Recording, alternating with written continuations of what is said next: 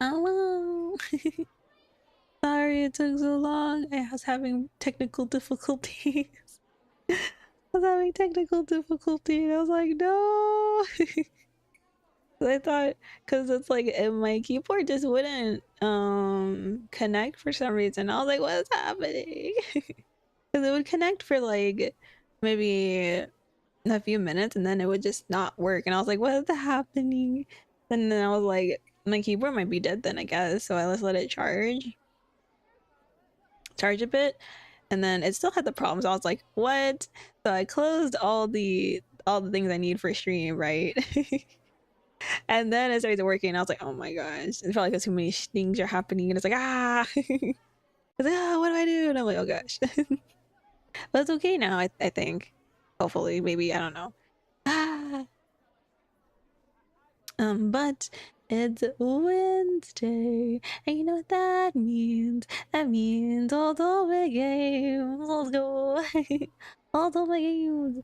Happy Wednesday. Happy Wednesday, Suckers. Happy Wednesday. Hopefully Wednesday's treating you better than it's been treating me so far. Work looking. Oh, good luck with work. Hopefully it's going well. Let me get this thing up. Okay, there we go. I do have the game up. We're playing more Teachers with Love and Passion Deluxe. We're gonna get the rest of Leonard's endings today, the friendship and the bad ending, and then we'll pick a new boy to go after. Who are we gonna go after? Which hot teacher is next? Which is next? If you have one you specifically want me to go for, let me know. I will make a poll when we're done with Leo's. And I'll probably just, depending on how long it takes to go through the other routes, I'll probably take a break or something after. Have a little transition break. We can have a little break to just do whatever's. Let's see. I think that's all that I wanted to say. Oh, right. Like I was. So if you're following me on Blue Sky, you'll see that I talked about this yesterday. Yesterday it was crazy. So I think it was on around I would say around 3 p.m. or something. It started storming. Like it was so bad my apartment was shaking. I was like the poor cats were so freaked out. Like, oh my baboos, my baboos. Poor babies. But it's gonna be like that like all week essentially. So will be good for stream as long as it doesn't get bad. Usually I'm done by stream by that time anyway, so as long as it's not terrible in the morning. It does look a bit nasty outside right now though, so I don't know. But it's not saying that there's any thunderstorms today, so it's just rain, so let's fingers crossed. Fingers crossed. But yeah, they have the hot teachers today, so let's get into. I do have the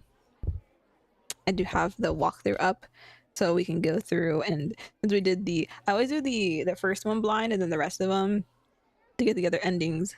I do the walkthrough. I was like, there a walkthrough for this? Finds it. Yeah, yes. Okay, let me pause this music. And let me bring us over to stream. Oops.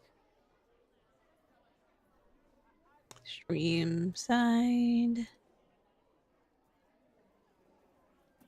There we are. Okay, so we're at this part. Last time we picked call him. This time we're gonna not call him. Nah, he's probably tired. It's better to leave him alone. Turning back to my goal, I walk to the dining hall alone, looking forward to recharging my energy.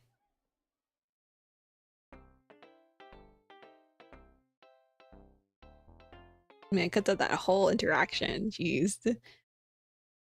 Okay. What? What? Wait. Would you like to? Oh, would you like to skip Eric's intro? Yes, it's fine. He already knows his intro. We can skip that. Hello. I thought we were gonna skip his intro.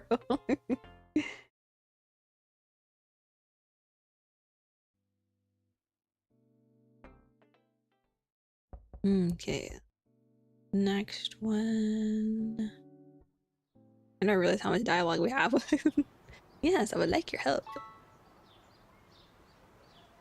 There's not too much trouble, I'd like your help. He was expecting me to decline because it took him longer than 5 seconds to understand my positive response and have a reaction. I think that's what I picked last time. Okay, I think that's what I picked last time. Okay. The cooking scene.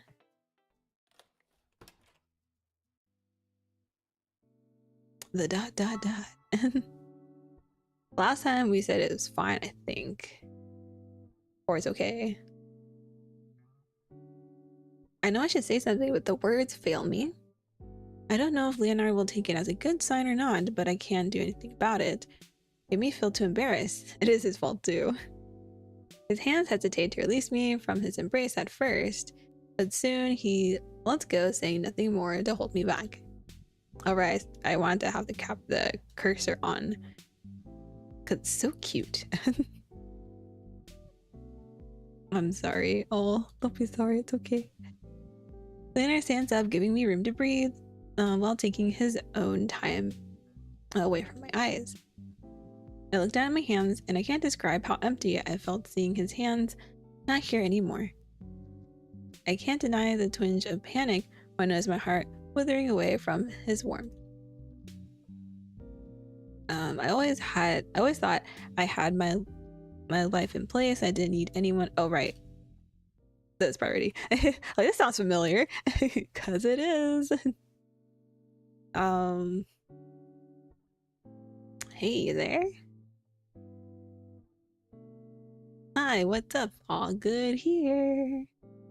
I just wanted to know if you're okay. I mean, yeah, I'm fine. Why are you asking? I think I'm still worried about what happened in the basement. Oh, of course. Being locked there was quite a shock. No, not just that. I mean, you ran away after that, and I haven't seen you since then. So I was wondering if something happened or if I said something wrong. Oh. Leonard? Right, I remember being like, Leonard, I like did the game break. Like, Leonard, did I break the game? Did I break you by chance?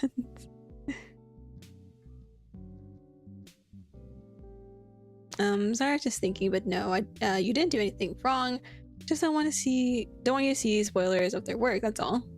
Really. Yeah, really. Please don't worry about it.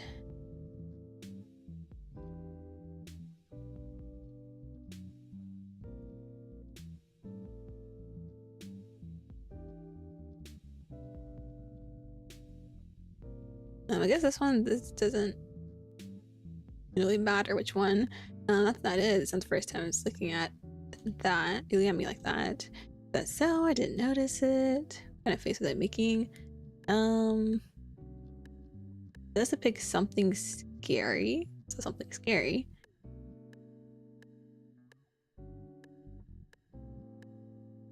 Scary wasn't that bad. Bad enough to make me concerned about you. You know what I'm talking about, right? No. I'm not sure. Why? Do I scare you? Let's pick no.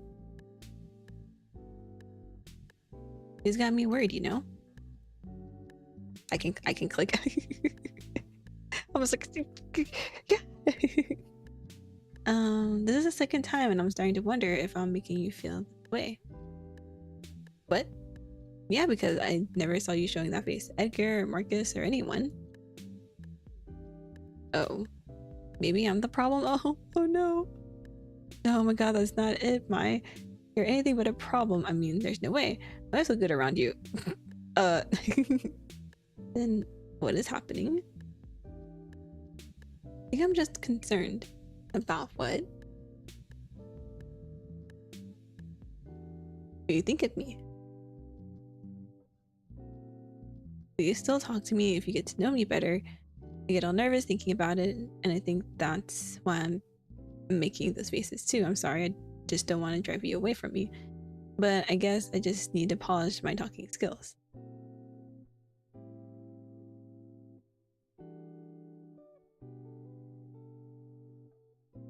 And I'll try to do it better next time. Sorry, I need to go now. Well, let's talk again. Let's talk again tomorrow. There we skip.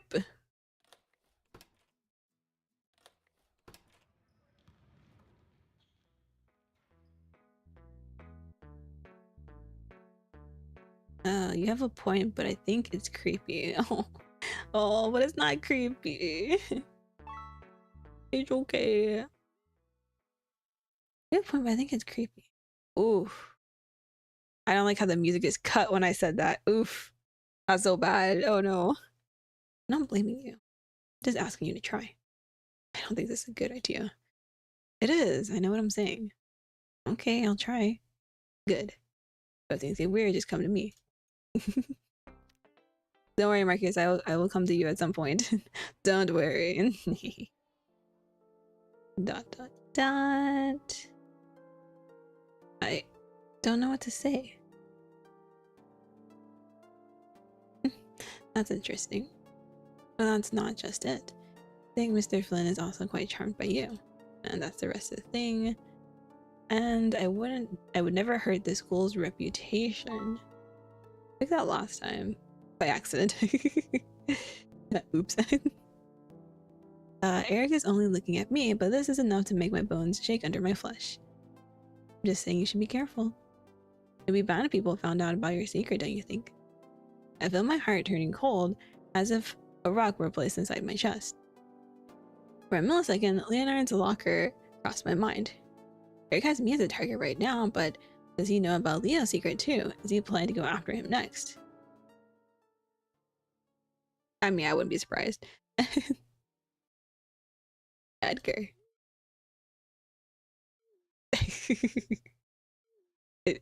Oh no. I didn't just do this. I already saw it. I already saw it. It's time to talk. Get your secret. Who told you? No, your locker was open.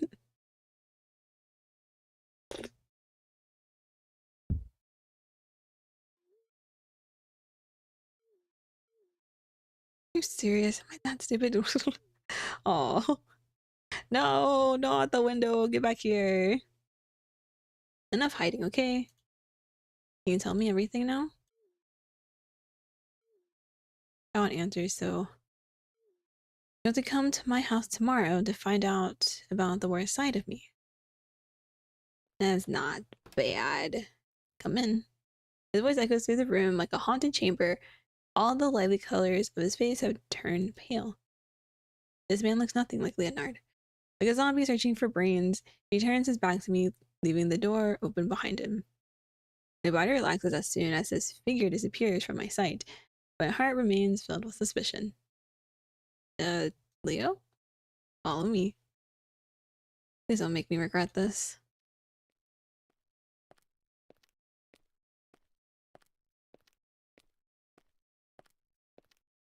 So we walk quietly through his living room, heading to the stairs in the corner. Since I arrived, he hasn't said a word. He didn't even look at my face to check if I was following him. I can't deny that the whole situation is unsettling, making me worry about my safety. Reaching the last step, Leonard opens the door, motioning for me to walk inside. I know he wouldn't answer anything I asked, so I decided to just do as he wanted. The room ahead of me is dark. Even the light from the corridor isn't enough to see what's inside. I squint my eyes, trying to make sense of the figures in the shadows, only to get more confused. I hear a strange noise and turn my head toward the corridor. My blood freezes when I see no one behind me. Hoping, I take a step back into the corridor. Leo? Leo, where are you? What the fuck? When does it get so dark? What? But it's just a figurine. It's just figurines and stuff. It's okay. Don't worry. Aw, man. When does this become a horror game? Leo, when does this become a horror game? Stop this.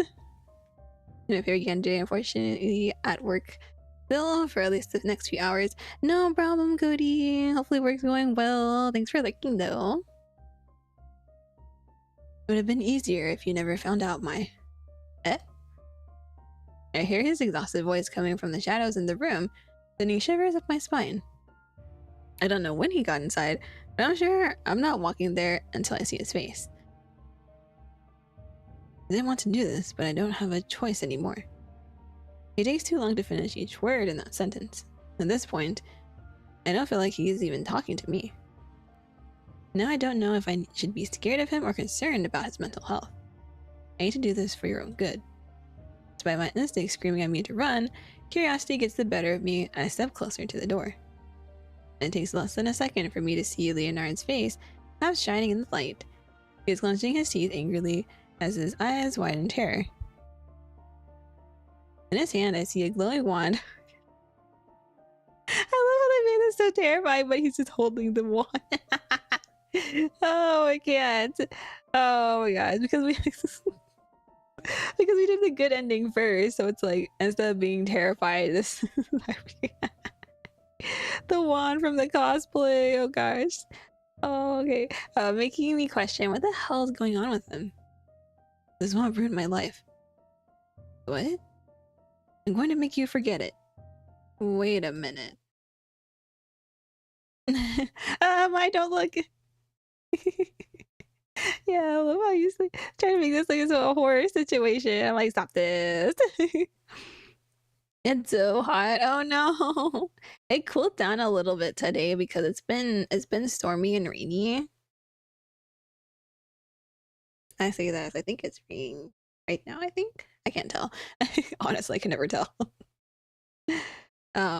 We have blackout curtains, but it's supposed to be like stormy like all week and to part of next week, so I was like, oh, but for whatever reason only today is like a little bit cooler for a little bit and then it's gonna be hot again. Cries. Well, at least it was cool this morning. I was like, oh, it feels nice. Taking a step to the side, I turn the switch up, finally lighting up the room. The light acts like a protective spell, making Leonard flinch. Behind him, the walls are filled with figures, posters, and all kinds of goods from Mario Superstars decorating every corner of the room. The dead look in his eyes from before is gone, and now the insecure art teacher is back where he always belonged. Stop it, what is wrong with you? It's just anime, why are you being so scary? Gosh, I just wanted to talk. I'm not here to blackmail you or anything. So you don't think I'm weird? No. I like Mario Superstar too. That's what I was saying. That's why I was confused during the good ending. Cause when he showed everything, I thought that she would just be like, oh, I like anime too. But I don't remember that being mentioned, so I was confused. I mean, I'm not a big fan like you, but I like to watch it sometimes. Can't believe it. Yeah, me too. Shaking my head, I watched Leonard sitting on his bed, a heavy burden on his shoulders, and a confused expression on his face. I don't know what got into him to make him believe that hitting me with a fake wand would be better than talking about it. For real though. I take a deep breath, cross my arms, and look at the smiling faces on the wall. When I saw the dolls in your locker, I was surprised to find out you liked them too. And then I got confused because you were acting so strange every time I mentioned something related to it. I'm sorry. I'm not going to lie, I was starting to think you were creepy or something. Of course. I didn't mean to be like that, but people usually don't think good things about older guys liking anime girls, you know? You're never too old for your hobbies, okay? Okay. And I didn't want you to feel the same about me. Ah. I was doing my best to hide it, but I guess I made things worse. Yeah, but I get your point now. Gosh, I really messed it up. Yeah, you really fucked it up, Leo. About to hit us with a wand. What the hell? It's okay now. Laughing at our stupid situation, I come closer, sitting by his side on the bed. Leo keeps his head down, still tormented by the outcome of his situation. As the silence becomes unbearable, my gaze follows his hand, seeing him still holding tight to that blue wand. Not to judge you now that we are cool, but mind telling me what the hell you were planning to do with this wand? Erase your memories. That's what Mari did to save her friend from losing her mind. Leo. Ah, my sweet, sweet Leo. Please don't say anything. It's embarrassing enough to hear myself saying it. Gosh. I'm also worried about you being disgusted by me that I started wishing magic was real. I really wanted Marion to save us. Oh, Leo. I think that's what Mr. Hansen was trying to tell me the other day. Leonard is more innocent than he appears to be. He is willing to do anything for this friendship. Knowing that makes me feel warm inside. Well, I'm sure she is taking care of us. Eh? Yeah, I mean, it's her fault we were able to solve our problems, right? She brought us together, and I'm not going anywhere without you. We are friends, right? Yes. Just promise me you're not going to lie to me again. I promise. Hope she protects us from the troubles, too. Seeing him smile reminds me of what Eric said the other day. I considered telling Leo about it on my way to his house, but in the end, I decided to stay quiet. Seeing how sensitive he is about what others think of him makes me question whether it'd be a good idea to bring this up now. Knowing that there might be a plan to harm us makes me nervous, but at the same time, it helps me keep my eyes open to our surroundings. I can protect Leonard and our friendship without bringing him into this mess. Well, now, since you're here, would you like to see my collection? There's more? Smiling like a child waiting for candy, Leonard surprises me once again. But this time, instead of being concerned, my heart is filled with happiness. I thought you weren't going to ask. He walks me to his shelf, showing me dolls, figures, and small merchandise. Things I didn't even know existed. Leonard can't hide his excitement anymore, and I think this is the best version of him I have ever seen. The real Leonard. I was right to believe in him. Now I can cherish our friendship like I have been doing with no concerns. With no more secrets between us, I know this is just the beginning of something stronger. Woohoo! We got the friendship ending! The strongest magic of all is friendship! That's the Leonard friendship ending whatchamacallit, the achievement.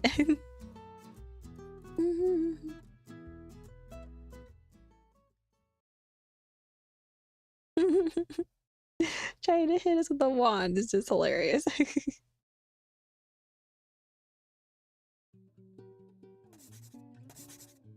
Okay, so we're gonna load up I think it was this one.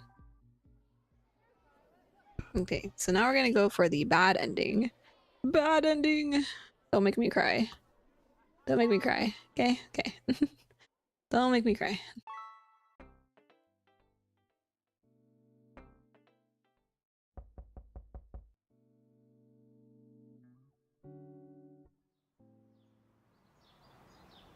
Thanks, but I'm fine. Oof. There's one where we don't even invite him over. Ooh, damn. It's okay, you don't need to explain yourself. I think I'm fine on my own. I don't think I'm ready for that yet. Yeah, I totally understand. Just forget I said that. It was stupid. Oh, not the awkward silence. Then I better get going. Yep. It's obvious that he doesn't want to say bye. However, he also doesn't stop me from going. After making the situation so awkward, there is nothing else to say. Oh, rip.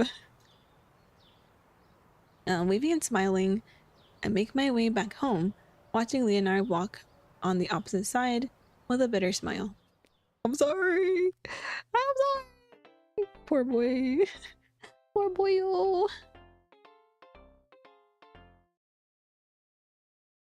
Hi, Alzen. Hi. We're getting all of Leo's endings today. And then we're gonna pick a new boyo to go after. But I don't know who yet. Hopefully you're having a good Wednesday.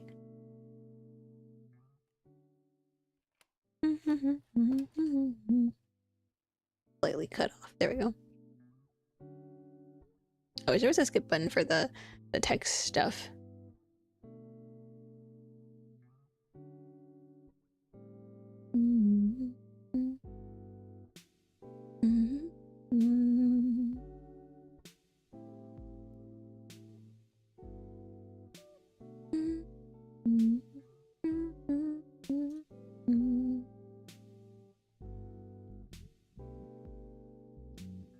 I'm trying to go for his other ending.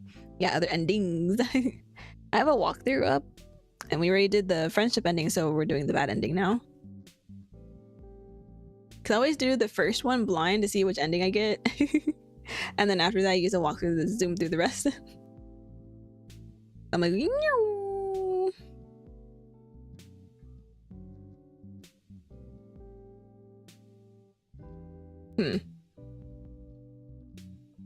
Well, hopefully that was helpful. I was like, well, maybe I should pick the other one. Something scary. And then next one is a bit, yeah, bit.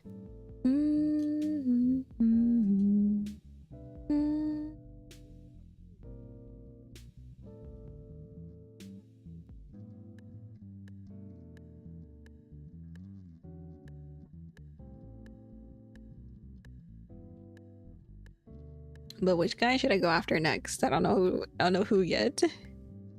A bit. I don't know how you are going to react to whatever I say. It's not my fault. I'm sorry. The rest that's the same.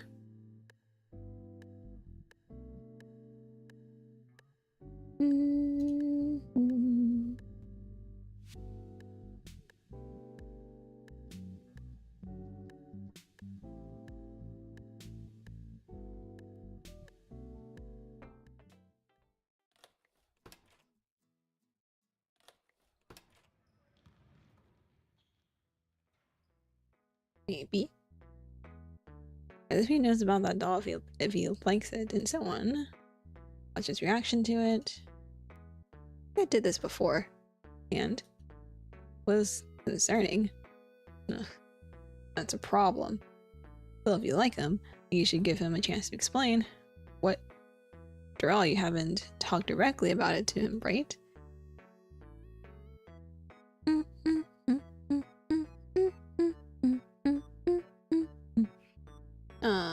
Let me pick the creepy one. And then ... and then the school's reputation. ...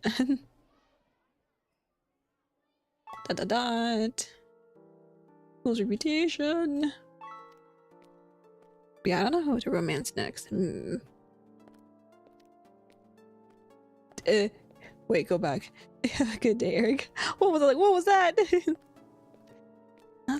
I will have the best of it, Miss Boo. Oh. It looks so scary, but very Yandere, like, damn it. Why is the Yandere the one that's messing up everything? Ah!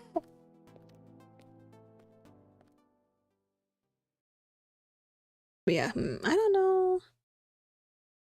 I don't know who to go after next. Bitcoin. Oh, 7 stream streak. Let's go. Hey. I try my best to work with my students after all the disturbing events happening one after another. I made it to the end of the day, but my mind doesn't seem to be in the same place as my body. And I just want to go home, sleep, and hope that tomorrow everything will be back to normal. Hey. Oh gosh, here we go again. Evening, Mai. Oh. I thought it was Eric again, but it's actually a good surprise that made my heart skip a beat. Leonard's smile is the best medicine after such an exhausting day. Hi, Leo. I was looking for you. Really, did something happen? Oh no, I just...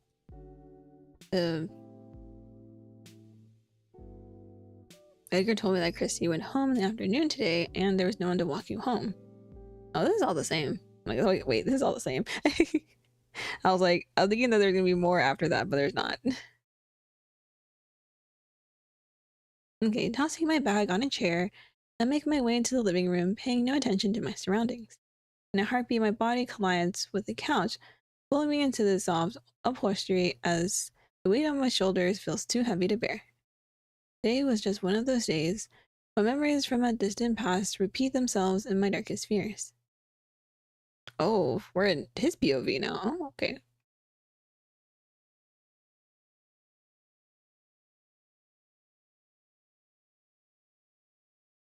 I'm the worst.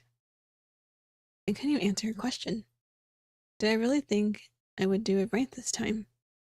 A mixture of guilt and loneliness takes hold of my thoughts. I knew I'd have to talk about that at some point, but I wasn't expecting it to happen so soon. I didn't have a chance to tell her about my feelings. Those damn feelings. My life was so much easier before meeting her and feeling so loved in her eyes. Now it's all turned upside down. I can't sleep at night thinking about her, about seeing her the other day. My heart races and makes me dizzy whenever she smiles at me. And I keep planning what to bring for lunch just so I can share it with her. Oh, that's so sweet, though. Oh, Cody redeemed to hydrate. Hydrate.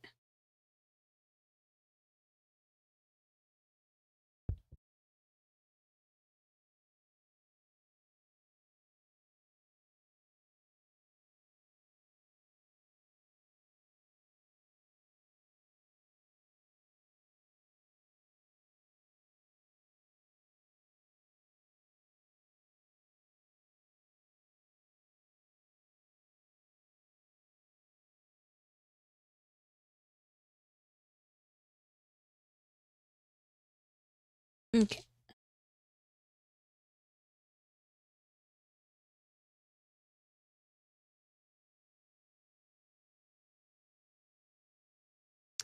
Even Marcus has pointed out those changes in me. I haven't been myself since these hellish feelings started. But I don't hate it. I'm just scared of the person I don't know I can be. To be honest, those feelings are making me believe I could do better. But everything went down the drain tonight. I had a chance to be honest with myself and I just ran away. I'm a joke. Sitting on the couch like a loser, I stare at the silence making me company in this lonely house. People told me to be careful when reaching for the sun, but like a curious, I didn't listen. Now my wings are burning and I'm sitting here not fighting the pain. For Leo. Leo.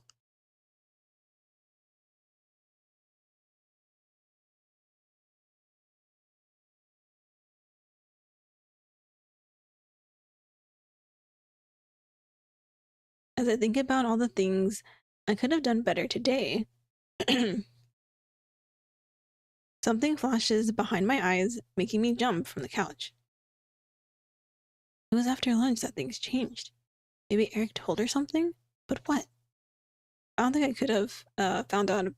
He could have found out about my secret, right? I sway from side to side. Well, again, if he was trying to hide the secret, then why did he bring it to school?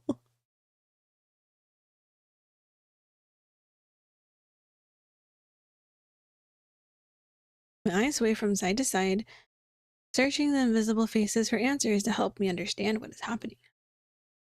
In this pointless search, the staircase in the corner of the room stands out, inviting my eyes to slide upstairs. Shivers run cold inside my stomach. The shards of evidence of my guilt are up there, waiting for me. The room has always welcomed me through the worst of times and allowed me to dream, now seems nothing more than a solitary confinement of illusions. My heart begs me to stand and crawl to the door while my mind finds me not to give in again. I know that looking into Marian's eyes will be enough to comfort my troubled mind and ease all this pain. It'll be enough for me to face another day. But if I do it, I'll be running away and lying into myself all over again. Shaking my head, I turn my gaze to the table of the corner. I can't do it after coming so far. This time, I need to solve the problem and face the troubles I've caused. I pick up my phone, decide to talk to the only person I know who will listen to me cry right now. Edgar must know something. He knows all the gossip going around the school. What? I don't remember inviting anyone over tonight. Who is it? From my seat, I stare at the door, unable to blink. No one answered my typical call, and I start to think I was imagining it. Until I hear 2 knocks hitting on the wood once again. Can't be Edgar. I came home without telling him what happened. Maybe he wanted to check on me? After trying and failing to think of every possible face that could appear here as a surprise, I decided to stand up and check it. Bothered and extremely suspicious of it, I head to the door, clutching my cell phone. Hello? You? Good evening, Mr. Flynn. Oh shit, it's Eric. Oh shit, it's Eric! Where are you? What? Before I can fully be aware of his intentions, my speech is interrupted by the young man's sudden attack. In one quick move, Eric's hands push me on the chest, throwing my body back inside the house. My heart races in fear. It takes a moment for the information to make sense as my body staggers from side to side, doing my best not to lose balance. Annoyed and confused, I turn around to complain and ask the meaning of it. However, the words die in my mouth when I see him walking inside and closing the door behind him. On his face, I see no hint that tells me it is a prank. Nothing that would calm me down now. What is this? What is this? In his eyes, I see sarcasm and superiority, something that makes my blood run cold and urges me to force them out of here. What the hell are you doing?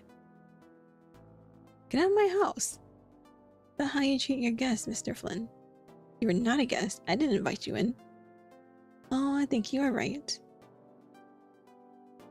I wonder what it makes me. An intruder. Intruder. Yes, now about to become a murderer. What? Holy shit. Damn it. Damn. What? That word came out of his mouth with the same gentle tone you would use to greet someone. No guilt, no fear, no reasons to hold back. Does that sound better to you? My legs shake as if I am freezing from inside, watching his eyes glowing in flames. Eric no longer looks like the jovial, innocent boy Thomas introduced to us in the teacher's lounge. Far from it. Now he looks like someone who knows no boundaries and is ready to commit atrocities for his own pleasure. My heart slams every beat into my throat, preventing me from answering his perverted question.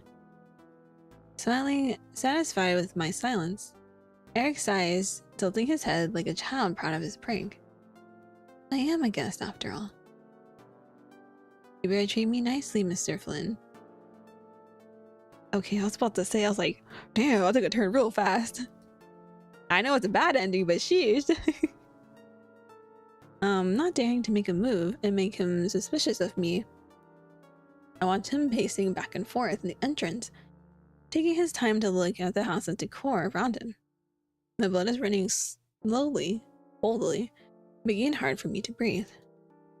He knows I won't do anything to him, but he feels free to ignore me in my own home. My fists clench without the strength to fight. For the first time in years, I'm feeling the same inferiority sensation I used to have around my father. You have a nice house, Mr. Flynn. Very cozy and welcoming. Nothing suspicious for a man with such a disgusting secret. My eyes nearly pop out of my skull when I hear those words. This is a confrontation I was seeking earlier. Something I needed to hear, but was not ready for it.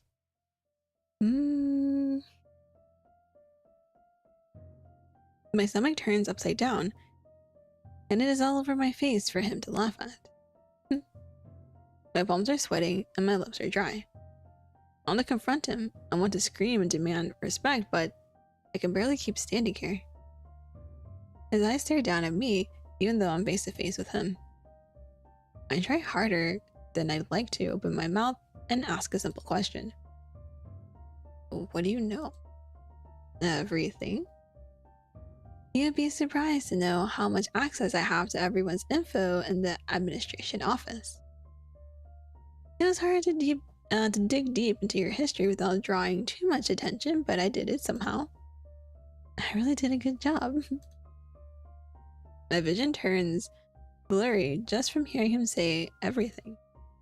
I can barely pay attention to what he says after that. It doesn't matter to me. The only thing I can think of right now is what he said to Mai during that lunch. Did you tell her?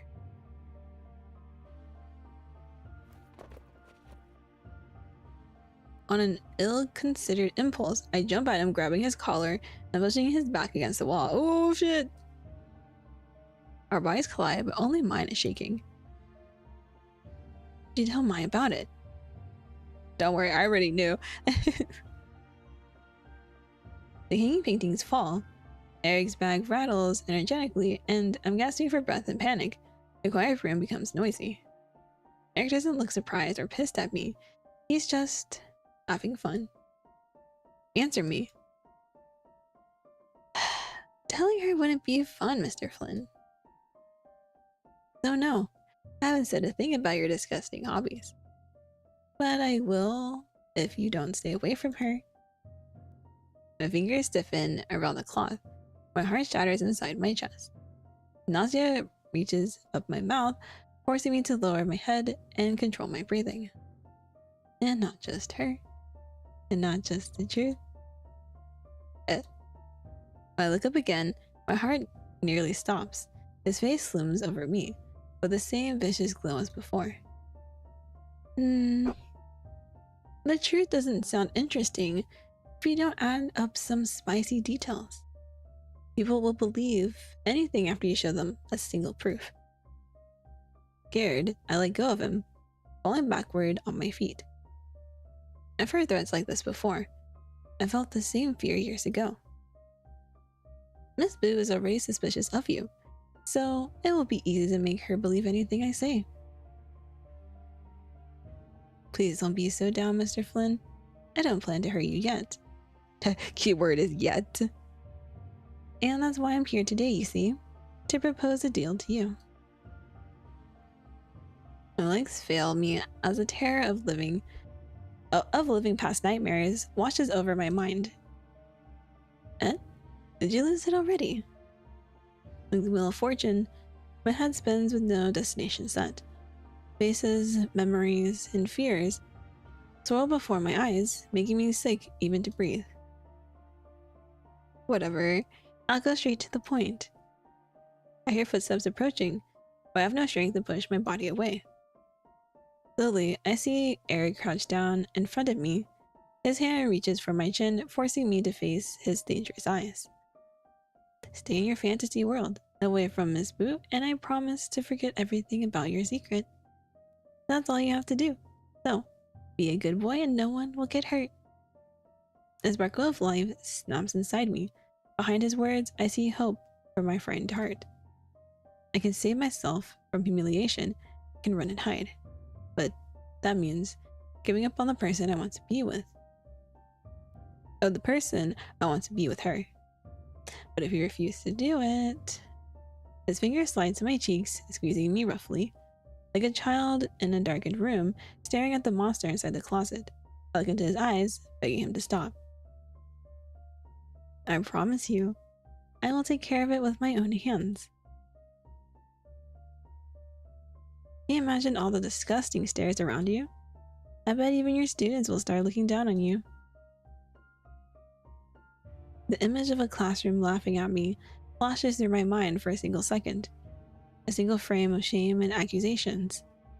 My eyes widen, looking into his, unable to hide the small tears forming in the corners. No, Leo! Our poor baby boy! No, he's too soft for this world! You don't want that, do you? I can't answer it. But he also doesn't seem to be expecting to hear anything. Eric only came here to warn me and make sure I understood his message. You just stop trying to be normal, Mr. Flynn. It doesn't suit you. Letting go of me like a piece of trash, Eric stands up again. Well, I guess we have a deal. Just one last thing before I go. Miss Boo will probably be suspicious of me if you start ignoring her right away. What? Yeah, I did something on impulse the other day, but it doesn't concern you. All you need to do is come up with an excuse. Avoid getting us both in trouble, got it? I don't want to hurt her too, you know. Where do you? I better get going now. Thank you for kindly listening to me, Mr. Flynn.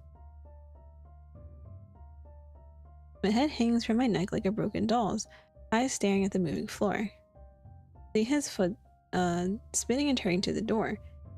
I hear his cheerful voice saying goodbye, and I don't react. The door closes at the same time my body collapses to the floor. I was too scared to fight him and face his insults, too frightened to be free from the chains I had wrapped around myself.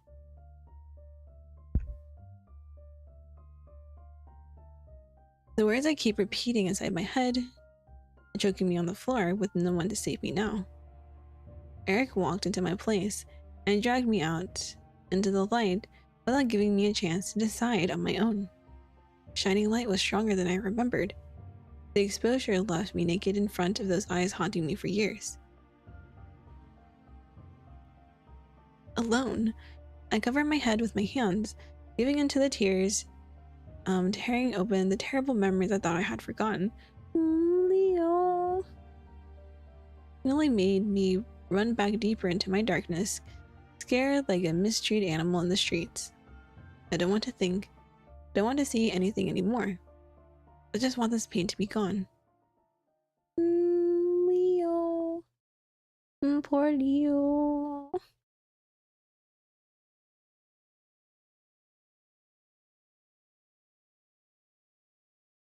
Okay, back to our POV, okay.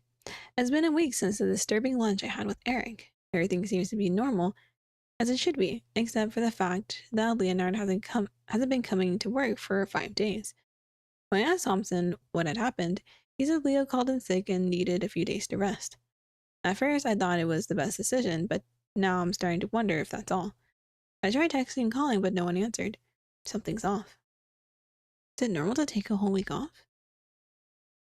If it is Leo we are talking about, then yes, it is.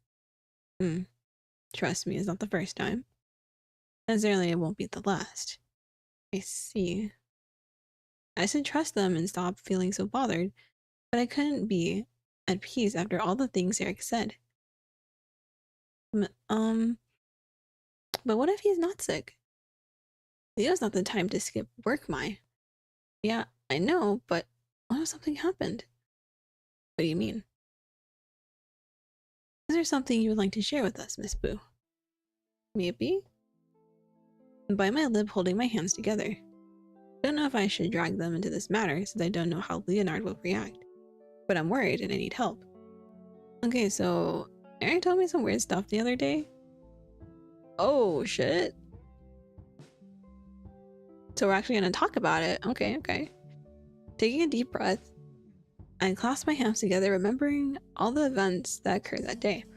Slowly and trying my best to make sense of it, I tell them everything that happened from the moment I went out with Eric until the last time I saw Leonard.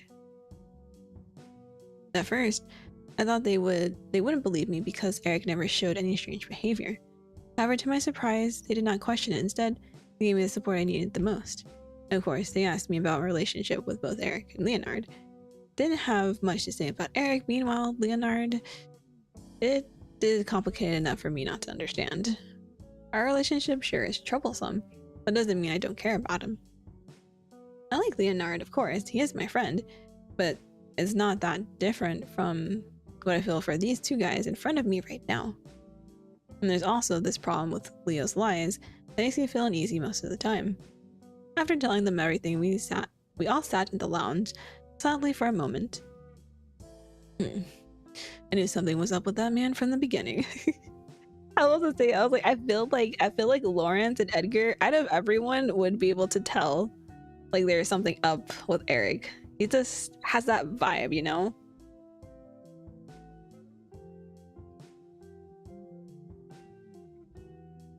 When I met him, I was like, oh, he's so cute and stuff, right? And I'm like, but he gives off bad vibes.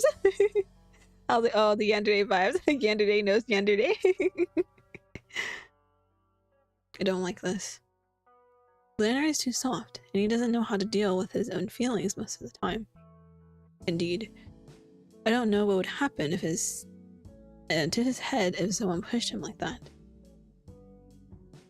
It is easy to hurt him, you know. I know.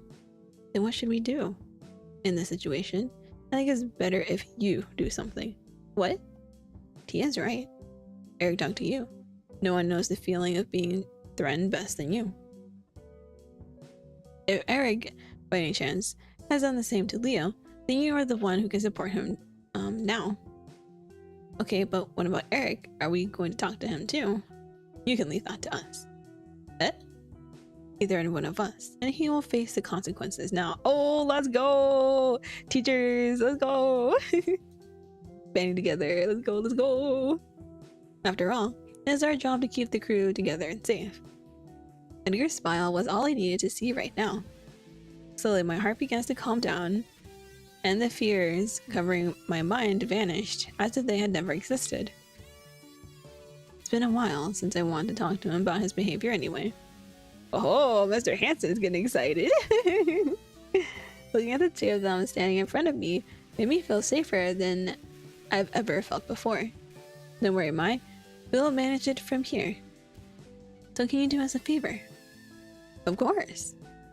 Go to Leah's house. But right now? Yes. I'll come up with some excuse for Thomas, but you need to go.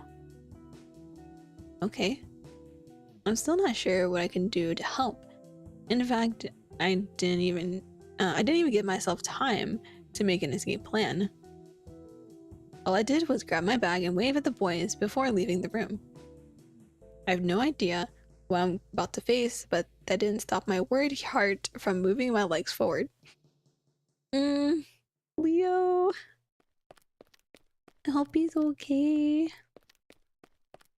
I ran through the city, fast, unstoppable, at a speed I didn't know I was capable of. Man, we're track star. Zoom! With each step closer, I could only think about how much time I wasted in the past week. Having waited 5 days to take action may have defined something I wouldn't be able to reverse. Yet my heart told me to keep going, keep going quickly because something bad could still happen. As I stand in front of his house for the first time, my legs give out for a moment. There are no cars on the street or people around the neighborhood. The sky is clear over me, but the silence around leaves stained feelings in my heart. The throbbing under my skin isn't from running all the way here. It's the fear of the answers I might receive when I knock at his door. Taking a deep breath, I force my legs to keep walking. My first few knocks sound weak, awkward, and almost hesitant. Almost as if I were saying, I don't want to see you, but I have to. Disturbed, I knock a few more times louder. It's taking too long. Leaving my personal reasons aside, I bang on the door, shouting his name. But again, no one answers me back. The painful stabbing in my stomach is digging deeper. Silly concerns give room to horrendous thoughts. I don't dare to speak. Quickly, I take my cell phone out of my bag, trying to call him, but it's all in vain. Where the hell are you, Leonard? I look around, searching for any clues as I bite my nails nervously. I didn't realize how stressed I was until I noticed my hands shaking against my lips. Okay, calm down. Being desperate now will only make things worse. I need to keep focused. I'm here to help. Shaking my head, I bring my face closer to the window in the corner. I can't see much because of the darkness inside, but I still can tell the place is tidy. Who is still around? Eh? In the corner of my eye, I see a shadow pass across the living room. A chilling blow creeps up the back of my neck, leaving me speechless in the front of the window. I don't know where this fear came from, but seeing that silhouette approaching the door scared me enough to hold my breath. Wait, it's coming this way. Realizing this might be my only chance to get answers, I jump back at the door, screaming his name for everyone to hear. To my surprise, a muffled sound answers me from behind it. Leo? Is that you? Oh, okay. Same. The relief. I was like, oh no. I was thinking the worst. I was like, oh no, not my soft boy, not my soft boy. I'm getting ready to start the last job of the day. Probably gonna be for a couple hours. Oh, good luck with the job. I will more than likely probably still be on. Unless it decides to be very stormy, I will still be on.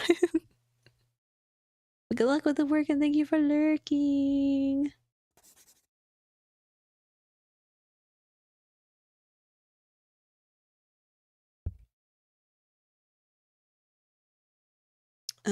Hearing his voice, even if so weak and soft, made my legs go limp with relief. I can't explain the feeling that came over me at that moment. All I wanted was to break down the door and hug him, but I have to put it aside and stay focused. Leonard is talking to me, but he hasn't opened the door yet. Something is still wrong. Hey, are you alright? Yes. Weak voice, short answer, and no emotion. He's doing that face again, I can feel it. He's still lying to me. Aren't you going to open the door? I guess it's a no. I was worried about you, you know? I mean, everyone is worried about you. I'm fine, don't worry. Then, why are you not coming to work? I'm sick. But you just said you were fine.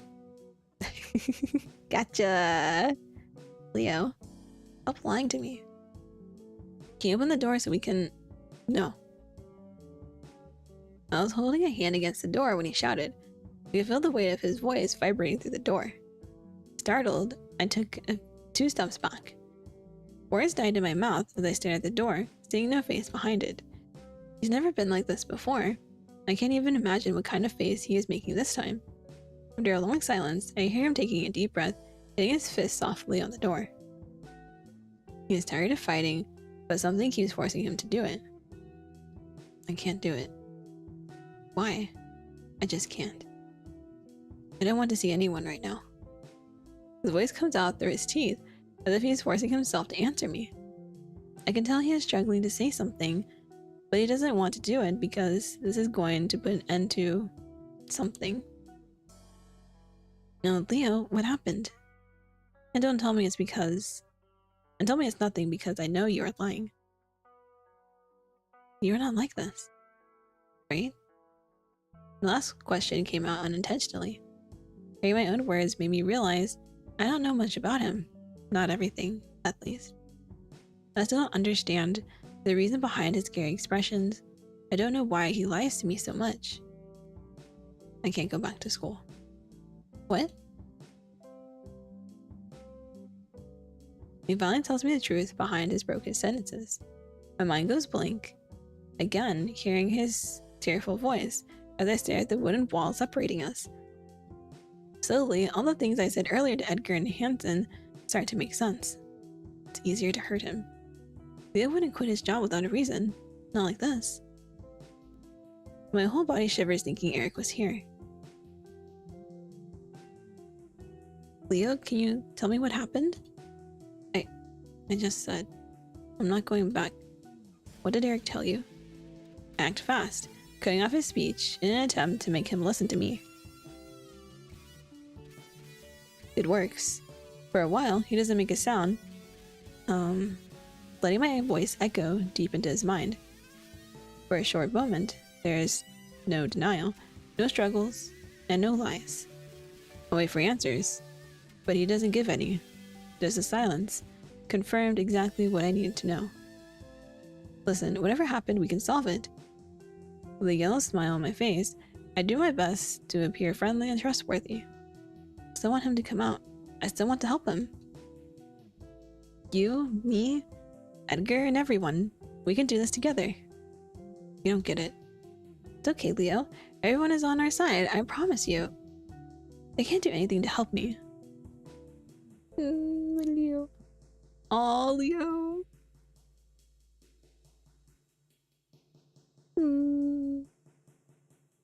Another shout, but this time, instead of anger, Leonard is letting a few sobs cut his voice. I'm scared of what might happen if I keep pushing him further, but I'm scared of doing nothing too. No one can help me.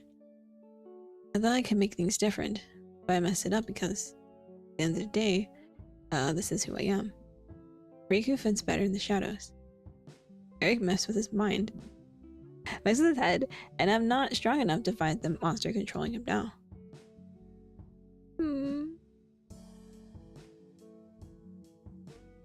I reach my hand out to him behind the door, but all I feel is the door's cold touch. If this is about the relationship thing, then we can find a way out. It's all fine because we are friends, right? You don't get it. I do. Eric threatened you, but he can't do anything to us. It's not about Eric. It's you. I don't want to ruin my life because of you. My mouth hangs open, but there's nothing left to say. I came here prepared to see a lot and hear a lot, but not once had I prepared myself for this. Inside my chest, I can feel my heart cracking. I feel its shards ripping into my flesh with bitter feelings. Shaky smile takes my lips as my head shakes in denial. I want to believe he said that. I don't deserve to be blamed for something I haven't done.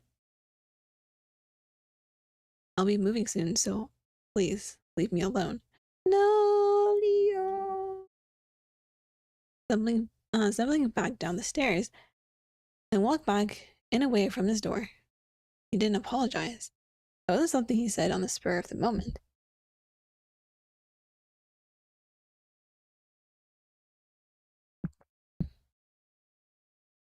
Tell everyone to do the same. He planned this. Like he made his decision days ago. You know, you didn't even ask how I am feeling today. Tired and small. Tired of trying so hard to understand everything and be in support of others. Small for not being seen when I am giving my all out here. My arms are open for him, but he is still holding this damn door close to me. I'm sorry about all this, Leonard.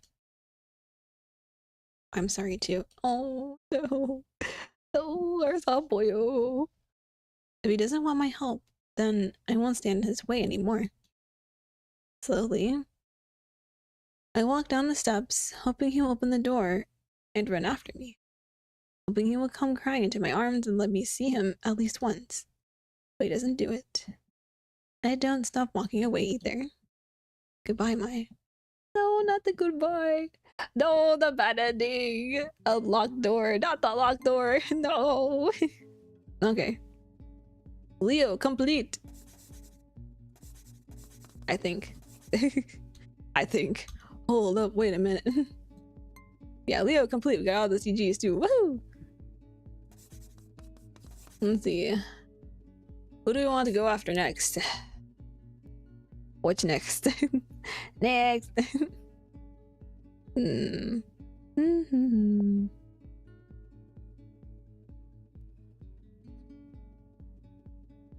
I would say I could go straight for Ray because because Ray, but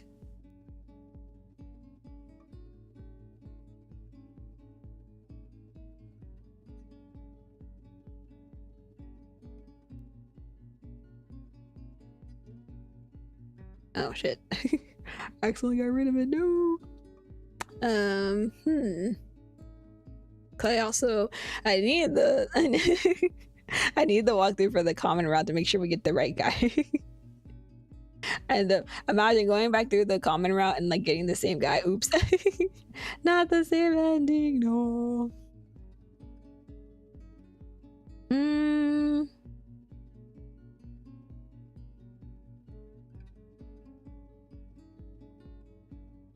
I think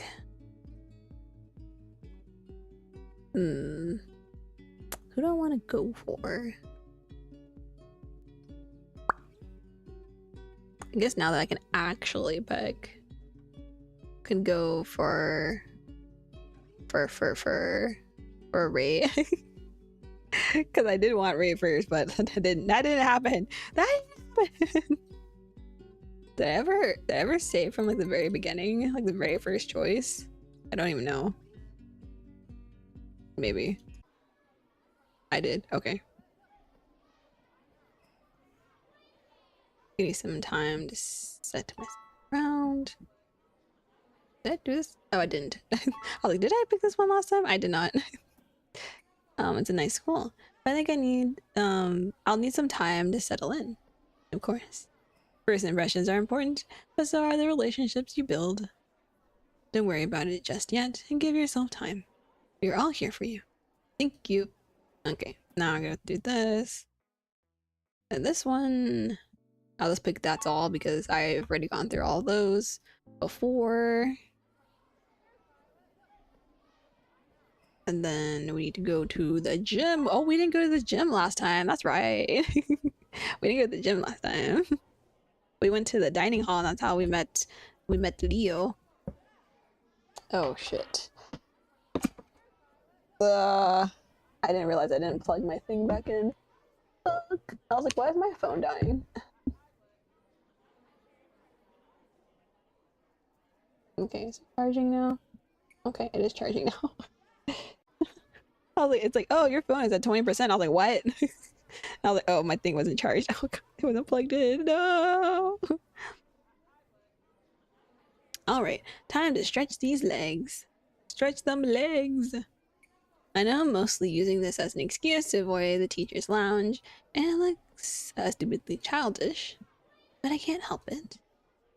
I'm not ready to meet them yet. Not after a class that drained me like that.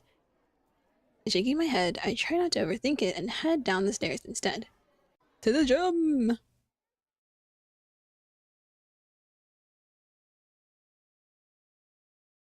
The gym is exactly like Thomas described, far from the main classrooms, but well worth the walk.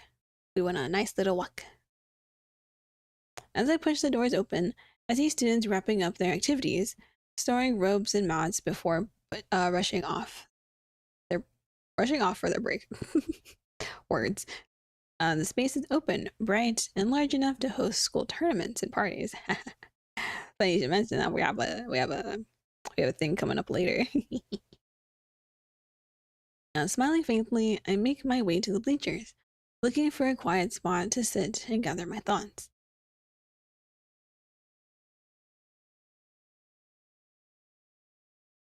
As my gaze wanders around the place, I notice a tall man in the corner talking loudly to a kid. Oh, Marcus! I was sick, Mr. Ken. My parents didn't let me come to school. And I said I can't do anything about it. But, kid, the selection was last week. And the students were already chosen. I'm sorry, but it's not my fault you weren't here.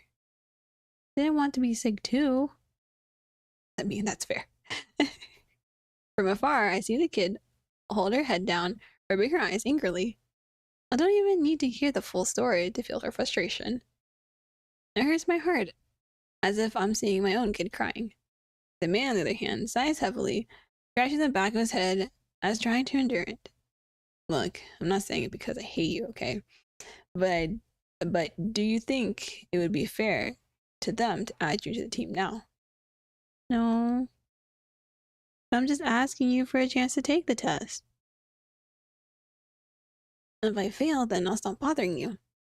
Can you do anything about it? He really doesn't want to, though. Please? Go talk to Kleiman. Thank you, Mr. Kent. You are not in the team yet. Hey. Get that smile off your face. He's so grumpy. You're a little grumpy bus.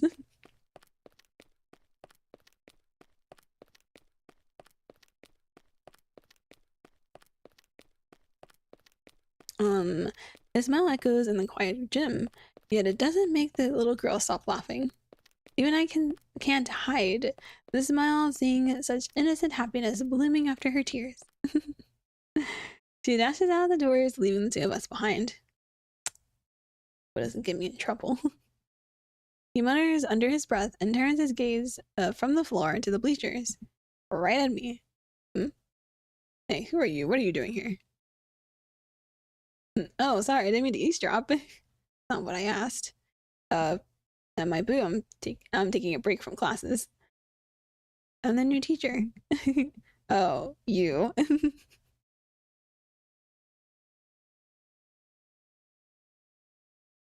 Sorry. I didn't know you were starting today. It's okay. I was supposed to introduce myself, but I decided not to. I was like, no. Right now, in the teacher's lounge. I'm Marcus, PE teacher. Nice to meet you. The plan to stay away from the teachers just went down the drain, and now I'm stuck deciding whether I feel embarrassed or just dumb. He drops the ball into the bleachers and sits beside me, not asking for permission or making small talk. Wondering if I should say something. I look at him. To my surprise, Marcus is staring at the ceiling, unbothered by the silence. I don't think he's ignoring me, but it feels kind of awkward. Maybe I should leave him alone? The other teachers are clowns. Oh, I can't, Marcus. I can't. Marcus is just fun to talk to, honestly. But, yeah.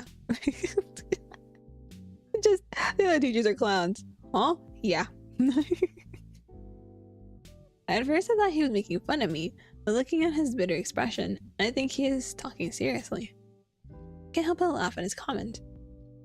Are you serious? I am. And they tell some really bad jokes. Oh no. You're only in trouble if you're afraid of clowns. Are you afraid of clowns? I don't think I am. Then why are you hiding here instead of going to the lounge?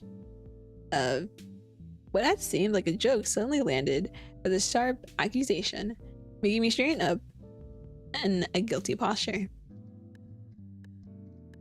He, on the other hand, just kept the same tired expression as before. It wasn't as if he was truly accusing me, but he still managed to make me feel guilty for a moment. With no reply to give, I realized it was that silly fear controlling me all over again. He came off a bit harsh at first, but maybe I misjudged him. Marcus is the first person to make me smile today. This changed everything for me. If the rest of the staff are anything like him, maybe I really will be okay here. Don't stress too much about what they think of you. If you keep obsessing over it, you'll end up hating this place. I mean, that's also true. If you just keep obsessing about like anything really, you're gonna hate wherever you are.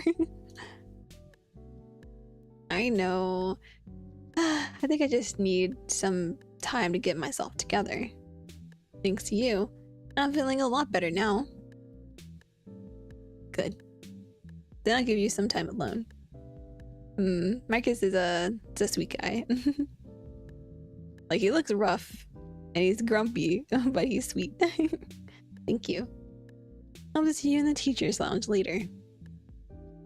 He stands up, gives me a casual wave, and walks toward the door. Watching his back, I feel a smile growing on my face again. Probably need to stop worrying so much. It's okay, I feel you. Same. I worry all the time. Worry 24/7. Oh, there we go. Skipping all this. You can't blame us. You just showed up out of nowhere, Christy. I told you she was coming! Yes, we didn't know it was today. Ugh, I don't think this is a good idea. Nice to meet you. Oh, we can work well together. Yes, I'll try my best to support everyone too. Guys, really? Alright, next. I'll have the grumpy guys for last. Watch what you're about to say. A grumpy PE teacher, Marcus Kent. Ugh. Be careful not to fall in love with his annoyed face. Hey, told you. Yep, I see it now. Oh, it's so great. I love them. I love them already. Still sure you want to stay around. Yeah, I think I'm starting to like this. Good. Wait, what are you guys talking about? Okay, I'm done. We have a few words indeed.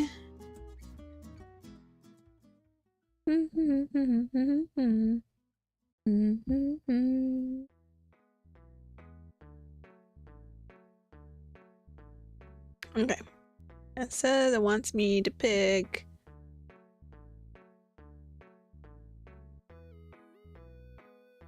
We're gonna pick Lawrence.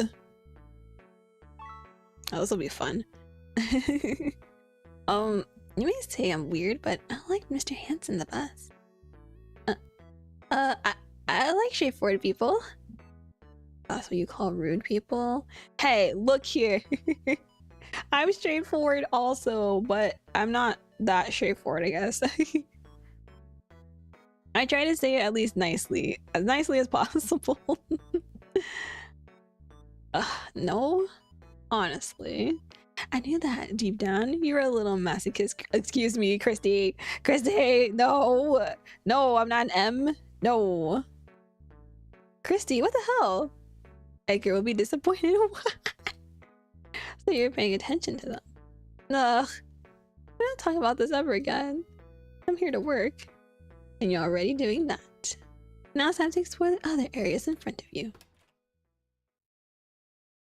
Interrupting our conversation, the door opens again, making me jump from my seat. Behind it, Edgar's smiling face appears and my stomach turns cold.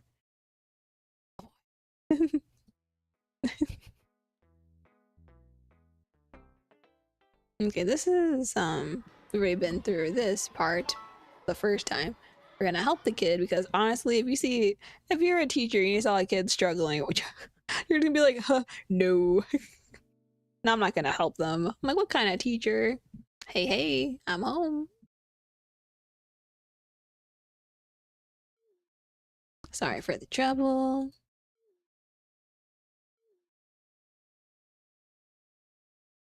Smiley face. See you tomorrow. Me too.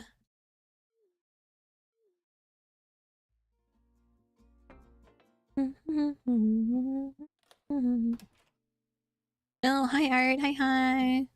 Hopefully you're doing well today. And thank you for hydrating. Congrats on the first as well. Okay, so in all these interactions, we're gonna pick Lawrence first, I see.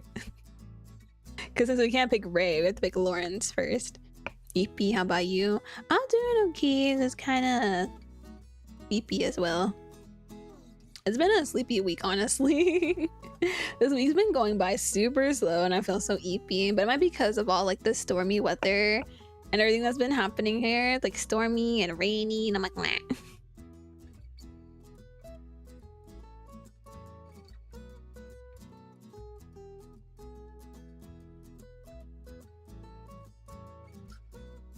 But yeah, at least it's a good day, just an eepy day. Eepy. Please don't be mean. Oh wait, I've already talked to him before. I've talked to him before. I think last time I picked Leo and then Lawrence. Oops, I forgot what did he say. It's annoying. Oh, I see your point. I understand why you say that. I'd be bothered if Mr. Mitchell picked on me all the time like he does with you. Are you making fun of me too? Not on purpose. No, sir. I'm on your side, I swear. How bothersome. Well, it didn't work as well as I expected. Sorry, Mr. Hanson. I didn't mean to disturb you. I just wanted to talk to someone. Holding my head down with a weak smile hanging from on my lips, I bow politely. Mr. Hanson doesn't say a word as his cold eyes scan me for a little longer. I'll be back to the table. Stop right there. This guy's gonna talk. Okay, then we go. So we're doing the same thing but opposite. Okay. The safest choice. Last time I picked the kiss, I'm picking the scream. I love the scream, that painting. I think it has a strong feeling. Really. Yeah, also, every time I look at it, I feel so close to that place. That's such a dark painting. I know. Should I be concerned, Professor? No, but you should try taking a walk in the park sometimes. Yeah, probably not the best, but then we're gonna go talk to Marcus. Ooh, Marcus. I don't remember if I talked to him last time. I remember I think it was Marcus. That was a good idea, but let's give it a try. Yeah, I did talk to him, okay. Oh, welp. Welp. Well, seriously. Ugh, I don't want to be compared to that guy. But honestly, I expected you to be more serious. I was worried you'd be rude to me. Why? I don't even know you. Oh yeah, we picked that option last time. And that's enough for today. We're just ignoring Edgar. Oh, ripperoni pepperoni. Goodbye.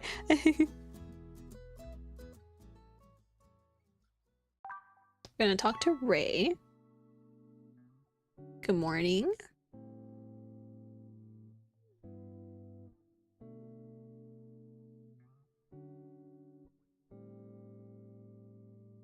So we can pick any options in the chat. Okay, cool. A bit tired. Trying to stay awake. A bit tired. I see. I'm also seeing that they're still using the Mr. Sorry, I'm still getting used to it. Call me Fox now. I'll wait. Mr. Fox is embarrassing. Just need to die a bit. If you don't do it now, I'll make you say it next time I see you, which would be worse. Yes, Fox. And he's gonna hit us with a good girl again. But you're blushing right now. Stop it! For real, stop this. How was it last night? Did you party too hard? What about you? Did you stay up too late? Yeah, what about you? Huh? What about you? Oh, are you worried about me, miss? You will make me work better at night. But I hope you had fun. And I hope the gentleman treated you right. I still wish you were there. It was fun, though. Good. Try to make good friends out of them. I'm sure it'll be good for you. Sorry to interrupt our nice chat, but something came up. It's okay. Let's talk later. I'm happy to hear it. Have a good day, Miss Boo. Goodbye. I think he's waking something inside me. Seriously, though. And then we're gonna pick Lawrence. Ooh, I didn't talk to Lawrence last time. Talk to Lawrence. I think last time we did, we talked to Ray and Leo. I'm really giving you all the chances, Mr. Hanson. Hopefully you won't block me. Actually, no, I think I did talk to Lawrence. Did I? I think I might have, actually, for this one. Because I was like, I haven't really interacted with, him, so I should probably. Oh, one of my things got delivered into the package thingy. Okay. I'll have to get that later. Good morning, Mr. Hanson. This is Mai. Good morning. You can add my number to your contacts if you wish.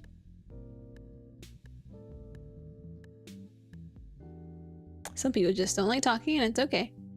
I should just accept it and stop bothering it. Good morning, Miss Boo. Thank you. However, I don't think it will be necessary. The school group chat was created for a reason. Right. Was it? Did I say something wrong? No, sir.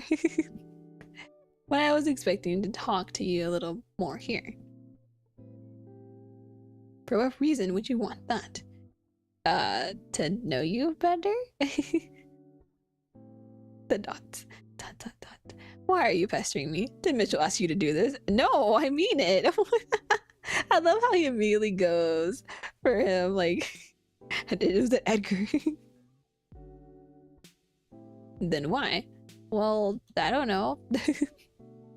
So I am right after all. For God's sake, can you type properly? Seeing your text is annoying me. Oh no. Anyway. I'm not the type to talk on the phone, for example, period. If you want to chat with someone, you should try the others. They are more interested in it anyway. You don't talk to them too, in private, I mean. I wish I didn't, but unfortunately they do have my number, and thanks to it, I have to deal with Mitchell's attempts to be funny every morning. Oh my god. Every morning! Oh, rip. Oh, but you don't be like that, Miss Boo. So far, you have been a nice surprise to our crew. What do you mean? I mean, you are nothing like what I expected from Christy's friend. You are better, so please, keep it like this. And we won't have problems. Was it all you wanted to tell me? I also want to thank you for last night. Last night? Yes, I thought you'd leave sooner, but you stayed up until the end. Mr. Hanson? Are you still there? It wasn't for you. I only stayed because Thomas asked me, and I had nothing better to do at home. Wow, okay, jeez. Now, if you excuse me, I have something to take care of. Of course. Have a good day. I really don't know what's up with him, but he doesn't sound so mean now. Yeah. I don't know about this.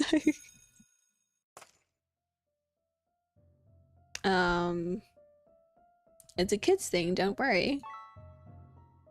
I think I picked this before. No, I didn't. It's probably her favorite toy right now. It's not working. Ugh.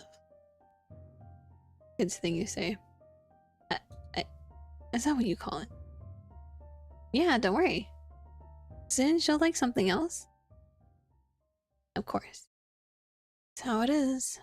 Leonard, are you okay? Yeah, this is the part I was talking about when, like, we accidentally bring one of the whatchamacallits, the marine, like, keychain or something to school. And I was like, we didn't really mention this aside from in the friendship ending, so that's why I was like confused.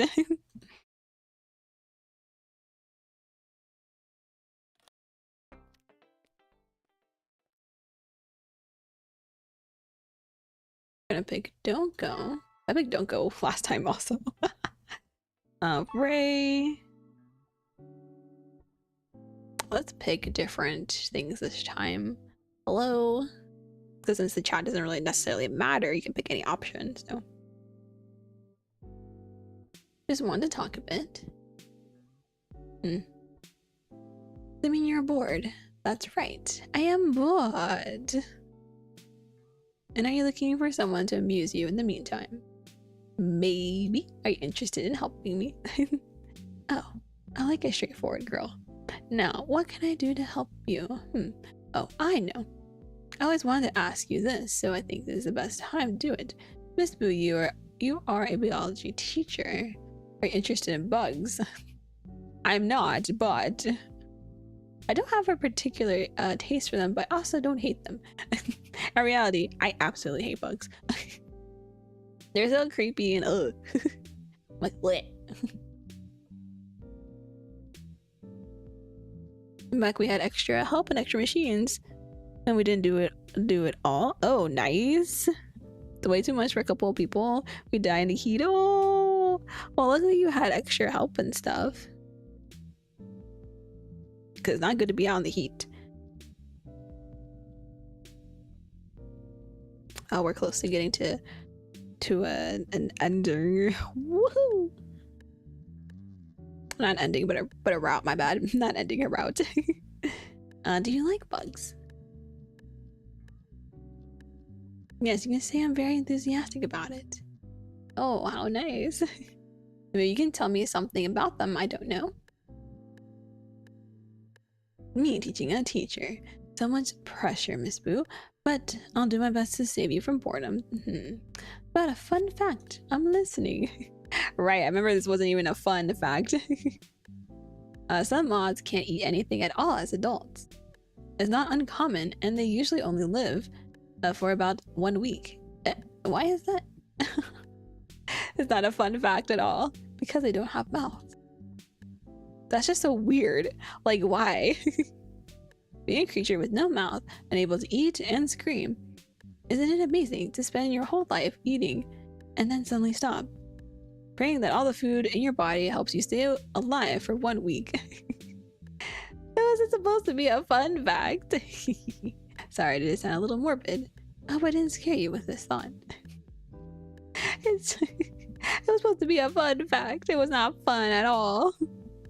Hi, Hugh. Hi. Hopefully doing well today. It's Wednesday, baby. We're halfway through the week. Let's go. This week's been crawling. I just wanted to share a little thrill to help you cope with boredom. Well, I think you did it. Good. Now, unfortunately, I must go. Let's talk again another time. I hope you have a good night, Miss Boo, and don't fear the moths on your window. I hate moths. So we're going to the first floor. Creepy door of doom. We picked all these last time, so we're just speeding through. Woohoo! And then we're gonna see what ending we get. Seriously though, just, oh, the computer's not working. To smack it a couple of times, I was like, what the fuck?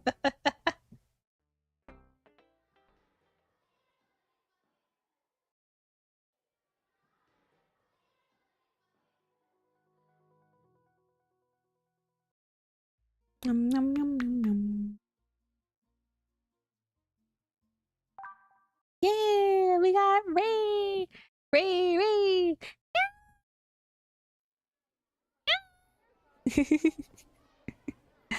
Okay. Okay, I'm ready. We'll do... Let's run in the middle of the very beginning. Would it be better to stop here for a break and then start it? Or do some of it, take a break, and then come back?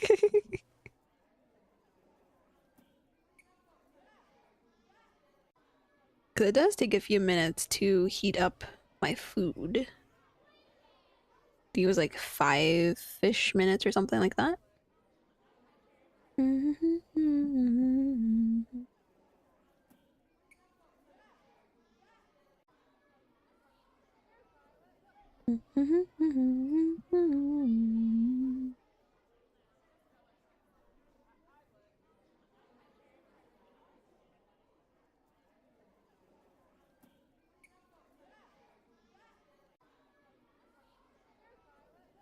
Whatever is best for my...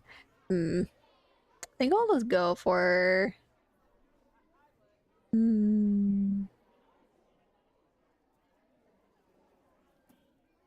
Let's go for a bit. And then I'll heat up my food in like an hour, maybe? Give or take 30-40 minutes, maybe. Okay, so we got Ray's route. Ray time. Even though he's not any of the teachers, he's just the hot doctor, but I mean the school nurse. After a few days of resting in bed, I'm finally back to work. My ankle is still a little sore, but not enough for me to worry. Last night, Christy called me to ask how I was doing, and I realized I was feeling good enough to come back. We also talked about the euphoria that came after the competition during my hiatus. Everything was just like Edgar had predicted. The teacher's fight really gave them an unforgettable memory. Of course, it wasn't what Thomas had planned, but he got the result he wanted. But it doesn't mean Edgar and Marcus would be spared from his lectures.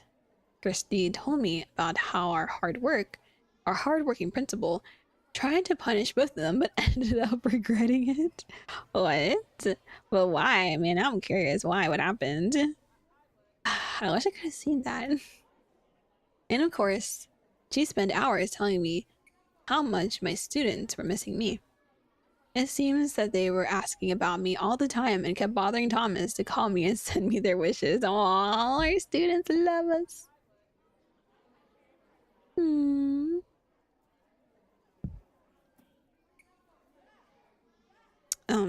Hearing it melted my heart into warm feelings, and maybe this is the main reason why I am back here today.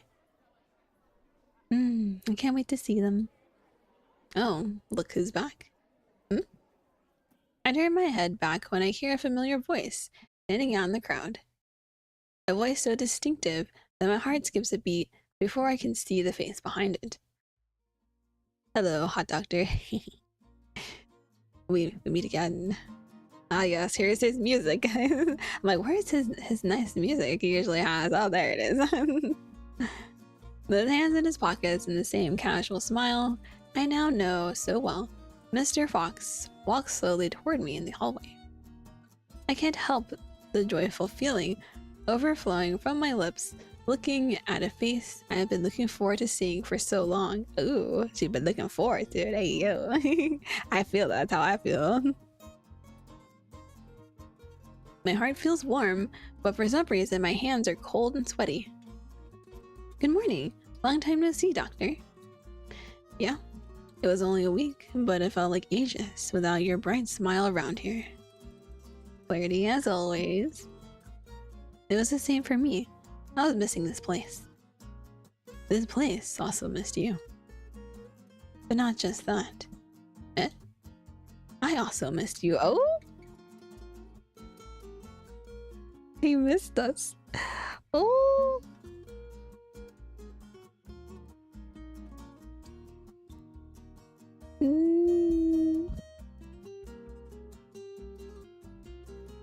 After so many weeks working at this school and talking to Mr. Fox almost every day, I started to get used to his smooth talk.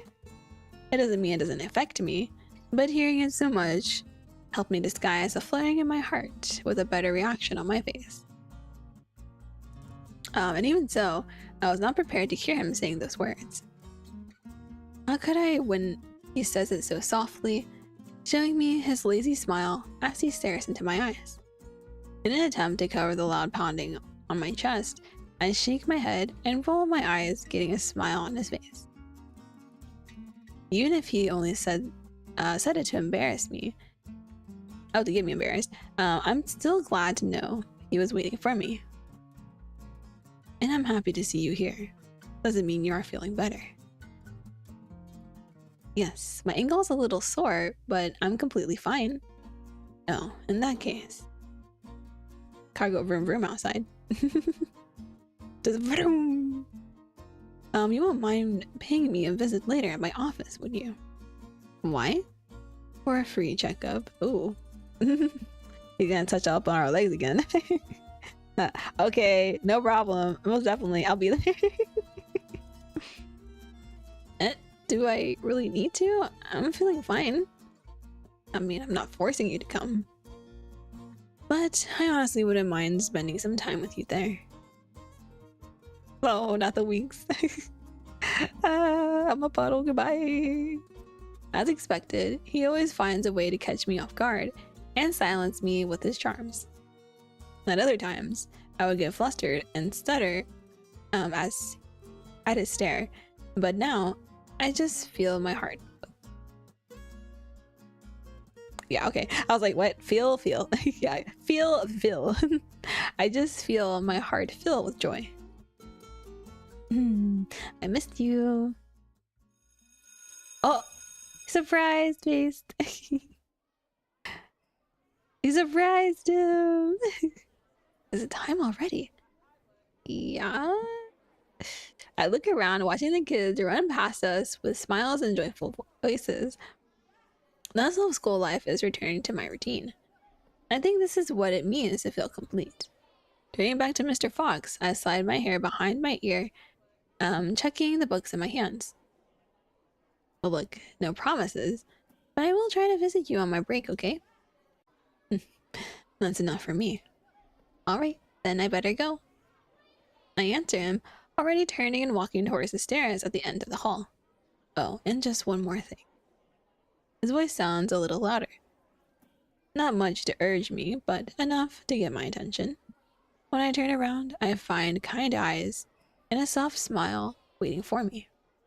It's not the same expression he had a minute ago, and it's not even the same situation anymore. I tilt my head, hiding my anticipation behind question marks. He chuckles, leaning his body in my direction before parting his lips. Welcome back, Miss Boo. The heavy pounding in my chest dispels any doubt that was once hanging there. I am home is all I can think about, but my lips don't dare to say it. Acting like newlyweds, stop this. Trying to force your body too much today.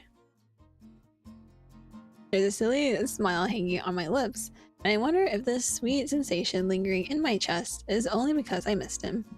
And please don't run. No running in the hallways.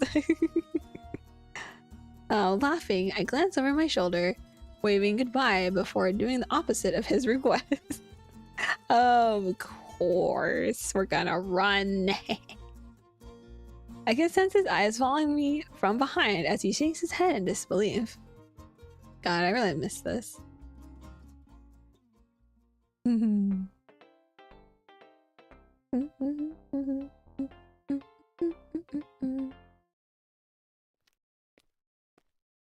It was heartwarming to see my students again after so long. Their small, bright eyes, their smiles, and even their screams made me feel at home again. And of course, I was forced to give the first 30 minutes of my class to their questions about my health. I shouldn't have let it go for so long, but there were so many misunderstandings about what happened that I couldn't help it. Some kids thought I had broken my leg, others thought it happened in a fight after the competition, and some even thought Mr. Fox was at fault. What are these wild accusations? The last one really made me laugh. It took some time, but in the end, I was able to explain it all and take their worries away. And being the good teacher I am, I didn't let all this talk go to waste. I took the chance to talk about how human bodies work to heal physical damage, with a living example right in front of them. It was the most interesting class I had done in a while. And now, I'm on my way to make sure what I said in class is being applied to my body. It is break time! And as planned, I'm going to meet Mr. Fox in his office. I'm halfway down the hall, already feeling myself tense up. I always get a little anxious to do checkups, but this time I think something is making me more nervous. Yeah, a certain hot doctor, of course.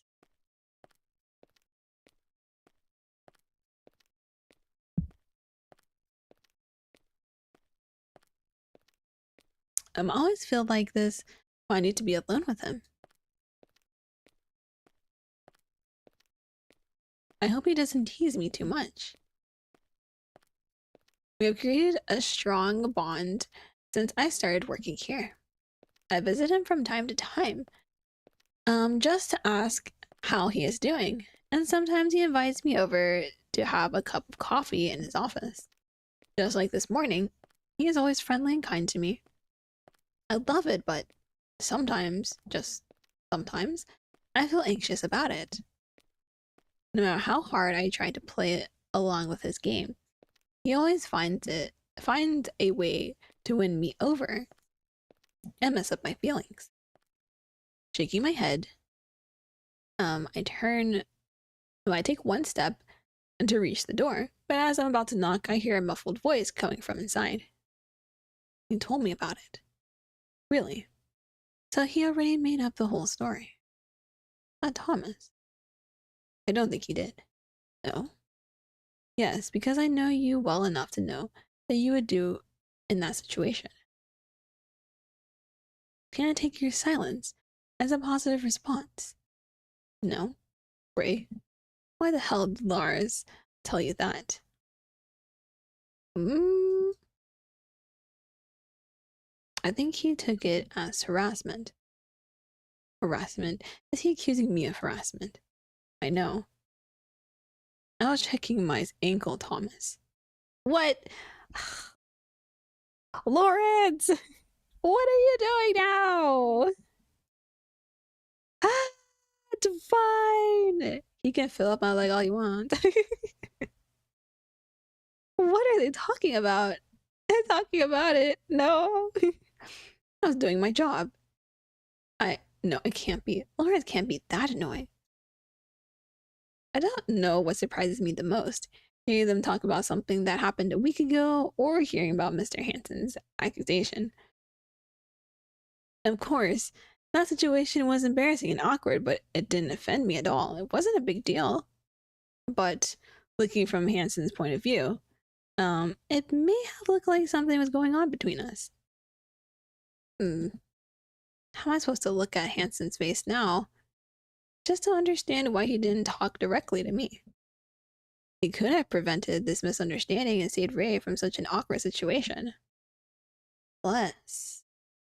There's a long pause before I hear Ray sighing loudly behind the door. And what did you say? I told him to calm down and let me talk to you first. You told Lawrence to calm down. I'm surprised you're still alive. Well, yes, that was the wrong move. He got so angry but this is not about it. Yeah, so are you here to give me a warning or something? Oh, no, that's not it. I believe Lawrence was exaggerating it, so I'm not taking it seriously. Thanks. But if Miss Boo complains about you, I'm not giving you a second chance. I hope that doesn't happen. Oh, I would never. I would never. Ray's disappointed voice stings my heart. Not just that, it also bothers me that he didn't say he won't let that happen. He simply hopes it not happen. Why do I feel so anxious? I'm here because Lauren let it slip that you two were arguing that day. Uh-oh. This is another topic I shouldn't be listening to, but I can't help it. Now that I'm here, I want to know. And I have heard some kids talking about it too. It's happening too often lately. Really. Are you being sarcastic or you really didn't notice it? Thomas's voice rises with frustration, but Ray doesn't give him an answer. At this point, I can only imagine Mr. Fox's face, staring at him to push his limits. Can't you stop it? Or are you telling me that? He's the one starting it. Ooh, are we gonna get some freaking... we gonna get some freaking backstory for them? Because they all went to college together, so I'm like, Story time. Lore. It's always the same. I'm in my office, doing my thing, when Lars barges in and starts pointing his finger at my face. What do you expect me to do about it? Not push him further like you always do. Ugh. Sometimes I feel like I'm the only one that grew old. Thomas's voice doesn't sound as angry as his words suggest. However, it is enough to silence the room. Staring at the door, I try to imagine what is happening in there. Thomas is probably sitting on that chair I usually sit in when I visit Mr. Fox, while the doctor seems to be walking around as his voice waves in the conversation. Haven't you had enough? It's been ages. I know that better than anyone.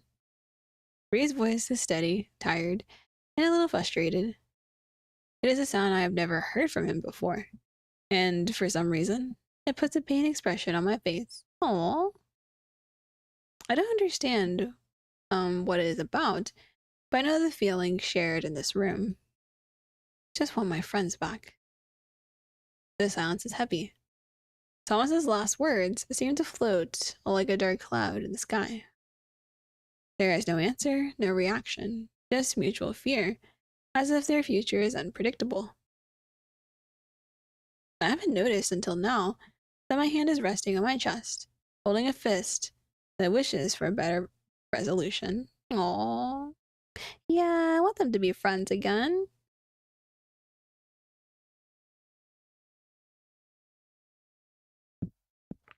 But I wonder what happened. What happened to make them, Lawrence and Ray not be friendly anymore? What happened? I'm sorry, I shouldn't have said it. It's okay. Sometimes I wish I could do that for you. I hear a faint, distant smile in his words, something strong enough to shut Thomas for a while. It seems that there is nothing more to be said. There is no conclusion, and any attempt would only put them in a painful situation. Look, I will try to hold back with the arguing, but you better tell him not to bother me too. I don't think it's going to work. Thomas, but I'm glad you suggested it. Someone is dragging a chair and someone is laughing under their breath. Sometimes the best way to show support is to not push the issue further. That is true. Pain can be confronting when you share it with someone, and I think that's what they're looking for. Yeah, you're looking for in this whole conversation. Well, since it's all decided, I better get going. Oh shit. Oh hey. I was still invested in a conversation. I forgot I was so steady by the door. Oops. Oops. Panicking, I try to pretend I am looking for something inside my bag as I hear the knob turning. I have a lot of work to do. Miss Boo, what are you doing here? I turn my head up at Thomas's surprised voice, pretending to be shocked to see him. Oh, hi, Thomas. I just got here. Mr. Fox asked to see me after my classes, so... Oh. My voice is quivering and my cheeks are bright red. This is the face of a guilty liar. Man, we cannot lie, which I guess is okay. That's a good thing. We don't want to be a liar. Otherwise our pants will be on fire. Thomas doesn't say anything about it. Instead, he glanced over his shoulder to confirm his doubts with the man behind him. I couldn't see Ray's face too well from here, but I could imagine what kind of expression he probably had in his eyes. His eyes were easier to read than his words. I didn't know he would be busy. I see. But don't worry, I'm already leaving. Oh. Awkward. Thomas is probably worried about me hearing their conversation, and I feel terrible for listening to it and not telling him about it. He glares at me, trying to read it through my eyes, making drops of sweat pop on my forehead. Oh no. No! Thomas, would you mind letting Miss Boo in? Get out of the way. Oh, sorry. Ray appears at the door, pushing Thomas to the side, saving me from getting into trouble. Anyway, sorry for taking so much of your time, Ray. Don't worry about it. It was good to see you, Miss Boo. Yeah, same. Excuse me. Waving goodbye, Thomas walks away, leaving me, Ray, and his suspicion behind. The doctor leans against the door jamb, crossing his arms, watching Thomas with a with a nostalgic smile on his lips. I look at him, puzzled, realizing that what he's seeing isn't the same as what I am. Suddenly his eyes turn to me, freezing me in place. Come in.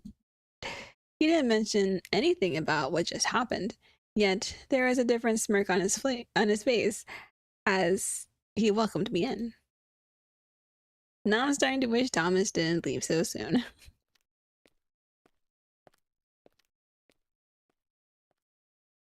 Quietly, I follow him inside the room.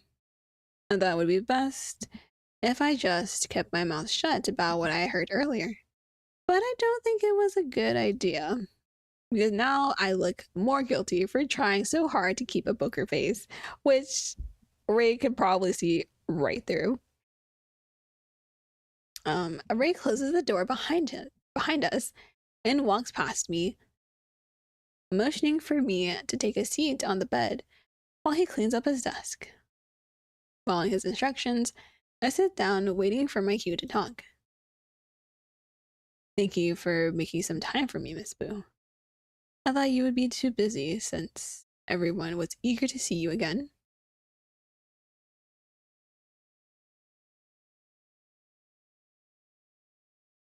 Yeah, I think they were a bit upset when I told them I'd come here. Oh, well, they all agreed on it when I told them about the checkup. I think they're still worried about my ankle. That's good. As I'm trying to find a comfortable position, I notice a soft smile on his lips. It's small, timid to say the least, something I haven't seen before. I turn my gaze to his desk, searching for a reason for that, but there is nothing to give me a clue. What's wrong? Nothing. I'm sorry, I'm just feeling a little happy to know you chose me over them. No, don't do this to my heart. Right, same, don't do this to my heart. It sounds kind of childish, but you kind of have this effect on me. Mr. Fox, please. Mr. Fox, please. I can't take him seriously, but I also can't help but how my heart feels whenever he says something so sweet. For real though. He laughs it off, pulling a chair to sit in front of me. How'd you feel this morning? Anything strange? No, I haven't moved around too much. Good. How about the past few days? Have you been pushing your body? Maybe. I mean, I did a little housework here and there, but nothing too wild. I also made sure to keep the heavy stuff away from me. Very good. Ray softly pulls my skirt up to my knee. I'm okay. Before carefully holding my ankle. So we're wearing that long skirt. I feel an electric stream run all over my legs when his fingers brush on my skin, removing my shoes and socks. I shouldn't be feeling this agitated. It's just a checkup. Something I've done several times with several doctors. This is nothing. Yeah, it's nothing. And yet, my heart is beating faster every time he gets near. Maybe it's because of the tension left from before, or maybe because I'm anxious, not knowing when he's going to tease me again. I mean, there's also that. Alright, let's check it. Calling me back to this moment, Mr. Fox warns me about his next move to make sure I'm prepared for any discomfort it may cause. Trying my best to relax, I look up to the ceiling as his fingers rub up and down my skin. The touch is soft at first, but gradually gets rough and insistent. His hands cup my ankle, pressing a spot where a black stain used to be. I don't feel anything aside from a light sting, forcing me to bite my lip and hold back a moan. I try my best not to make a fuss out of it, but it's not enough. The doctor can always tell when something is wrong. Well, yes. If I react like that, then yeah, it probably is like, oh yeah, it still hurts a bit. Does it hurt? A little. But it's not swollen anymore. Maybe. Have you been standing for too long in your classroom? Oh, yes, all day. Have you been doing that a lot? I think so. In your house too. Yeah. How about behind people's doors? I knew he knew. Fuck. I shut my mouth instantly. He didn't forget about that like I did, and he did wait for the perfect time to bring it up too. Very much so, like he would do for sure. Just like a predator after its prey. He made me comfortable, believing I was safe before setting his claws on me. My silence lengthens. His eyes search for my face to make sure he got the reaction he wanted. I don't even try to hide it anymore. It's clear on my face what's going through my mind. A smile slowly draws on his lips. As those mischievous eyes send shivers down my spine. Satisfied, he turns back to my ankle, letting go of it. It's all good, but you have been pressuring it too much. Are you still taking the painkillers?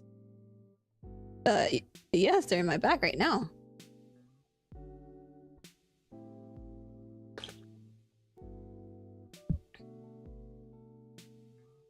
Good. Then keep taking it until Friday. Okay. Your body is recovering very fast, so I'm sure you'll be completely fine within 3 days. That's very precise. I am a doctor after all. But if I'm wrong, you are allowed to come here and kick my ankle. I kick his ankle. What? I mean, can I do it just because anyway? Laughing. Ray helps me wear my shoes before finally finishing his checkup. Things are so weird when I'm with him. At the same time, he corners me and suffocates me with strange feelings. He also makes me smile and forget about my problems. Like a roller coaster, it's hard to tell when I'm scared and when I'm having fun. Or if I'm just scared because I'm having fun. Very relatable.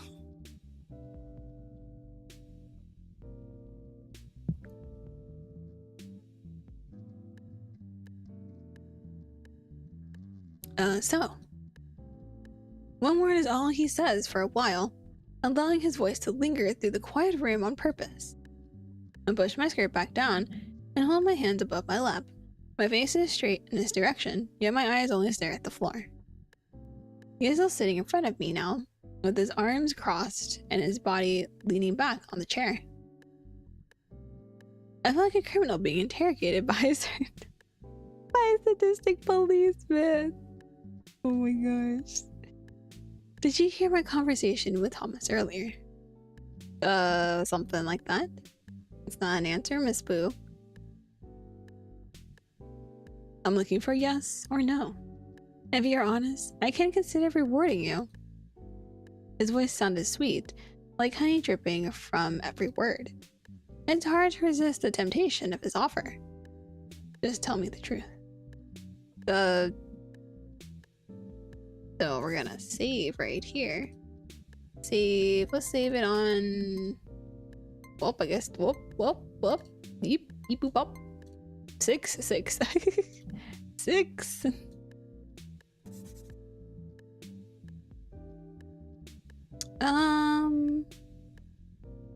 Honesty is the best policy, right? I would be honest on it anyway. That's just me. I'd be honest.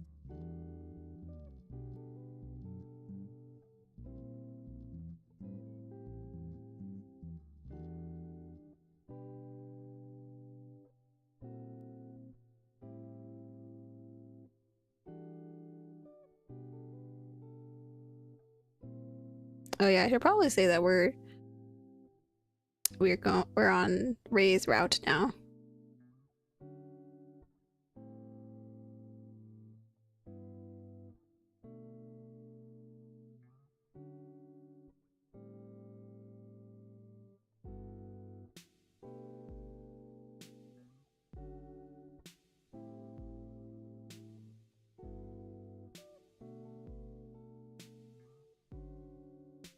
Okay, let me go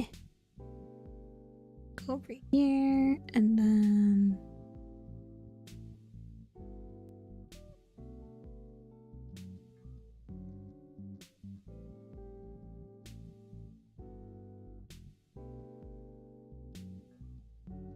starting race round now.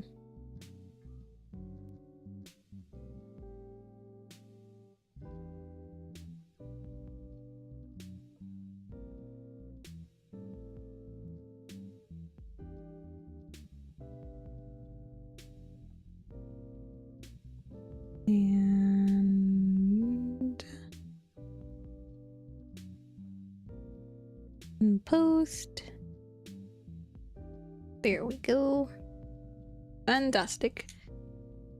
But yeah, we're gonna be honest, because honesty best policy.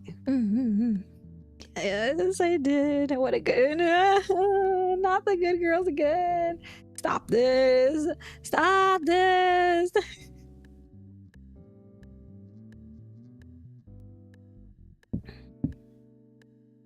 Not the good girls again. No. No, I feel like I'm gonna hear this a lot in his route.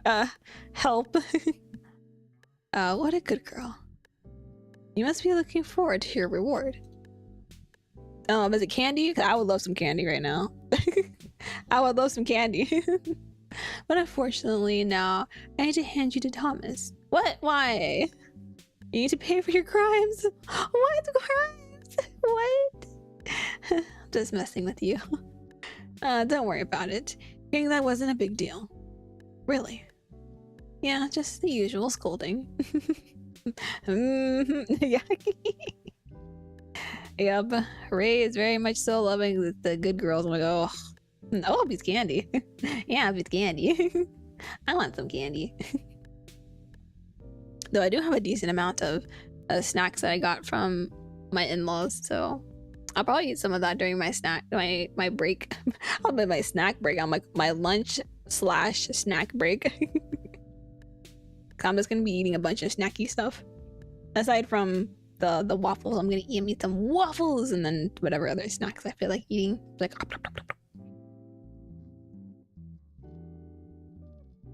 Thomas gets emotional about every little thing and makes a big deal out of it.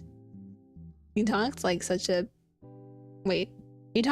painful conversation was meaningless to him, as if I would believe it. My conversation left me with many questions about what happened between him and Hanson in the past, and why it remains a point of contention. Seriously though, I really want to know why they have beef. I mean, I could see why they might possibly have beef because they're complete opposites. The fact that they were even friends is baffling, honestly. They're complete opposites, and I feel like they would absolutely hate each other's personalities. So, what kind of snackies?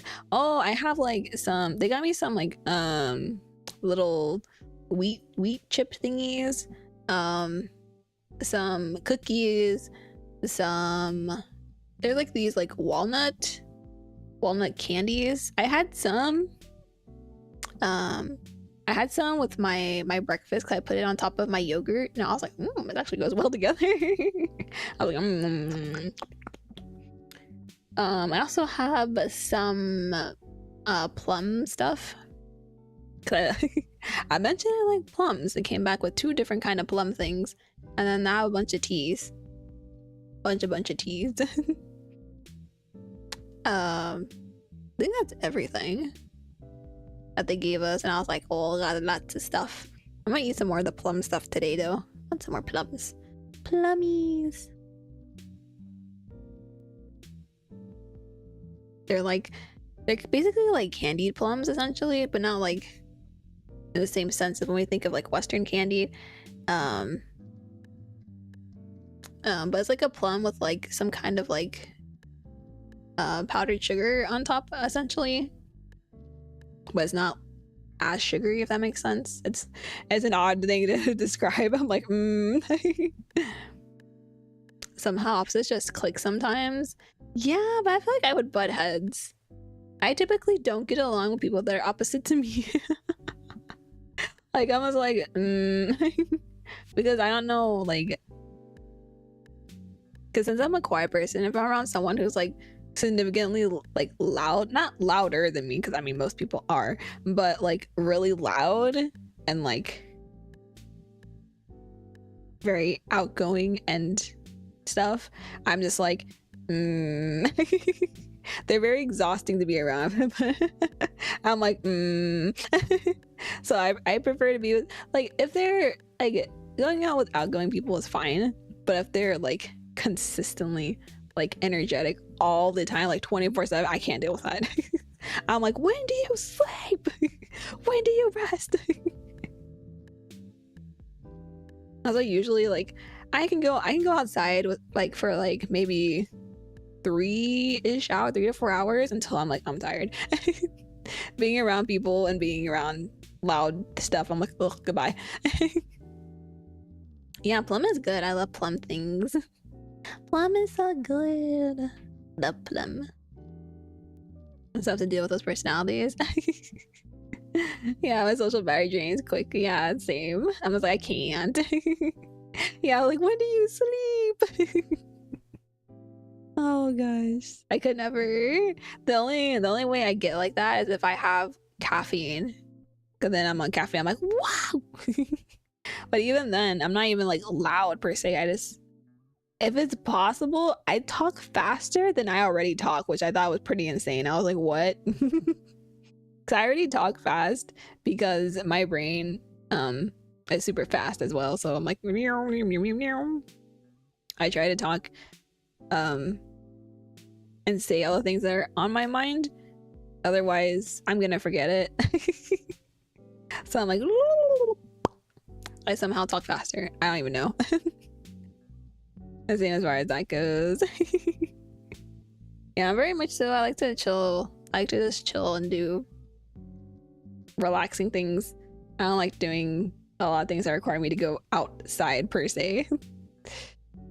That's why like going to the gym is also exhausting on weekdays. On weekends, like because I go early in the morning or like a specific time where there's not as many people, it doesn't bother me as much. But on the weekdays, there's so many people. I'm just like, I'm already exhausted. As soon as I step in, I'm like, oh, I haven't even done anything yet. I haven't lifted anything. Like, I want to go home.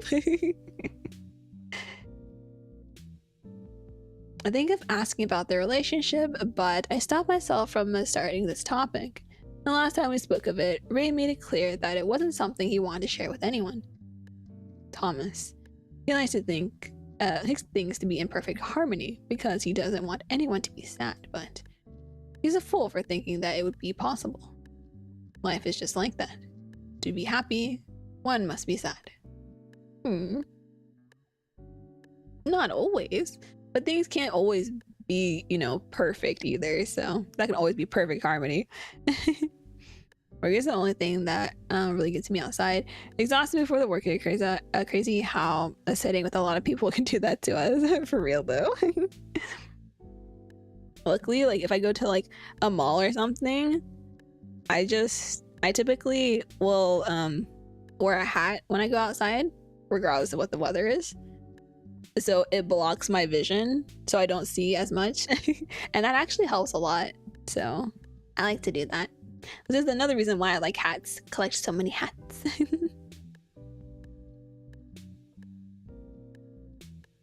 He talks with disdain in his voice, but his face shows me the eyes of a man too tired of repeating those words to himself. Maybe Thomas is not the only one who wants things to be different. Why does it sound like you don't agree with your words? Do I? Yeah, I mean, you talk like you don't care. But you are still taking the time to explain it to me. As if it matters to you. For a moment, Ray doesn't say anything. He only watches me, thinking deeply about what I said. Our cheerful mood from earlier is completely gone. Now the silence between us has turned dull and gray. I can't help but feel guilty about it.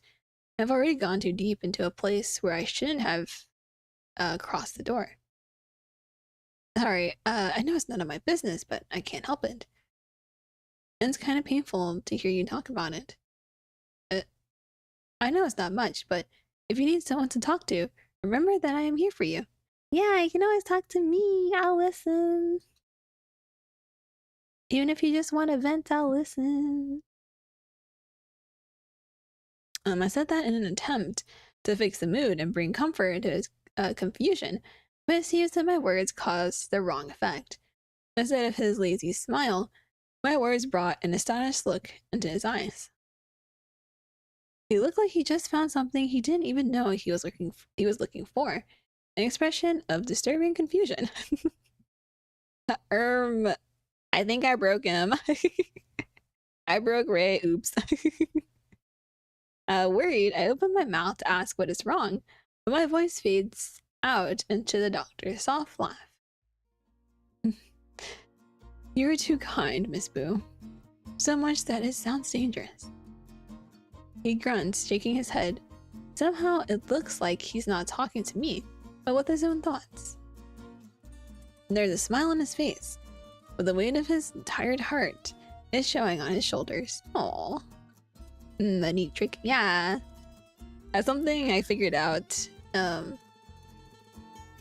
a while ago, because like I put a hat on when I went out, and it just helped a lot because I couldn't see. And the same with like sunglasses. Although I just couldn't see as well. I'm like,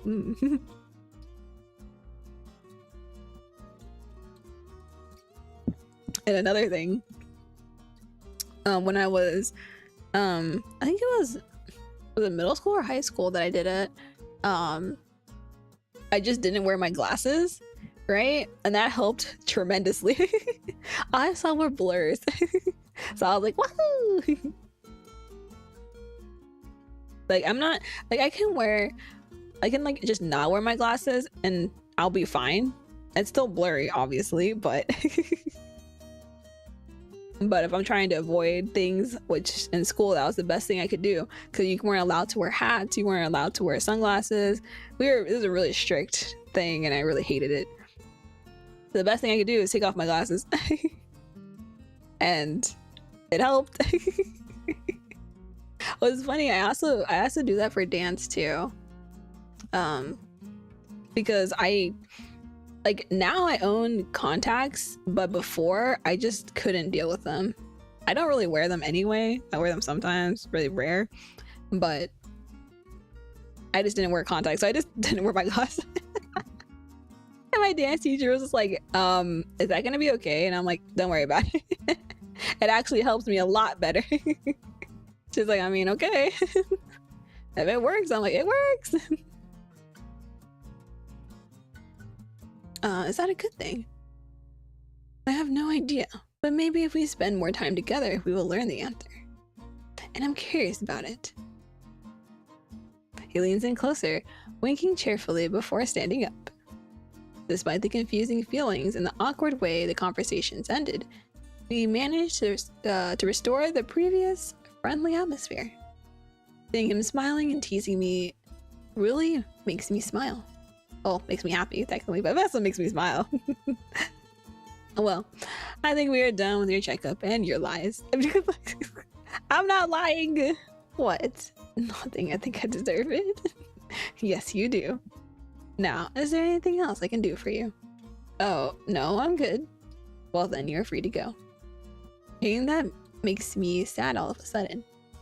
I was all nervous about coming here earlier, and now I don't want to leave. My heart flutters at this thought. I think this is the first time I realize I feel this way. Maybe that's the effect he has on me, but I still don't know if this is good or not. Have a good break, and don't forget to eat. Oh shit, we should probably eat soon. Speaking of eating. Yes. Maybe he is right. We should spend more time together to know the answer. Shaking my head at my silly thoughts, I stand up. Thanking him one last time, I grab my bag and leave both the room and the conversation behind.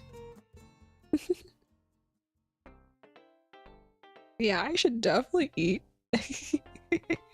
It's getting past lunchtime. Oh no. Okay, so I will... Let me save it at this point real quick, just in case. Because sometimes my Steam will go bloop and then be like, ha ha ha, you thought you were okay, then closes, and I'm like, no, my progress. But yeah, I will be back. I'm gonna take a lunch break, probably about like 15 minutes or so. Don't forget to use this time to take a break yourself, eat some food, stretch your legs, get some water, you know, all the fun stuff. And then we'll be back to conquer Ray. We will get him, yes. And see what ending we get, because I'm doing it without the walkthrough now. Because like I said, as we go through each character, once we get to them, then I'm just no more walkthrough. Not looking. I'm not looking to see what ending we get. And then we'll go back and finish the rest of the endings. But yeah, I'll be back in about 15 minutes. Actually, let me make a pinned note about that too.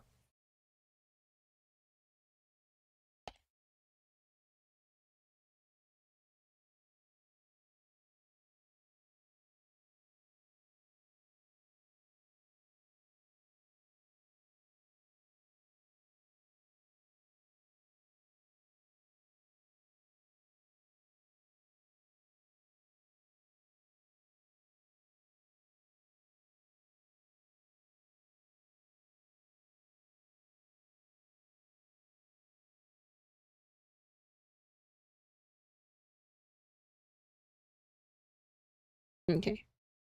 We're gonna leave that pinned for like 25 minutes. I think will be okay. Okay, I put it there. I'll be in chat while I eat. Be right back.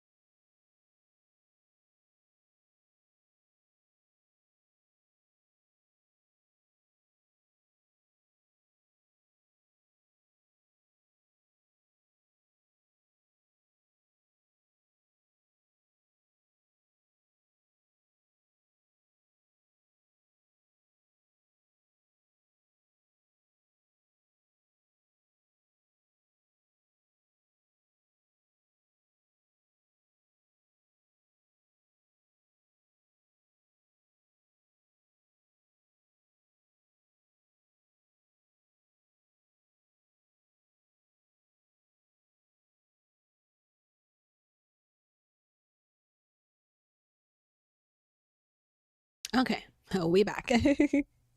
Woo! Oh my gosh, this tea tastes so good. Because I talked about it on Monday. Though we went to Trader Joe's for the first time, and I'm a tea girly. As soon as I saw the tea, I was like, "Hey yo!" And and Wade was just like, "Go ahead." I was like, I don't need you to tell me that. I'm gonna go get one. I'm gonna be good. I'm gonna get one." He's like, "What do you mean one? Don't get more than one." I was like, "You were trying to get more than one?" I was like, "No, no, yeah, woohoo, we back." Hopefully, everyone was able to take a break with me, stretch them leggies, go bathroom break, get some water or whatever you want to drink, get some foods, depending on your time. Because for me, it is after lunchtime, and I was like, "Oh shit, we gotta eat." I was like, "Oh, we gotta eat." Oh no, this is what happens. See, this is what happens when I play otome games in general. So, if it's the weekend and like Away is doing something else, like he has like a Apex tournament or like he needs to like edit some stuff, I'll be playing otome games. And then I'm just like, wait. He's like, "What?" I'm like, "It's food time." He's like, "What?" I'm like, "It's past food time." I didn't realize until my stomach started going at me. But yeah, like I was saying, this tea is actually really good. It's a Rubios blood orange tea. Yum. Because it is afternoon, I'm not drinking any more caffeinated tea. I want to sleep tonight. Oh, that's why like Rubios is actually really good and it's really gentle and it's a caffeine-free tea. So, if I get a tea in the afternoon, I try to get Rubios teas. So that's why I like to have this at home at least. That way, if I want something to drink, which is normally, I got that. So got done with my salad. I'm making a chicken wrap. Hey, you could have put that salad in that chicken wrap. Combine. But hopefully it's yummy. Yummy, yummy. Man, I wanna make little like breakfast wrappies. and then put it in the freezer and then have it whenever I want. Yeah. Right? Because like I think about it, I'm like, if you have like, well, it depends. You would have to have a really big wrap to put the salad in. I was like, you could put all of your salad in. I was like, it depends on how big the salad and how big the wrap is. So if it's really big, it might not fit. Pepperoni. So after we had Ray feel up our leg, I mean examining our ankle, it totally nothing happening there. The school day has ended. So after such a long day, the night is finally here and I can't wait to go home. Isn't that true for everyone who who works a normal like 9 to 5 type job or just like working in general? Or like going to school. I was like, "Ugh, I can't wait to go home." Ugh. Me after a long interaction in the wild, I mean the public. I can't wait to go home. To be honest, I should have gone a few hours ago, but when Christy heard I was walking by myself, she forced me to wait here. I wait for her to accompany me. She didn't say it out loud, but I know she is still worried about my ankle and just wants to make sure I get home safely. Girl, don't be walking on your ankle. As I am thinking about what I should do for dinner, I hear footsteps approaching me in the hall. You had it right, the wild. Yeah, we're lost in the wild. The wild is tiring. Ah. There you are. I know. Sorry for making you wait. Thomas's lectures got longer than usual. For what? As it should. Oh, come on. I didn't do anything troublesome this time. Yeah, exactly. This time. I like how you added this time there. It's only the truth. Sure. Can we go now? Right, about that. Do you mind if Leonard comes with us? Not at all? Thank you. He's been going home with me since I found out he lives near my place. Oh, really? Interesting. How does your boyfriend feel about that? So it would be nice to have him walk me home after we leave you at your house. Oh, I didn't know that. Yeah, I was surprised too. He only told me that a few weeks ago. Oh, really? My boyfriend is happy about it. Now he doesn't need to be to do the Uber work with me all the time. Oh, so the boyfriend's okay with it. Okay. I mean, that's nice though. At least your boyfriend is confident enough to be like, I don't give a shit. Eh, that's good. Give me a second to get him. Sure. Quickly, Chrissy runs back to the lounge while I wait in the middle of the hallway. I love how I'm just chilling in the hallway like, nah, nah, nah, nah, nah. Watching her run around everywhere still amazes me. I don't know how she can keep up so much energy all the time. For real, I could never. I was like, yeah, I'd be so dead.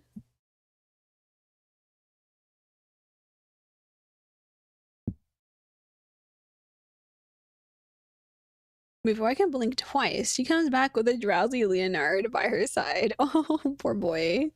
Our EP boy. Hey, did she also make you wait? Not this time. This time. Let's go already. Trying to ignore our taunt, Christy snarls at us walking past ahead. It feels amazing to be on the other side of teases at least once. I don't even try to hide it. Leonard and I exchange looks, giggling as we run after her in the empty hallway. I'm dying to get home and sleep. Yeah, me too. My head is so heavy I could barely keep it still over my neck all day. You guys are pulling all-nighters too often, don't you think? Yeah. I think it's a necessary sacrifice. Yeah, I always thought, like, being a teacher must really suck. Because not only do you have to be there for, like, the teaching aspect, right? You still have to do, like, the after-school meetings or before-school meetings, the summer stuff, and then, like, you have to grade all the papers and the extra hours that you normally would have for yourself. You're grading papers. And I was like, oh, hell no. Really? I have students to grade. I know that, but you could have done it 2 weeks ago instead of waiting for the deadline to do it. I was too busy 2 weeks ago. You were partying. Just outing her. You were partying. Maybe don't party. Yeah, so, listen, you got to have fun before you get serious, okay? Seriously, I may die tomorrow, so let me do it while enjoying my life. I don't want my last memories to be of a sad teacher locked in a classroom. You're a terrible example for the kids. I mean, she's not wrong. No, I'm the Truth Society that doesn't want you to know about it. Seriously. Yeah, I mean, if we all lived our adult lives having fun, like we used to do when we were younger, we would be less depressed. Yes, this is very true. But most of us as kids had dreams and goals that we wanted to reach, but then as we got older, we realized it wasn't gonna happen, so we just got extremely depressed. We're like, oh man. So true, but life. Be lifing. For real though. I never would have thought I would have been an anime girl on the internet. That's not what I thought. I did not think about that at all. Like, not even close. Though I did always like anime because I grew up with it. Cause my family is also anime fans too, so that's how I got into it. I grew up watching lots of anime, lots and lots of anime, playing video games and all that stuff. Also because I lived in the countryside for part of my childhood, some of that is like me like going outside. And maybe that's why I don't like outside anymore. I went out enough as a kid, I was like, never again. Me now, bleh. I don't think anyone thought about that when they were younger, about what they wanted to be. Yeah, they always ask you like, oh, what do you want to be when you grow up? And you get like the stereotypical things is like a ballet dancer, a firefighter, a police officer, was an astronaut. Some people have said doctor before, and stuff like that. And some just say some irrational thing like I want to be a toaster. And I'm like, huh, toaster.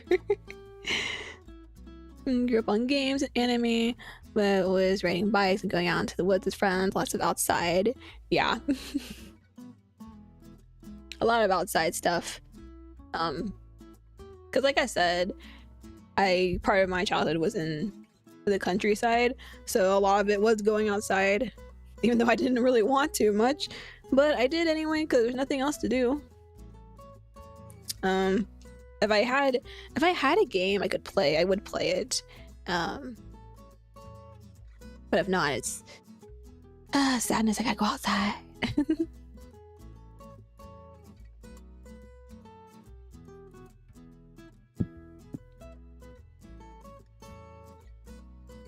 And that includes Hanson as well. Sure, but that means we would be pulling all-nighters every night too. So, you're half right. Sounds good to me. I know Christy is too proud to accept defeat, so hearing her run out of arguments is enough for me. In the midst of our stupid dispute, I hear a shy giggle, calling my attention to the corner. I was surprised to see Leonard walking by my side. He has been so quiet, I forgot he was there to begin with. Don't forget about our sweet boy. For a moment, I feel bad for letting him out of the conversation, but soon that feeling fades away when I see him happily listening to it. It's funny how you two sound like the opposite sides of the same coin. I know, that's why we are friends. Someone's got to have fun, and someone needs to be the voice of reason. Right. What about you, Leonard? Are you staying up late partying too? Oh no, it's flattering to think I do something like Christy. Can you at least pretend you're not spending your nights crying in bed? I don't do that. That's mean. He doesn't do that unless it was like the last ending. I'm so sad. I'm gonna think about that today. I was like, Leo, not my sweet boy. And welcome back from the ad break. Ad break finishing. Denying is so hard, only makes you guilty. Oh, so I am right. Chrissy, stop it, you're being annoying. Don't listen to her, Leonard. I know. Honestly, partying hard would be too much for me. Then, I guess I'm just leaving work for the next day, and then the day after, and so on. Procrastinator. Oh, I know what you mean. It's like a work backlog. That doesn't make me feel better. Oh. We walk slowly and talking loudly, not worrying about anything but this moment. It's been a while since I last enjoyed some time with friends. Don't forget to just stop and smell the roses. Not literally, but you know what I mean. Hi, Miki. You wanna come up here, Babu? Meow, meow, meow. Meow. She's just staring at me. She woke up by just staring at me like, huh? Hi. She looks so sweepy. But yeah, I always remember this thing where it's like, because we're in such an age of technology where it's always like our heads are buried in like our phones or like whatever, right? And then something like just think and like just when you have time next time, don't go straight to your phone and start doom scrolling. Just sit there and look at nothing. Just think, just be. And I was like, man, that's deep. I remember the last time I just stared into nothingness. Which is funny because I do days off. But like, looking like silly human. For real, where'd she go? She was here and then she left. See, if I do that, I start to overthink. Oh yeah, I understand that. I am an overthinker as well. Especially if I have something specifically in my mind at the moment, I'm overthinking. Most of the time I'm overthinking about like content stuff, because I'm like, oh, I could do this, I could do that. I could make this video, I could do this, I could make this short, I could do this.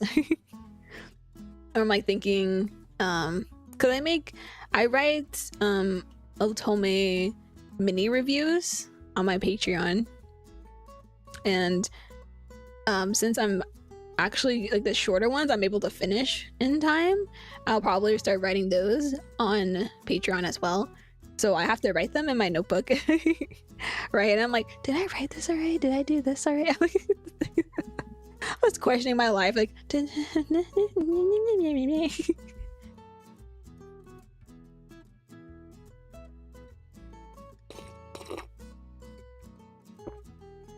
this tea though.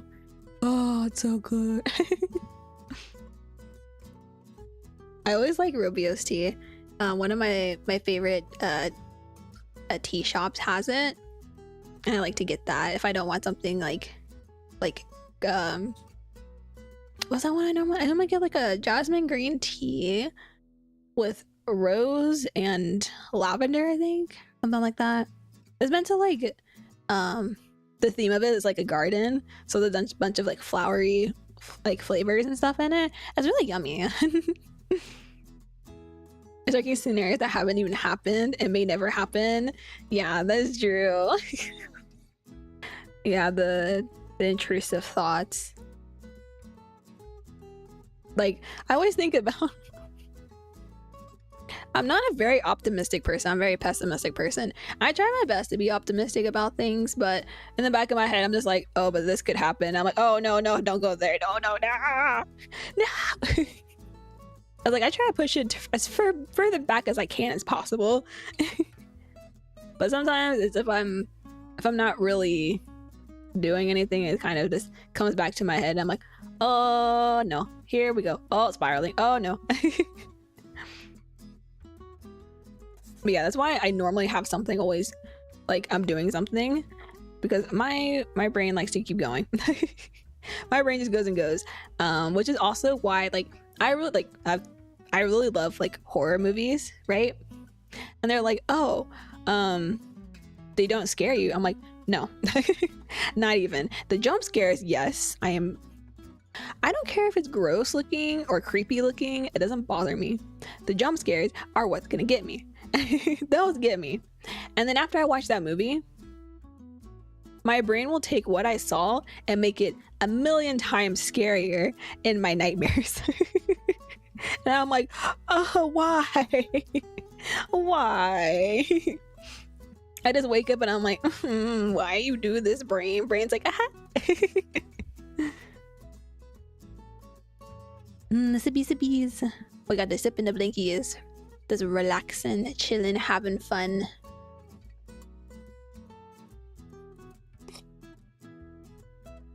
Just as soon as I take a sip of tea, hydrate. Let me hydrate with water actually too.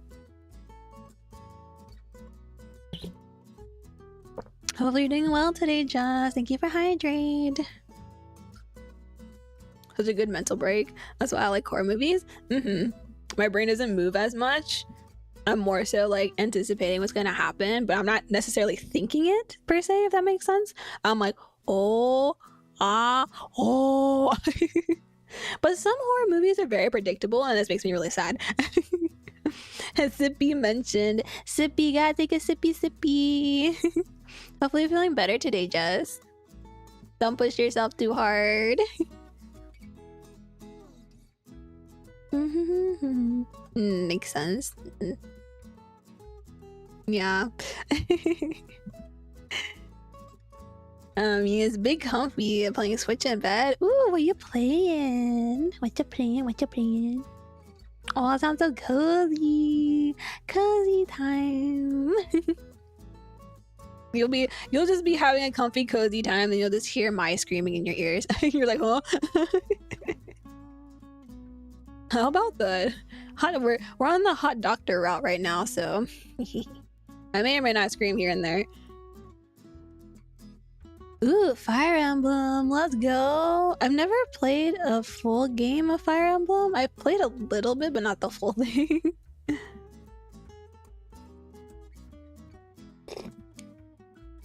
More tea, because why not?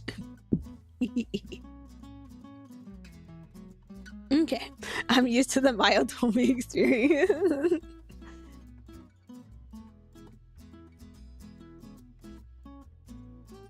Oh my god, I accidentally pressed my mute. Oh gosh. Yeah.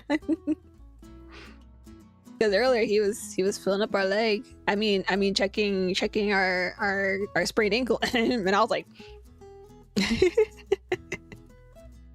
oh no, he's filling up my leg. Oh no, whatever shall I do? And now we're going home with the friend Christy and the colleague Leo.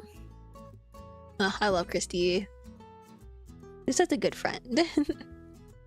Man, where's my Christy? I had forgotten how good it feels to talk about little things and just make fun of each other. Just make fun of each other. That's true though. Like I said, if I mess with you, that's how you know that I'm close to you at least. I'm close to you at least. If I mess with you a lot and I tease you, I mean we're close. It would be so terrible. Exactly. It would be so terrible. Sometimes it's all you need to heal your tired soul. As we keep talking, I notice the bright lights coming out of a lone room on the other side of the hall. My feet almost stop moving when a glimpse of memory reminds me who is inside. Talking about working. That's a true example of excessive effort. Chrissy follows my eyes, saying exactly what I'm thinking. Leonard follows along. His curious expression turns guilty when he realizes who we're talking about. Yeah, we may not be role models for anyone, but working like that just isn't right. I can never understand what he does here at this hour. I mean, he is a nurse, right? Shouldn't he go home as soon as the students leave? Yeah. But he always stays up late. It is a bit unsettling if you ask me. Makes me wonder if Edgar is right about him. Oh, gossip. Gossiping! What do you mean? Oh, you haven't heard of it? Edgar is a little suspicious of Ray. Why? It's a long story. I think it started a meeting some time ago. We were all waiting for Thomas in the lounge when Ray walked in. I think it was the first time he was included in our meetings, so everyone was surprised. We didn't know what to do. It was a little uncomfortable. Yeah, that's when Eddie thought it would be a good idea to fool around. I don't remember very well what happened, but Edgar made a joke about Ray being a mad doctor doing secret experiments in the night. Oh no. Yeah, typical of him. We all know he didn't mean any harm, but Ray didn't react too well. It was the first time I saw his face so seriously too. Edgar noticed it and apologized, but Ray just pushed him away. Like he didn't want anyone to go deep into it. Oh, mad scientist Ray. I mean, I could totally see that though. I could totally see that. Gossip, yes. We got that gossip. Gotta sip our tea for that gossip.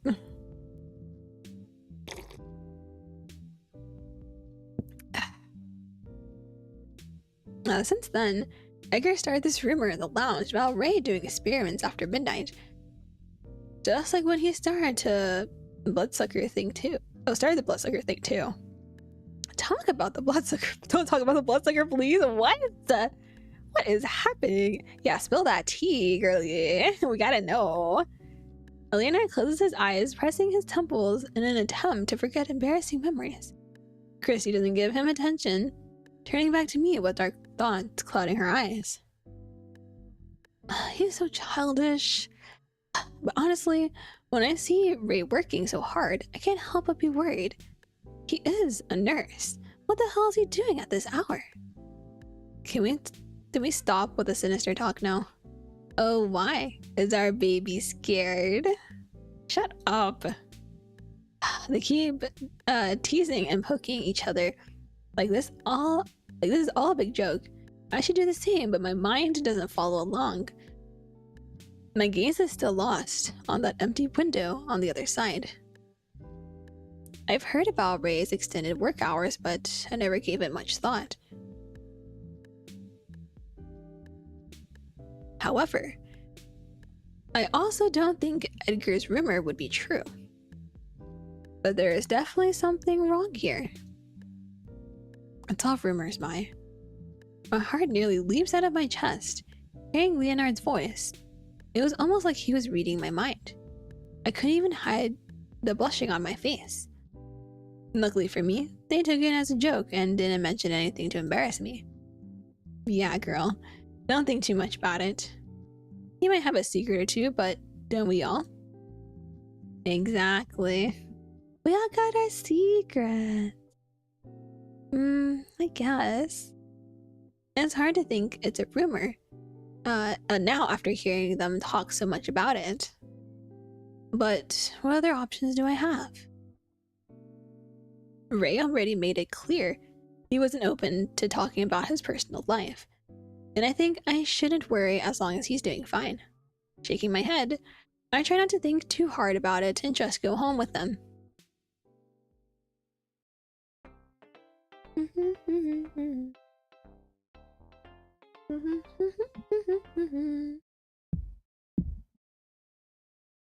Days passed since I came back. I have resumed my classes, my body is fully healed, and my life is back to normal. Woo! No more pain and no more worried friends. Now all I have left is the excitement to work. Ray was right. 3 days were all I needed. It seems I'm not going to kick his ankles. I want to kick his ankles. I want to do it anyway just to see his reaction. Remembering what Ray said that day, I head to the lounge with a large smile on my lips. It's creepy. Leonard's voice, crackling in fear, is the first thing I hear when I step inside. Stopping in my tracks, I look into the room with wide eyes, seeing everyone sitting around the table. What are they talking about? The expressions on their faces don't match. Everyone seems to be thinking about different things. I have no idea what's going on, but that doesn't stop me from giggling. What is so creepy, Leonard? Oh, hi, Mai. Hey, girl. Don't worry, Leo's is being a big... Oh my god. Leo.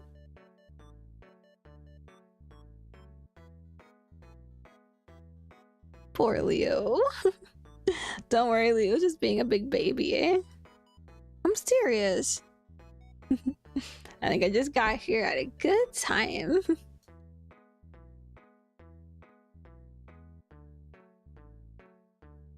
Walking closer to them, I place my bag on the table and look for a seat in their circle to hear the story. What's going on? Leo was telling us about what you guys saw a few days ago. Ray working overtime again. Oh, that. Yeah, no, guess what? Ray didn't come to work today. And? He's never done that before. Mai, weren't you paying attention? Yes, but I don't understand why this is so surprising. Ray hasn't missed a single day of work since I started working here. Or since ever. Seriously? Oh no. What happened? According to Lars, this is the 3rd time since his first day here. And how do you know that, Mr. Hansen? Because we started working here at the same time. Oh. We're the first ones Thomas locked here. True ancient being. Oh, Mitchell. But that's not what's worrying me, then. If he never skips work, then, do you think he heard us that night? The question haunting Leonard suddenly starts to bother me. We hadn't said anything bad that night, but it didn't stop me from feeling guilty. So what? He heard it and decided it was time to take a day off. That's good. We are helping him take it easy. I mean, it's working. Alright, I need to make this smaller. Why didn't I realize this before?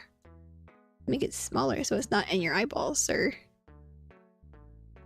There we go. Though it's slightly in his eyeballs, but not really. I'm serious, Christy. Wait, I don't get it.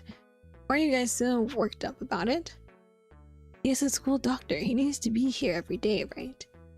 Yeah, but the timing has changed. Unless he's doing it on purpose just to fuck with us. I can totally see him doing that. I agree with Leo. There's definitely something wrong here. Thank you. So, what do you guys say about taking this chance to search his office?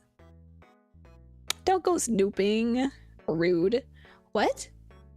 I knew Misha would say something stupid. No, it's not stupid. We are all suspicious of him. Except Lawrence, probably. Think about it. What if we find something weird there? Why would he keep it at school? It's a better question. Like a mutant lizard or something. What? Now you're talking nonsense. I'm serious. What if there is something wrong with him? Shouldn't we look for it and try to help him? Edgar jumps from one idea to another so fast that it's hard for us to keep up. It is obvious that he wants to find proof to show that he is right in his assumptions. But at the same time, when we think that Ray may be hiding something, his plan doesn't sound so absurd. Okay, enough. This is going too far. I'll send him a message. What? Do you have his number? Yeah, he gave it to me when I first met him. I thought he didn't like the teachers. He doesn't like you, Edgar. And Lars. But he seemed to have nothing against Miss Boo. Everyone is looking at me, but only Christy is smiling. I didn't understand why having his number would be such a big deal until they all pointed it out. Perhaps since I have everyone's contact from the beginning, I didn't realize how strange it was for Ray to share it with me. I missed the fact he was not in the group chat, and the teachers never said anything about texting him. Looking back now, I'm starting to feel special, and it's not something easy to hide from their eyes. I don't like this. Oh, mind your business. Let her text him so we can know what is happening. Yeah, right. Go on, Mai. Okay. I don't even know if he's going to answer me. Without wasting time, I grab my phone, giving them no room for more questions. I take a deep breath and send him a short message asking how he was doing. My fingers shake, holding my phone close to my face. The white screen is blinding me, but it's better than looking at the suspicious faces surrounding me. You know, he may have overslept. It's not your best theory. It's not a theory, it's an actual possibility. The notification pops up, making me blink for a few times to focus. Everything around me turns quiet when I see his name on the top of the screen.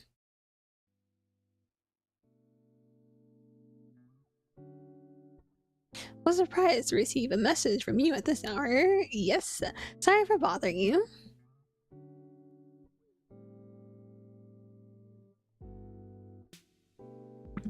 It's not a bother at all, my dear. I'm rather happy to hear from you. I'm glad.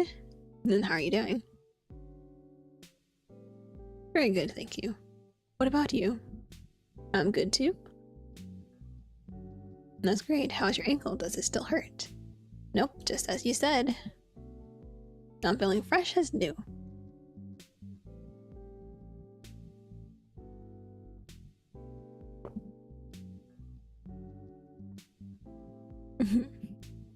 I'm a doctor after all. But this is not the only reason why you texted me, right? Oh, what are you talking about?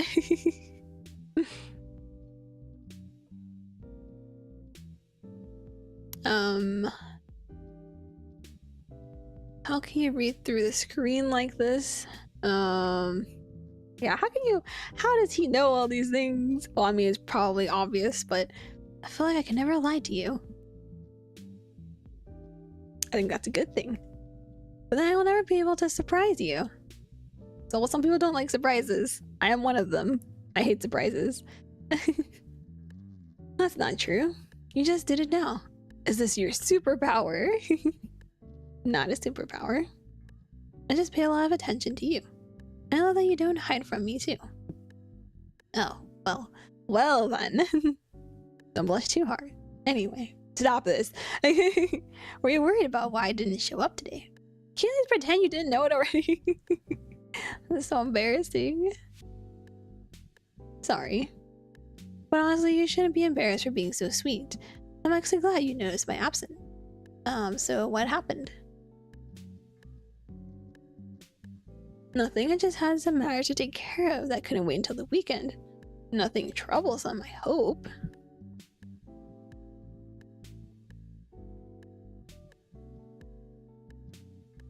Yes.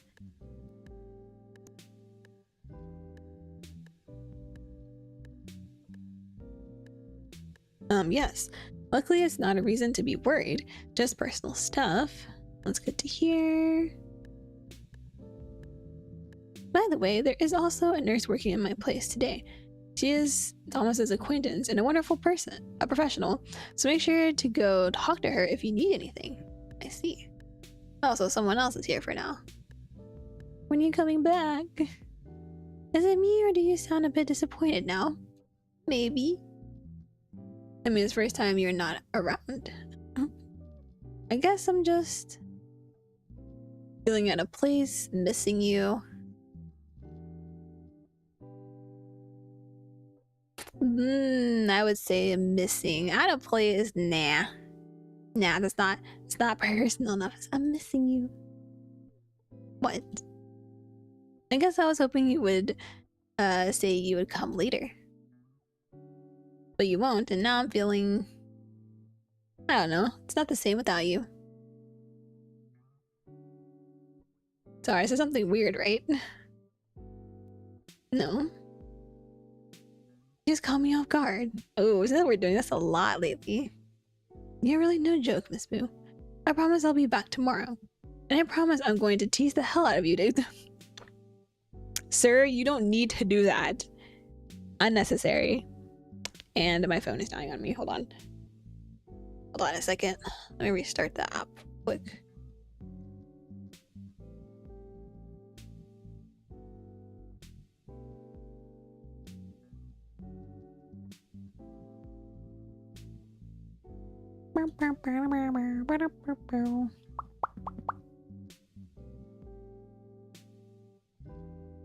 Okay, make sure it's connected, calibrated.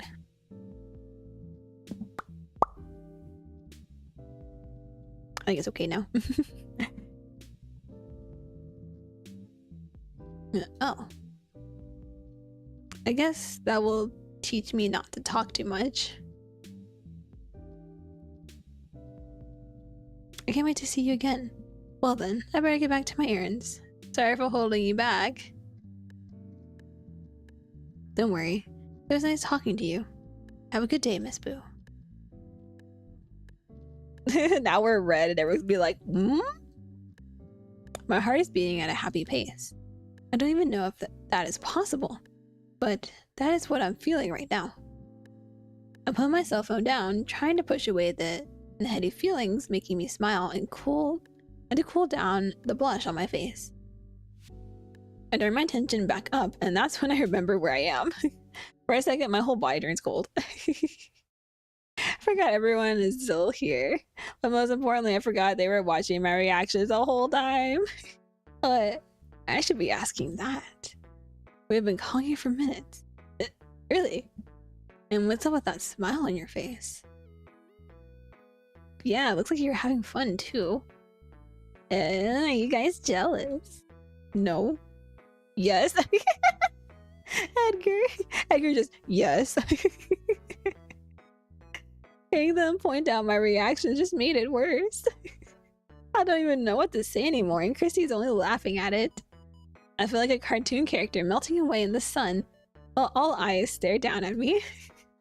Back to the topic. What did he say? Yes. He said he couldn't make it to work because he had some urgent matters to take care of today. But he's doing fine. Did he say what it was? No, I didn't ask. He said it was personal. I see. And what did he say to make you smile like that? Usually I would tell Ed to shut up, but now I'm curious too. No, Christy. Christy, you're about to have my bag, bestie. At least he was honest. Yeah. Edgar's like honest to a fault. That's personal. I want to sound cool, but I don't think my blushing face matched it. Coughing and pretending like none of this ever happened, I wrap it up. Anyway, I think this puts an end to this discussion. Right. This means I was right and you all were wrong. You just took a day off, as anyone would do. Nothing suspicious about it.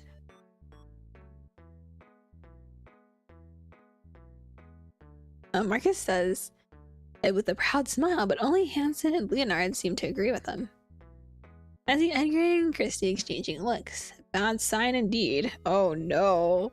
Oh no, they're plotting something. I quickly try to think of something to say to them, but I'm making a stupid decision. Do it fast, but not fast enough. I'm about to look in his office. I'm with Ed. What? So childish. Sorry to ruin it, Edgar, but I don't think that will work. Why? Mr. Fox said there's a nurse in his office. I think Thomas brought her to replace him for the day.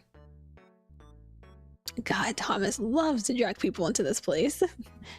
Indeed. Edgar wasn't too happy about this resolution. To be honest, it looked like that response only made him more suspicious of Ray. However, he didn't fight it, and like a kid bored with an old toy, he went around to bother someone else. As long as it's not me.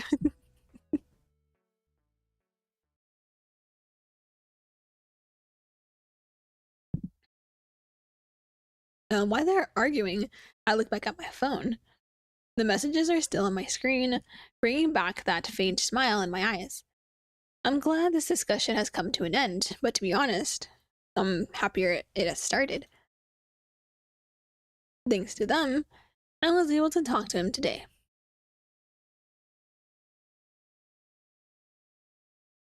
Now I feel like working harder and waiting for him to come back tomorrow. Come back home.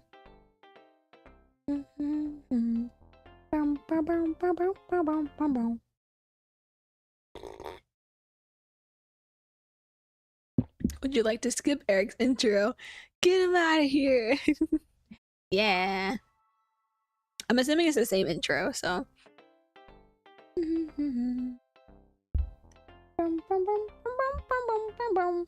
We already met him, so we don't need to meet him again. It's almost break time, and I just finished another interesting class. Today I talked about insects and other similar how similar those creatures are to humans. Blech. I hate bugs. Blech. It was a perfect opportunity to teach my students about how small lives are so important to our ecosystem, just as much as our own small actions are to others' lives. It was also fun to see the kids' priceless grimaces whenever I showed them a gross close-up picture. Blech. No, why? I love my job. Edgar helped me stretch. Now I'm resting in the lounge with my two favorite dorks. Aunt Marcus, how tall are you? My arms are longer than my upper body. Oh, your arms are longer than your upper body. My upper body. Okay, I'm about to say, I'm like, wait, what? Words. I can't words anymore. Your arms are longer than my upper body. Shut up. I think I'll need a stool to reach your hands. Are you going to help me or not? I'm trying. Why are you stretching all of a sudden? because I noticed I've been sitting here all day. And I like how stiff my body is right now. Oh. That's strange. I've been sitting here all day too, but I don't feel like that at all. When you're used to like not moving, it doesn't bother you as much. I notice that a lot too. On days that I don't work out, I feel weird sitting all day. I'm just like, ugh. I was like, even though I'm like sitting right now, I'm like flexing my feet, like pointing and flexing my feet. So I'm stretching a bit while I'm sitting here and reading this.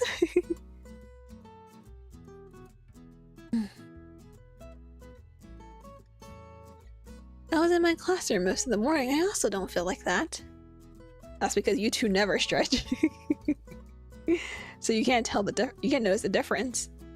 Yeah, it makes sense. Of course it does. I'm a PE teacher. I know what I'm talking about. No, I don't think that is it. What? I think you're just getting...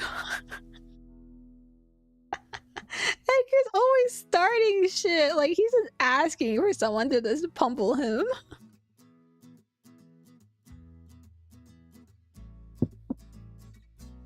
Oh my gosh, I can't. Oh, I can't. Oh my god. Sir, why are you like this? It's funny, but I feel like if we had to deal with this all the time, it'd probably be really annoying. How's a new person of interest this time? Oh, we got the hot doctor this time, so it's I'm very flustered most of the time. Cause he's very flirty, and I'm like blah blah blah blah blah blah blah, bye.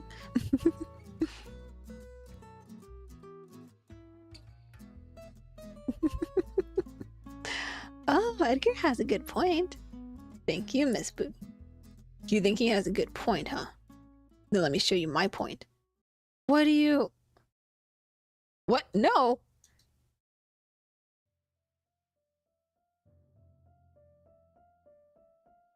I'm gonna make him stretch. Before Edgar and I could understand what Marcus meant, he turned around, grabbing Ed's arms and pulling them wide open. Edgar yelled as the taller man stood behind him, forcing him to remain with his arms spread out. This, is a perfect example of a stiff body. Ah! Marcus explained, looking into my eyes from above as Edgar screams I could in the room. When you don't stretch enough, it may cause postural problems. Marcus, please. Ah! It may be hard for you to do small daily tasks, which increases the risk of muscle and joint injuries in the future. Saying that, he pulled both of his arms up, almost lifting Edgar off the floor. Jeez! How strong are you? Those muscles are not for show. I see. Okay. Functional muscles. I could feel the pain reaching from my own body as I watched my friend being tortured in front of me. Yes, for real. Just get yeet. Yeet off the floor. I get it, Marcus. I get it. Oh no, I'm not done yet. You're not? Right now, I'm showing the damage done to his back, but I still need to show how much has already affected his whole body. I'm only getting started. Marcus, please have mercy on this man. You should be worried about yourself, boo.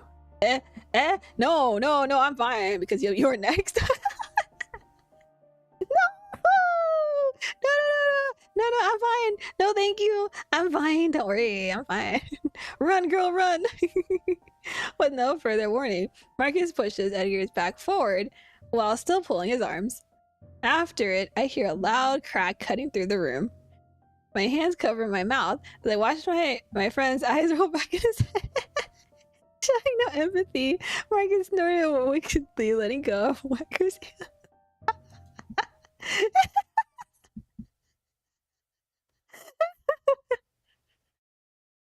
I can't. Oh my god. Unable to endure any more torture, the man's lifeless body collapses onto the table right in front of me. Edgar, are you still here? Ed? The cracking sound of fingers above us both sends shivers down my spine. This horror scene is not over yet. Go. What? Go, Miss Boo, run for your life. I'll keep him busy.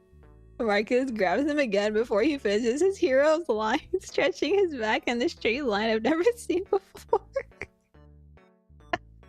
I can't.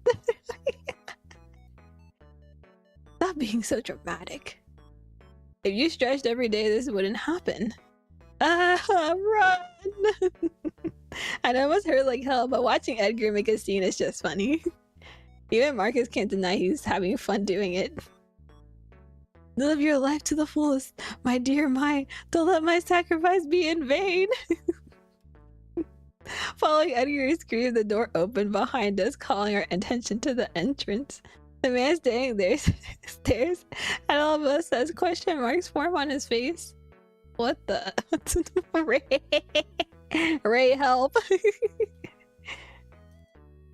You know what? Forget it. I'm not interested. He's like, I did not see anything. Closes the door.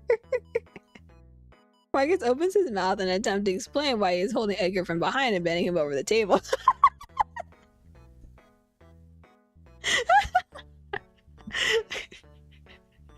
I didn't know that was what was happening. I didn't know that.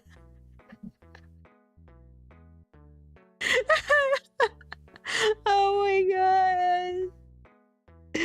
Oh no.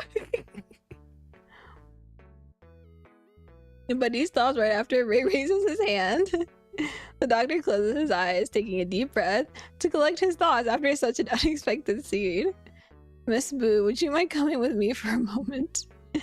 Oh, not at all. It would be my pleasure, actually. Get me out of here. Alright, follow me. Okay. Bye, Ed. Have fun being stretched to oblivion. Bye, boys. Have fun. Boo. Yes? Don't forget that you need to come back here later. No, and I'll be here, waiting for you to prove my point. Run, Mai, now! Not after Marcus has a chance to hold me back. I run after Ray, leaving the screams and the laughter behind. Oh my god.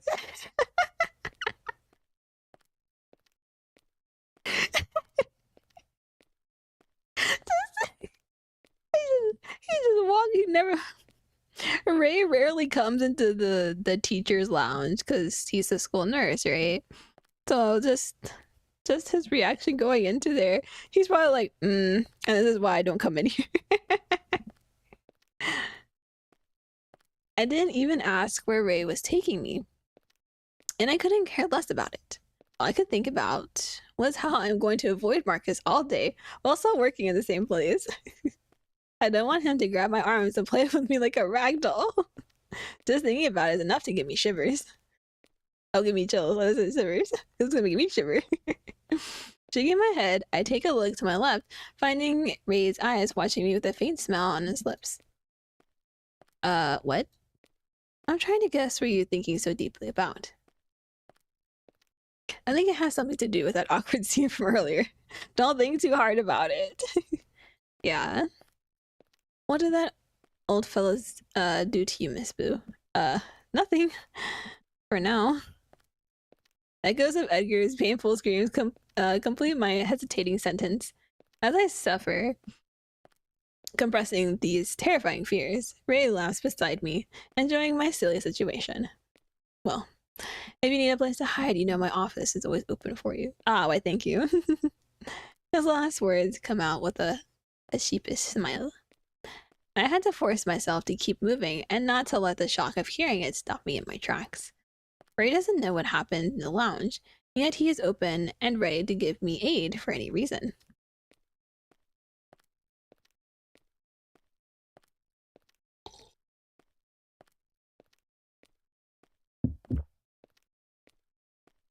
Okay, time to shower. No problem. Yeah, I'll be here.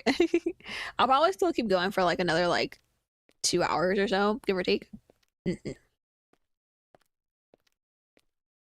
Until my voice decides completely be dead on me. And I was like, oh. talk.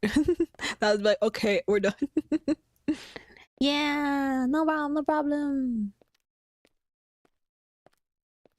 This alone is enough reason to warm me up from the inside out. Thank you. I'll keep that in mind. Good. I honestly have no idea how you can keep up with them. Not enough to deal with the students. You still have to deal with the old man's shenanigans. It's not that bad. Really. Are you already used to it? Maybe I'm used to it too. I knew it. But they're also fun. I think this is our way to help each other relieve stress. I see. I'm glad you're enjoying your time with them. As we talk, we turn the second corner, heading to another long hall. I know these hallways well enough to know where we are, but I still don't understand why Ray is leading me through it. Oh, where are you taking me? Administration's office.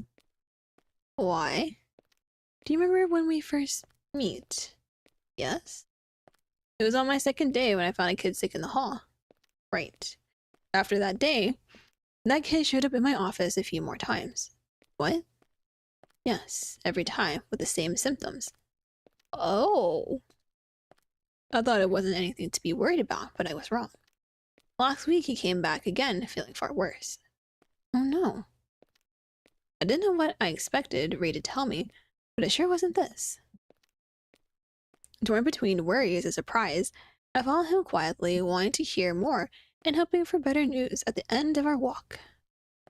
I reported it to his father, and I think we found the problem.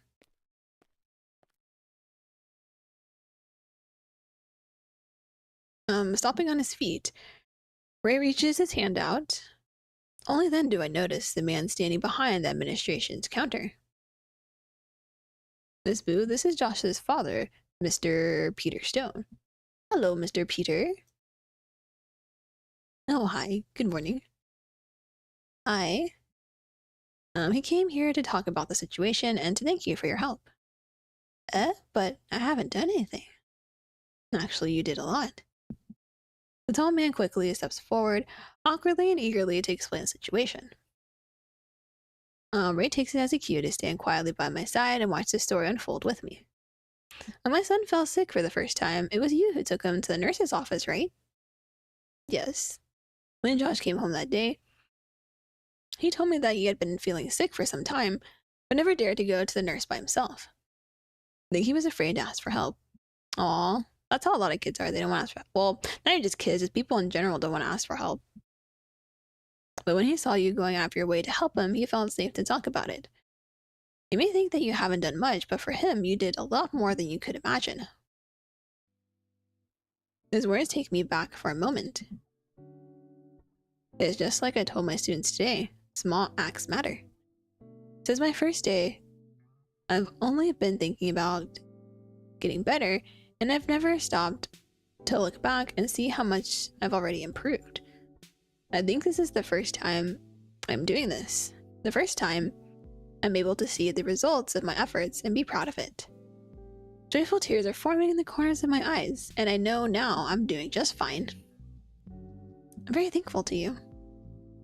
His smile is simple, but full of affection. Exactly what I needed.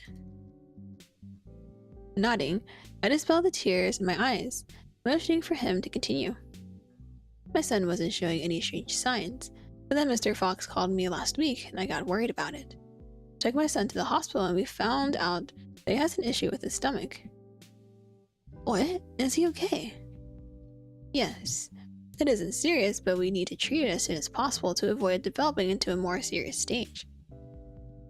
Ray and I hold our breaths as soon as we hear the news. I didn't know what to expect from the moment I walked out of the lounge, but it surprises me to see that Ray had no idea of it either. For a moment, we only stare at Mr. Stone's face, unable to find the right words to say. Are we supposed to comfort him? Should we ask more questions about it? Noticing them a loss for words, Ray quickly takes the lead. I believe he is not in a position to overwork his body now, right? Yes, that too. So I was wondering if it would be good to take him out of school and start homeschooling him. What? You think it's a bad idea? Hearing his voice cracking and his eyes wide in fear and fright made me feel a little embarrassed for yelling. I know I should control my thoughts better, but I couldn't help it this time. Because then his plan would be the same as betraying my own profession. Peter takes a long breath, guilt and confusion weigh on his shoulders. To be honest, I wasn't sure it would be their best choice, but I don't know what to do. Putting his worries above his pride, Peter starts to speak his mind. His countenance tells us more than his words can express. Josh is my only son, and I panic just thinking about failing him. As he rubs his eyes, Ray and I exchange looks for a moment. The man is going through a lot, and he probably doesn't have anyone to give him advice now. It feels terrible to only watch it and not do anything. Looking for help, I turn to the man beside me. There's a smile on his face, a smile that says he knows exactly what I'm about to do, and he is not going to stop me. Usually holding someone's hand is what you need to feel confident, but in this case, a smile was enough. You're not alone, Mr. Stone. Josh is part of this school, and we want to help him in whatever way we can. Then, what do you think would be best? First, taking him out of the social environment will only make this problem worse. You will give him reasons to be worried and believe his condition is worse than he knows. See. You still need to follow the doctor's instructions, whether it's at home or not. Okay, so what should I do? The same thing you've been doing so far. Being a loving father who cares and supports their son. But this time, you need to watch for a few important signs. But be mindful he is still a kid, and so it may be difficult. Of course. And about overworking his body, you can leave it to me. I'll talk to his PE teacher and ask him to adapt his classes for Josh to play safely. Thank you, that'd be great. Peter collapses his hands together, showing me a huge smile on his lips. I think this is the first time since we started talking to them seeing his eyes shining. He may be sick, but he also deserves to live his school life like any other kid. Thank you so much, both of you. It's a lot better to know he'll be in good hands. Of course, we'll keep an eye on him. I'm sure he will recover sooner than we know. I'm counting on that. Having managed to calm the father's heart, Ray takes on his role as the doctor to proceed with the conversation. He talks to Peter about how to deal with the boy's diet and takes his time to share a few pieces of advice on how to relieve Josh's pain. This was a sudden encounter, and still, I think we did a good job giving him support. Mr. Stone appeared happier by the end of our conversation, as if a weight had been lifted from his shoulders. Before leaving, he thanked us a few more times to make sure we knew how grateful he was. Got it solved.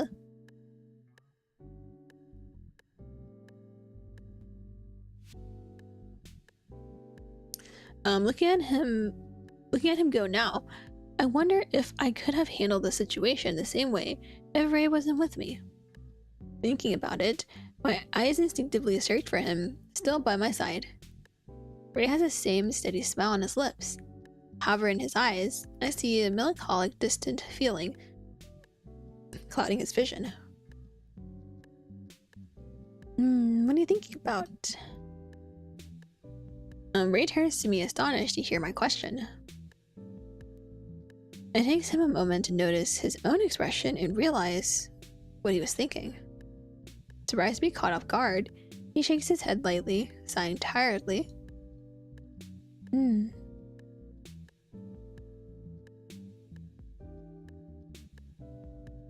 Maybe he has a connection to someone who was sick before? I was just surprised to hear what he said. I mean, the boy was seriously sick all this time, and no one knew it. Doesn't it make you anxious? Now you mention it. It is kind of scary. Perhaps if we hadn't crossed our crossed your way, we wouldn't have learned until it was too late. Yeah. How many times do we come across a chance to change someone's life? How many chances to change ourselves do we take every day? How many times do we turn our back on it? How weird. It feels like we just moved the wheel of fate in a different direction. Yeah, you never know what results will happen from your actions. It feels good, but it is also scary to think we have done something so powerful. Yeah. Just hope we moved it in the right direction. Come on, I'll take you back to the lounge. Right, let's go. Wait, no, I don't want to go back there. What if Marcus is still there? Wait, hold on. Wait. Maybe it was just me, but something about his voice had me intrigued. I could hear a hint of sadness, but at the same time, it sounded guilty and tired. However, on his face, there was nothing different, just the same carefree expression. Sometimes it's hard to decipher what goes on in his mind, but it doesn't concern me. I think that's what makes him so interesting. Not mentioning any of it, I follow him back to the lounge.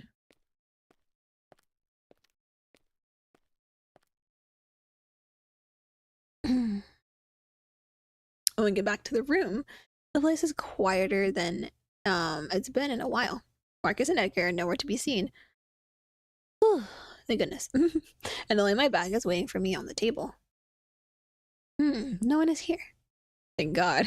But I still need to talk to Marcus later. If you don't mind, I'd like to talk to Kent about Josh's condition. Are you sure? Yes, I need to check the supplies in the gym right now, so I can do it for you. I think that'll give you some time to hide from him, too. Then I will gladly accept your help. Of course. I'm starting to think Ray heard our discussion from before, for sure. And he somehow is also hearing my thoughts now.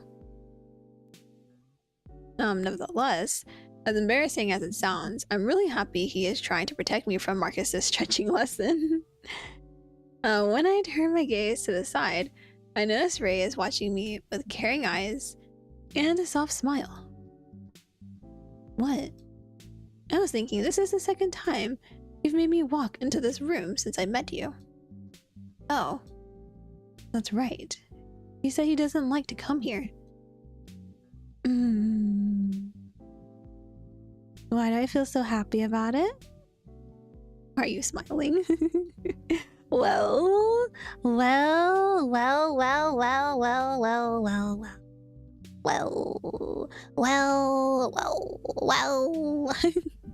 He asked me that, but I feel he already knows the answer. I'm feeling something tickling my heart. I roll my eyes to look away from him. Ray giggles next to me, looking around the room. I forgot to mention, I also met the new boy. Eric, isn't? Yes, Thomas's new assistant. He is a sweetheart. Sound a bit moody to me. Really? Yeah. Not that I care about it since we won't be seeing each other much. Right. Thomas told me it's not a permanent job, but you know him. He told me the same, and I've been here for 10 years. 10 years! Holy shit!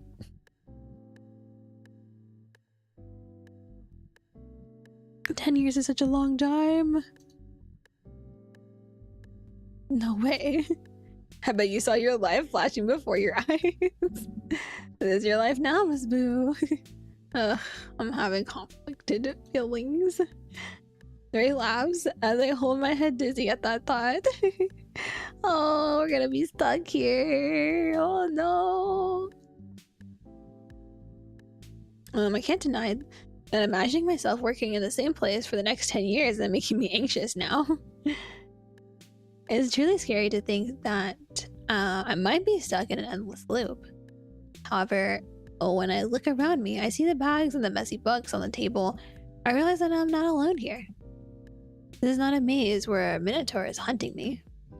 This is our personal garden where we are growing together. But honestly, I don't feel so bad about it. I don't think it would be that bad to spend 10 more years with the people I love. Does it include me? Of course I'd love... No, wait, that's not... I was trying to explain myself, but instead of making sense, I was making a mess.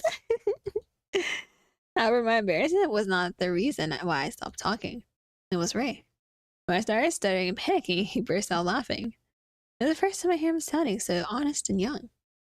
I'm blushing again, but that's because my heart is flustered. And shaking his head, he turned back to me with a smile lingering on his face. Well, if you stay around for longer, then I don't mind staying here too. Excuse me. Cutting our conversation and sending my soul out of my body. A deep, annoyed voice calls us from behind. Quickly, we turn our head at the same time, but when we see the face, only I show a worried expression. Yeah, because Lawrence, isn't it? Standing there with an impatient gaze, Mr. Hanson looks down on us. Oh, sorry, Mr. Hanson. Why are you standing at the door? There are seats in the room. Yeah, I know, I just forgot about it. And what are you doing here? Talking to Miss Boo. I had some business with her. But I think we are done now, right? Yes, of course.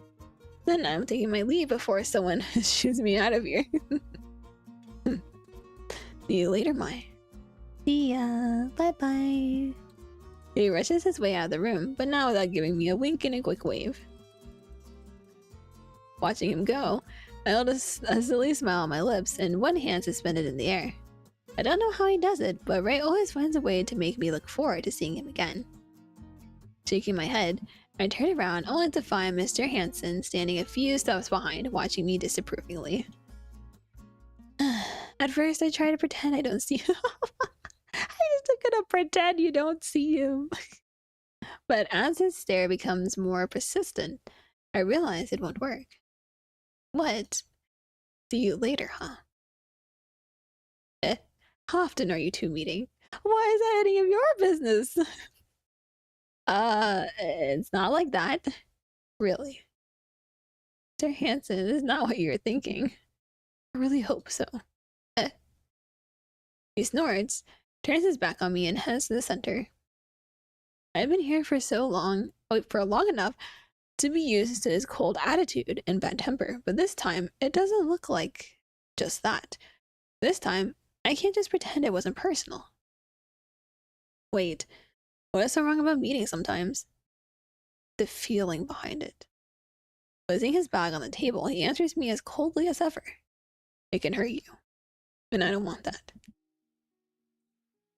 So,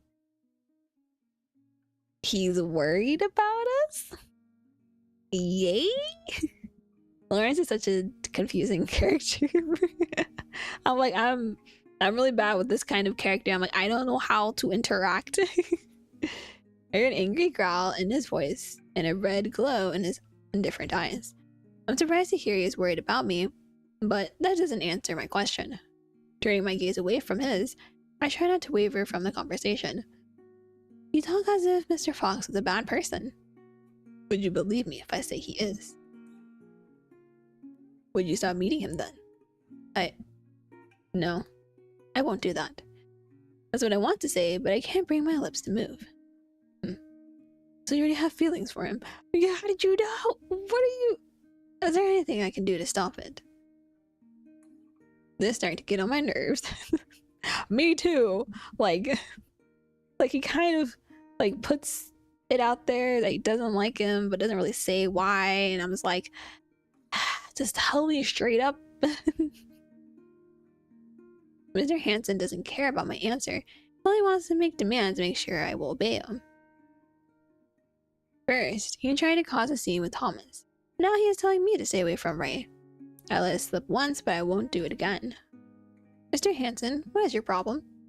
First you don't want me to be close to you, and now you don't want me to be close to him. And you're also saying he'll hurt me, but all he has been doing is taking care of me. Look, just because you don't want friends doesn't mean I can't have them too. Damn, let's go, girly. You tell him. The stink has been eliminated. Let's go. Now squeaky clean. Welcome back, welcome back. We're giving Lawrence a piece of our mind. Because he's trying to tell us not to be close to Ray, but he also doesn't want us to be close to him, so I'm like, he's very confusing. I'm not asking it because I don't want you to have friends. Then why? Unintentionally, I end up letting a frustrated shout follow my words. Mr. Hanson looks at me, his mouth open and closed a few times, but no sound comes out. He wants to answer, but he's too loud to do that. After a few tries battling himself, he finally gives up. I think I'm just choosing the easy way instead of giving him a chance to change. A long, exhausted sigh comes out of his curved lips. I don't know how hard it was for him to say it, but I can see how relieved he looks now. It feels like he is finally letting go of something he had been holding for years. I want to go to him and hold his hand, but I stop myself. I still have something to say. Why do you hate each other so much? I never said that. But that's what it looks like. If you don't hate him, then what is it? I hate the man he became because it reminds me of who I was. What? I can't imagine you being anything like Ray, like not even close. Like, what? I can't even envision that. I can't even see. I can't even see that. I can't even imagine. A heavy silence follows his words. It is a silence of regret, a silence of distress. He looks at me before casting his eyes down. In this glimpse, I see sorrow and disbelief.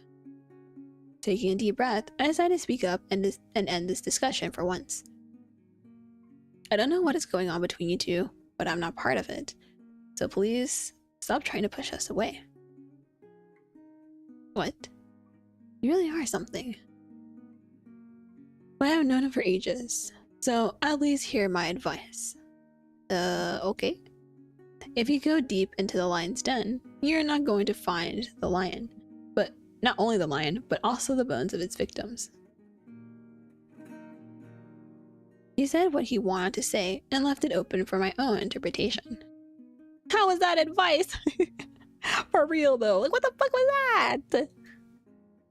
Ending our conversation, he heads to his locker, not even glancing at my puzzled face.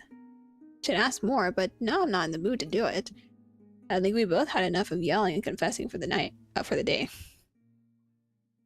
Shaking the thoughts off, I sit across from him at the table, quietly waiting for my shift to start. Seriously, what the fuck was that? Hanson!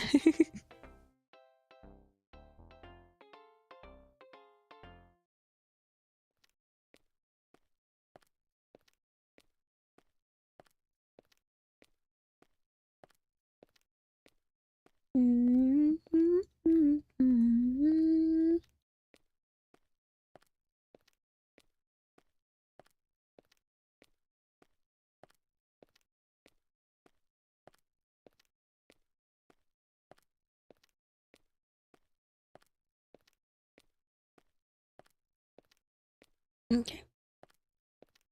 I haven't seen Ray all day, not since what happened in the administration office. In the afternoon, I went back to my class, did my job, and talked to everyone like I always do. However, my mind was far away. Should I take seriously the words of a man who doesn't get along with Ray? Pondering a little more, I looked to my left as I walked down the hallway. A lonely room fills with light, illuminating a small, darkened corner. As usual, he is working late, but this time I'm not worried about it. I just want to see him. I've seen him today already. We talked and we spent time together. It should be enough. And yet, my heart hammers against my chest every time I think about his distant gaze. For some reason, Mr. Hanson's words made me want to be around him even more than before. Not doubting my own reasons, I stand in front of his room. My mind is blank. My body is cold. The only thing keeping me here is the hypnotic rhythm of my heart echoing through my body. Holding my bag, I wait, listening carefully to the sounds inside, gathering the courage to make a move. The sound is loud in the empty hallways. The seconds take too long to pass.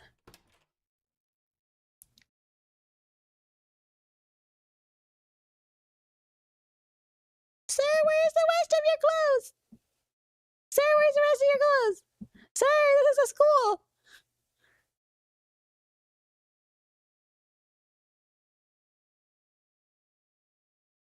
Sir, this is a school. Ah! Help. Help.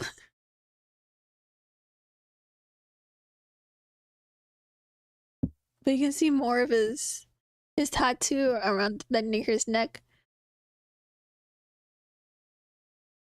I'm totally not oogling right now. At the tattoo right here, just kind of peeking. But is it a butterfly? It looks like it's supposed to be a butterfly. We talked about this last time. I think it's a butterfly, but I don't know. Excuse me.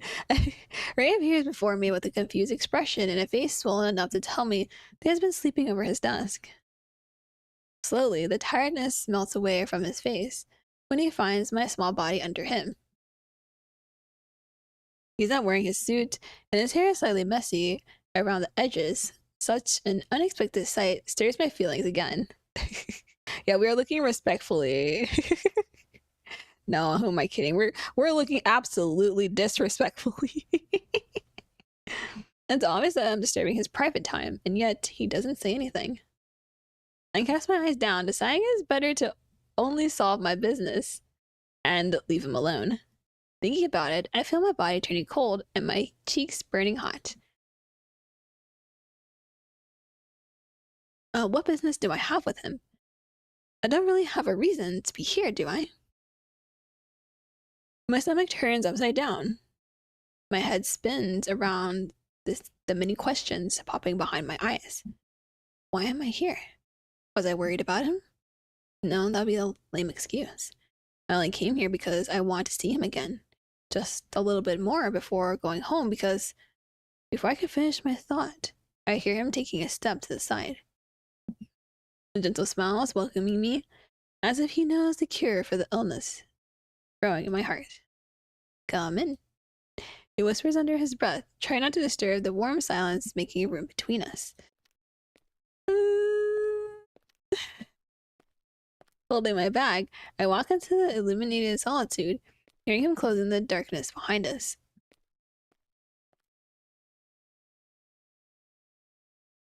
Rafe moves around with dizzy steps, running his fingers through his hair, trying his best to hide his sleepy face. Over the desk as he piles the papers, scattered above notebooks and empty folders. His coat is hanging on the corner, and his bag is waiting for him under the chair. Noticing I'm still standing by the door, Ray motions to a seat in front of the desk. I sit down, holding my bag as I always do. I can't lie, I'm tempted to look at the papers in front of me, however, I don't dare to pry. Not after what happened last time. I learned my lesson. But even without reading what's in it, I could feel that he was studying something quite important. Still silenced, Ray spins on his heels, quickly reaching the coffee machine nearby.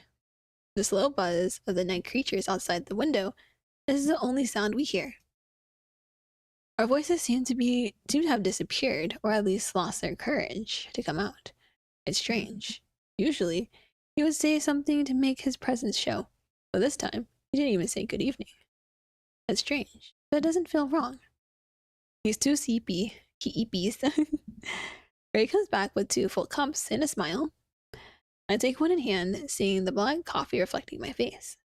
It's warm, bitter, yet oddly comforting. He sits by my side, leaning on the chair and taking a long breath. I look at him now. I wonder what was the last time he took a break today. Silence stays in the room with us, but I don't find it uncomfortable. He takes a sip and closes his eyes, not bothered by my presence, as I am not by his.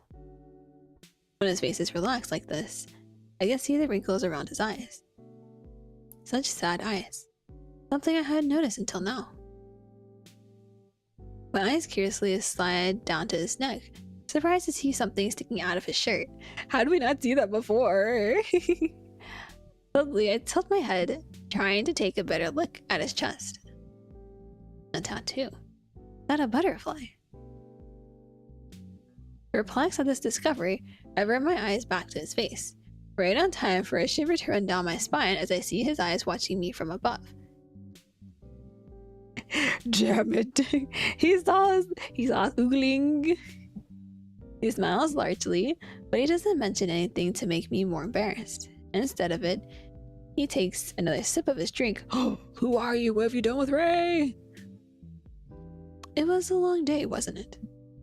It is weird not hearing his usual teasings, and still feeling my stomach turning cold. It's weird to be here, and not have a reason.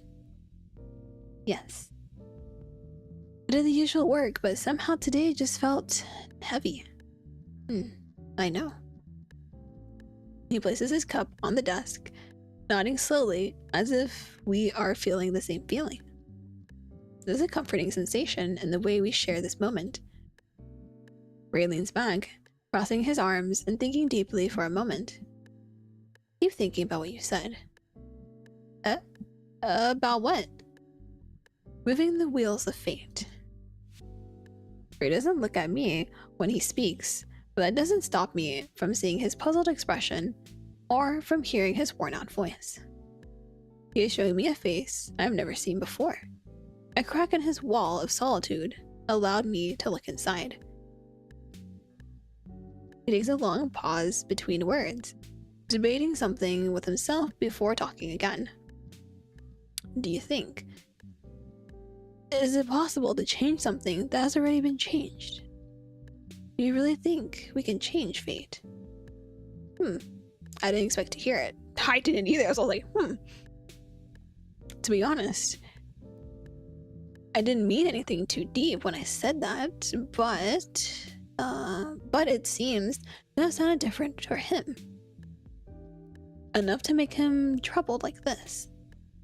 I turn back to my cup on my lap, thinking carefully about how to answer it. I don't believe there is an actual fate, at least not one predetermined since our birth. No. I believe we are moving towards a goal, but if something happens along the way, it may change something and we end up turning to a new goal. For me, it is where we land for last. I see. So yeah, I think we can change it all the time.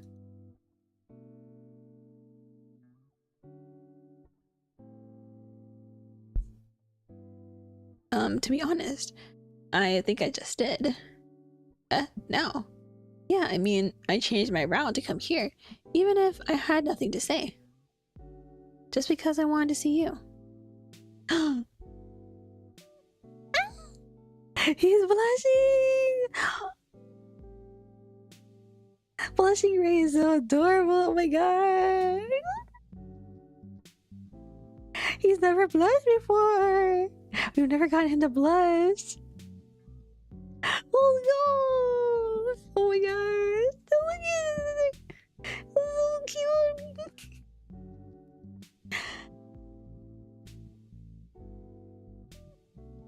What's got you tweaking? My meal book is so cute! Like, aww! He's so adorable, blushing. Not me just kicking my feet over here like, I have this little footrest because I'm short. So my feet don't touch the ground fully, so I have this footrest. I took them off and I was like kicking my feet like oh, so cute. Maybe it changed something in our feet too. I don't know how I managed to say that without stumbling over the words. He doesn't say anything for a few moments, probably too surprised to understand it right away. I can't blame him. I'm having a hard time understanding what I did myself. Adorable. No, I'm not adorable. No. No. No, you. I'm holding my cup so hard, I'm afraid it is going to break. Oh, don't do that. That'd be really bad. My feelings came out so clearly that I'm scared. I don't know how he's going to react. I don't know what he is going to say, but I hope he understands what I mean. Suddenly I hear that soft, tender laugh I know so well. I look to my left, and he is smiling that lazy smile, coloring the top of his cheeks. I'm sure you changed something. My heart trips over its beating. Even the hearts be tripping. My hands let go of my cup, almost dropping it to the floor. Was a smile always this beautiful? He tilts his head over his shoulders and looks into my eyes. There is no trace of teasing, only a loving man sharing his heart with me. Oh. Too late, it's a fact. No, not the fact. Hydrate. About that, I just drank the rest of it. I need more water. Yeah, I have no more water.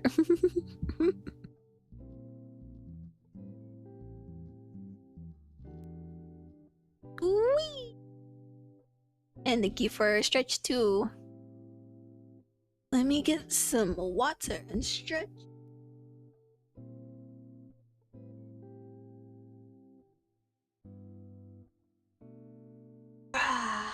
I stretch.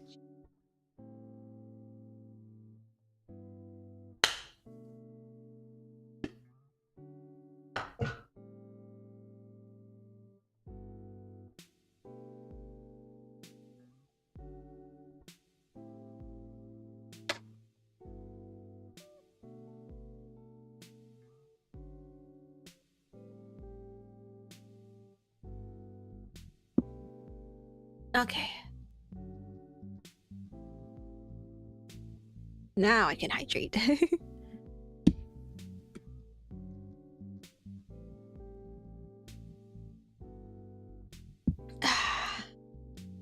Hydrating before we die hydrating.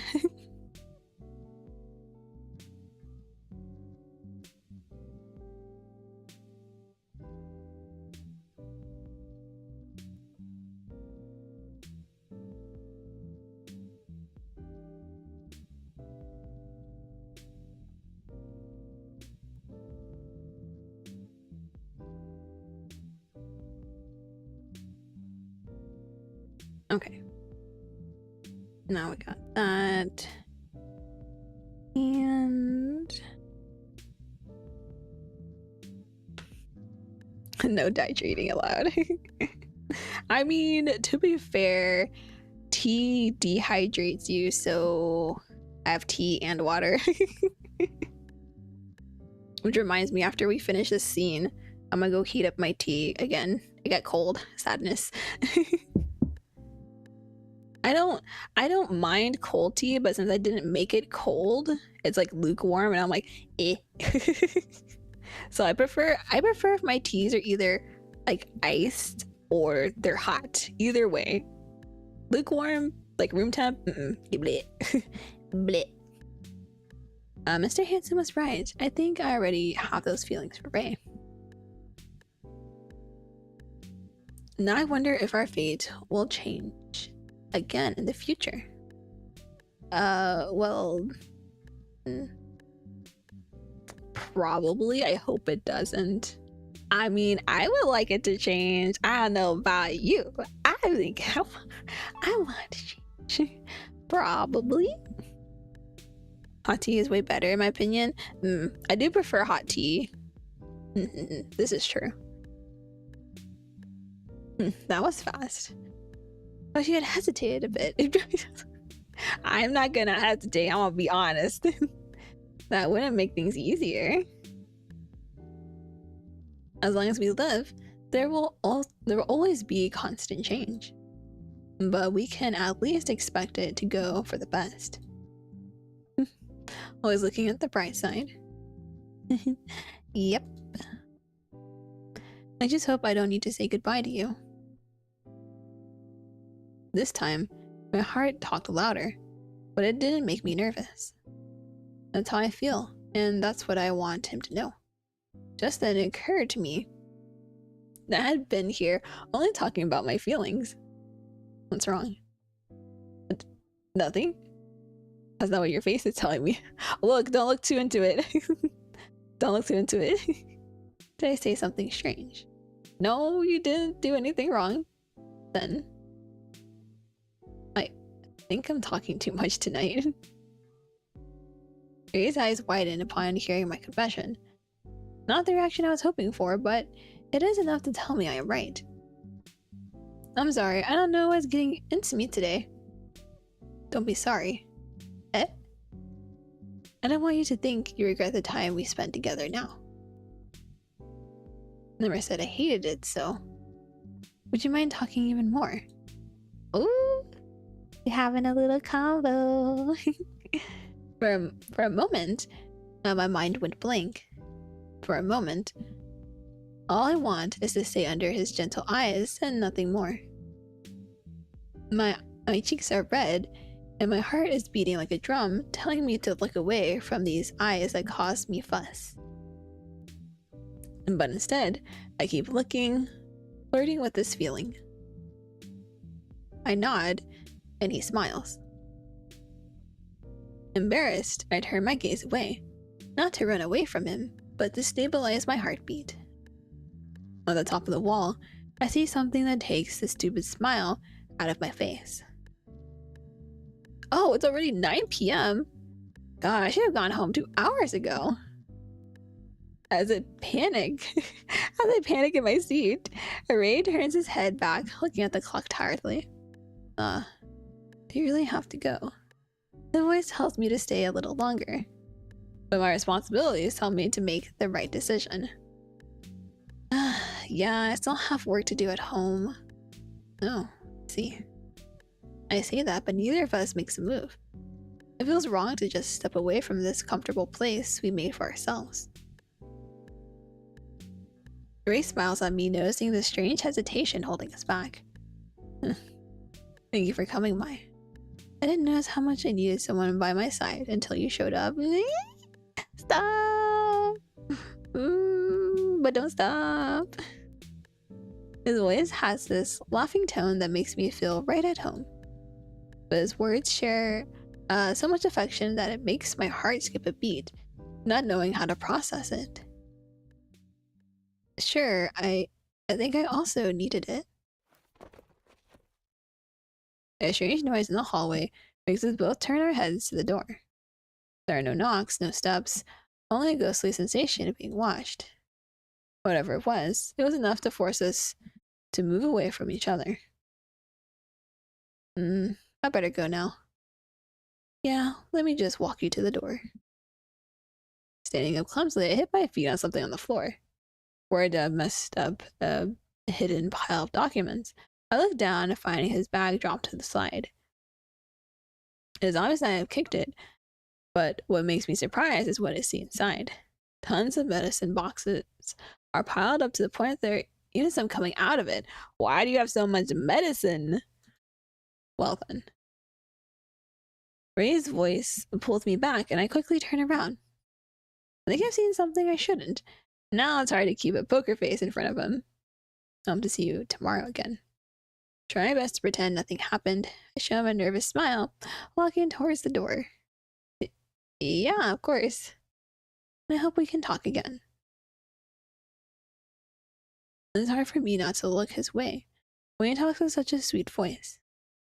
But when I look at his face now, all I can think is, what the hell was that? I know he is a doctor and he probably knows what he's doing, but why does it look like he was hiding it? Have a good night, Mai. You too. Or you didn't notice it, so I shouldn't be worried. At least, not now. I'm pretty sure he notices everything. We mean he didn't notice. Waving him goodbye, I walk out of the room. This is not what I planned to feel after having such a good time with him, but it happened anyway. Just another turn of the wheel. The Wheel of Fortune! I mean the Wheel of Fate.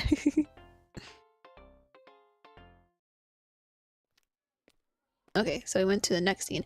I'm going to save this real quick because, like I said, just in case, because sometimes my Steam goes beep boop bop and decides to shut down on me. Okay, I'll be right back. I'm gonna go heat up my tea because it'd be lukewarm now, and I'm like, bleh, must be hot. Yes, I'll be right back. Probably like a minute or two. Be nice to my tea. For real though. Yeah, I'll be right back.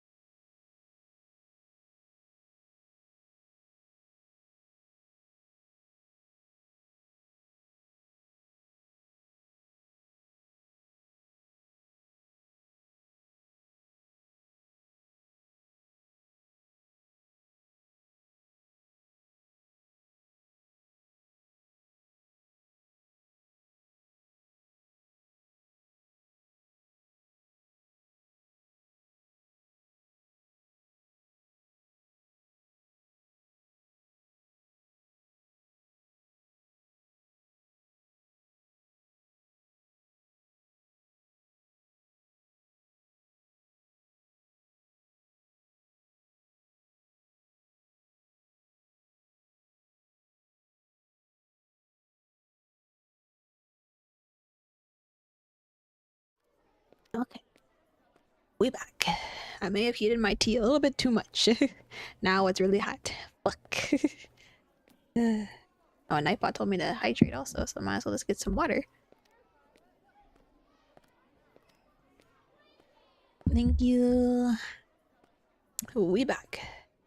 New scene. It's a new day. Let's see what's gonna happen. What's gonna happen next? Another day comes, and along with it comes another series of troubles to face. Oh, lovely. And yet, I can't take that out of my mind. I spent most of my morning thinking about all those boxes.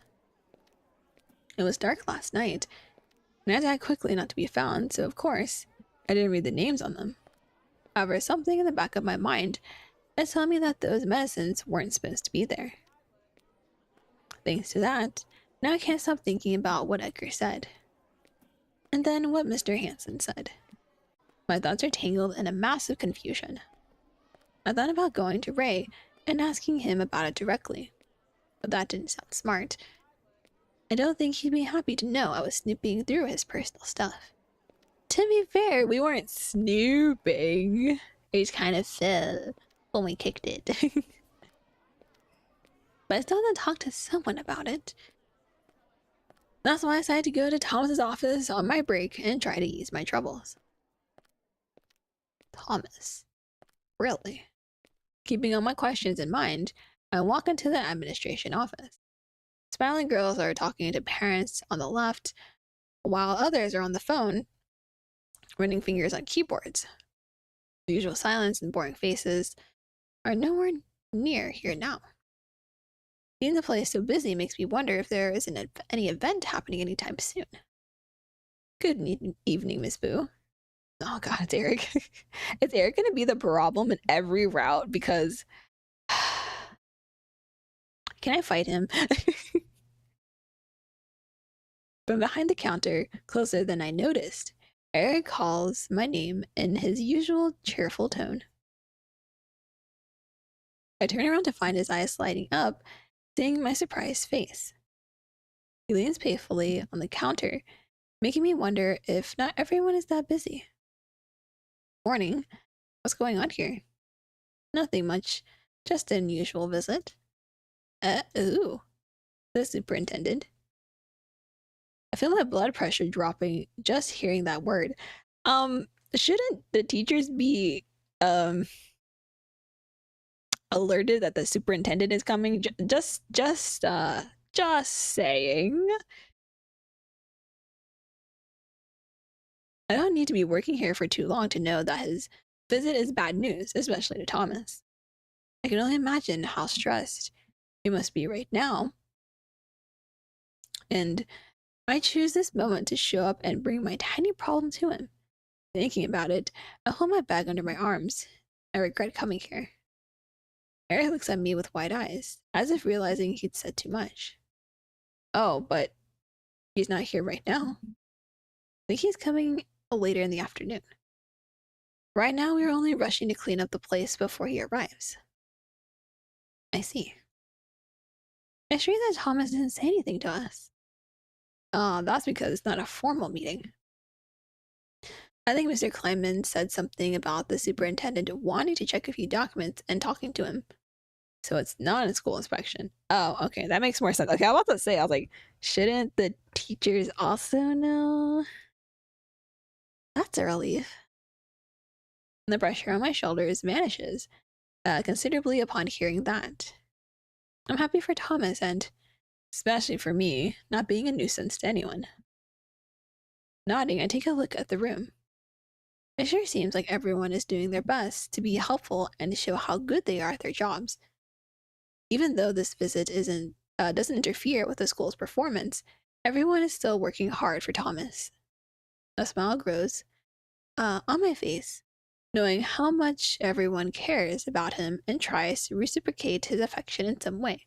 So kind.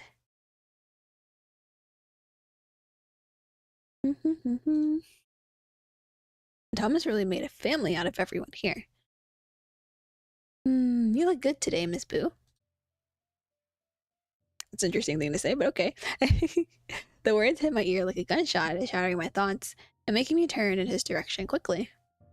His face holds a gentle smile. His eyes watch me carefully, and he shows me an expression I was expecting to see. Somehow he doesn't seem to mind saying something so embarrassing. Looking at him makes me doubt my ears. What? Sorry, was that too straightforward? I couldn't help it. He didn't say anything bad, but he made it sound wrong. So much that being under his happy eyes felt invasive. You're always so beautiful, but today you look stunning. Oh, thank you? It's just a compliment, right? Then why is it bothering me so much? Because it's an unwanted compliment. That's why. Don't even want to answer that. In fact, I just wish he would stop looking at me like that. The smile in his eyes seemed to enjoy watching me struggle. It reminded me of how Mr. Fox enjoys teasing me, but there was something wrong with it. But I never felt small and cornered when Fox did that. Anyway, you came here for a reason, right? Yeah, I was looking for Thomas. Is he in his office? Yes. And is he busy? I don't think so. Do you wish to talk to him? Yes, but only if I'm not disturbing. Sure, give me a second. Yep. That's called unwanted. Unwanted compliments. Those make us feel ugh. Let's go. Bleh.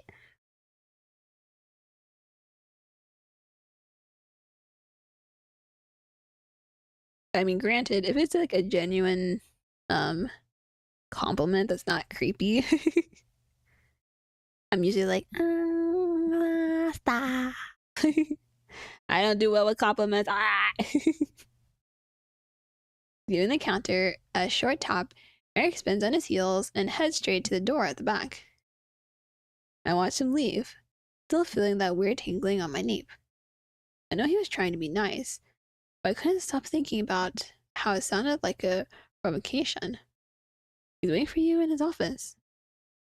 Eric shouts from the door, sending shivers down my spine, calling my attention back to him. Okay, thank you. Trying not to give him time to scan the mix of suspicion and embarrassment on my face, I lower my head, walking past the counter straight into the office.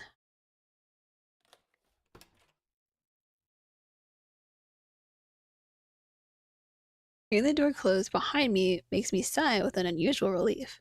Oh, we've never been in his office. Very clean. There's not much going on in this office. It's very clean. My body feels lighter, not just because I'm with Thomas, but because I finally got rid of Eric's haunting gaze. Putting it aside, I look up, finding our beloved principal sitting at his desk with eyes glued on his computer screen. Serious eyes reflect the tiny words, parted lips move slightly and delicately as he reads every sentence. Elegance and power overflow from his every move. He looks nothing like the gentle principal walking around the halls, annoying the teachers, and getting tired of his students' shenanigans. Sometimes I forget he is the serious header behind the school. That alone doesn't let me hold back a giggle. The quiet sound is enough to snap him out of his concentration and makes my presence known. All his critical features dissolve into a soft smile when he finally finds me standing in the doorway. Ah, Miss Boo, please come in. Standing up as quickly as possible, he moves around clumsily, reaching a chair to pull for me. No matter what happens, and no matter how I'm feeling, whenever I see Thomas, all my troubles melt away. It has been a while since you visited my office, my dear. I guess that means I'm handling it all too well, right? Indeed. You have no idea how proud I am to see how far you have come. That doesn't mean you are allowed to stop visiting me. I know. You're welcome to come here even if you don't have a reason. I don't want to bother you though. You're always busy, it seems. I would very much enjoy your company with tea and fresh cookies. Tea and fresh cookies sound good. That sounds good. I want some. Me with my tea over here. I'm like, I would love some fresh cookies.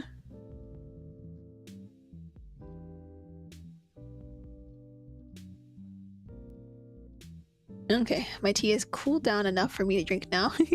I was like, am I gonna burn my tongue? Nope. Nom nom. Yeah, some nice freshly baked cookies. That sounds so good. He changes from an elegant leader into the sweetest father figure in a matter of seconds. I don't know how he does that, but I love it. How have you been? I heard you were busy being so popular with your students nowadays. That's true. We're so close lately. I'm starting to treat them like my own kids. That's how I am with my coffee. Oh no. Gotta be careful with the coffee. Can't burn your tongue.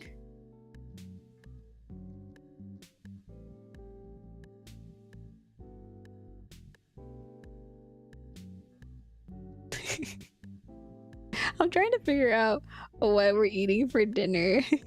and Way's just like, unless. I'm like, unless. Which is when we're like thinking about getting takeout. We're like, we can be good and just eat what we have. Or unless putting your mouth is such a pain. Yes, I do that like every once in a while. I'll do that either on soup or tea, and I'm like, ow. I'm like, oh, I think it's okay, and I'm like, oh, it's not okay. I'm not okay. Not okay. It feels good, but it's also very tiring. Oh, I bet it is. But I'm sure you can go through with it too. Unless. Yeah, unless. Because next week we're also going to be eating a bunch of foods and whatnot. Because like I said, next week is going to be very odd. Because I'm not going to stream Monday. I'm not going to stream on Friday either. The only stream we'll have will be next week will be Wednesday. I might be able to do a night stream on Friday, maybe, but I'm not planning for it. I'm like, maybe, but probably not. We'll see what happens if I have time. But yeah, next week I'll be busy. To be honest, I knew you would make it from the day I met you. I saw your good heart that day, Miss Boo. Something we all needed around here. You said something similar to me the day we met. At the time, I didn't believe in myself, but Thomas's words were enough to encourage me to give it a try. Hearing his words again now hit me with a stronger emotion. Something I'm proud to feel. Oh, you shall be missed. Don't worry, I'll be around. In Discord and Blue Sky, just posting about stuff. Now I'll have food pictures and like other things to post about where I go and what I do. It's essentially because like once a month I try to take like a semi break. So I would normally take like 1 to 2 days that I normally don't off, and I'm just like chilling. Yeah, because there's like some new places I want to try, and I'm also trying out this scalp spa place, and I was like, ooh, it sounds so relaxing. And we're gonna try this this shop that has like so many different kinds of like matcha, and I was like, ooh, matcha shop. So there's like matcha tea, matcha ice cream, matcha pastries. I was like, ah. The place that we've been trying to go for a while, but we kept forgetting. And I was like, we can go this time. Woohoo! Monday, I think we're just resting though. That's a holiday. and Wei has it off, so we might just sleep in. Might just sleep in. Honk shoo. Talking about everyone, it seems the students are the only ones seeking your attention. What do you mean? The teacher's lounge. You're everyone's favorite. His last words are followed by a mischievous smirk. I didn't expect to see on such a gentle face. My heart flutters, making it hard to think of what to say. I know he's just teasing me, but it is still surprising to see him doing it. Thomas laughs at my red face, not needing an answer to know his assumption is right. I can't blame you. You're also my favorite.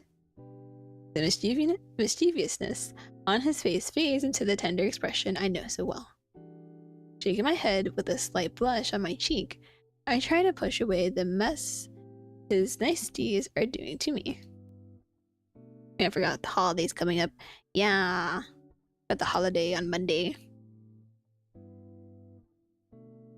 If anyone has that holiday off, don't forget to have a nice break. Get some sleepies in, get some good foods. And now, what can I do for you today? Suddenly, last night's memories hit me like a splash of cold water. Just a few minutes talking to Thomas was enough to take all my worries away. I had almost forgotten why I'm here. My body flinches. My eyes avoid his face. Yeah. Okay, how am I supposed to talk about it now? Is something bothering you? You can say there is, but I'm not sure if I should be talking about it. Of course you should. My dear, if it is troubling you, then it is my job to find a solution and make you comfortable. I'll do anything in my power to help you. I know, Thomas. I'm more concerned with what Thomas will think of it. I don't want this small suspicion to turn into an avalanche and hurt everyone just because I don't dare to talk to Ray directly. Did Mr. Hansen feel this way when we talked about that? Miss Boo? I'm still unsure about doing it, but I am here already and Thomas is my only safe option right now. I feel like it would have been better just to talk to Ray about it first, because this could blow up and not be good. So, not sure if I'm off. Gotta ask. Oh, well, hopefully you do get off, because that'd be nice. Can you get us relax and chill?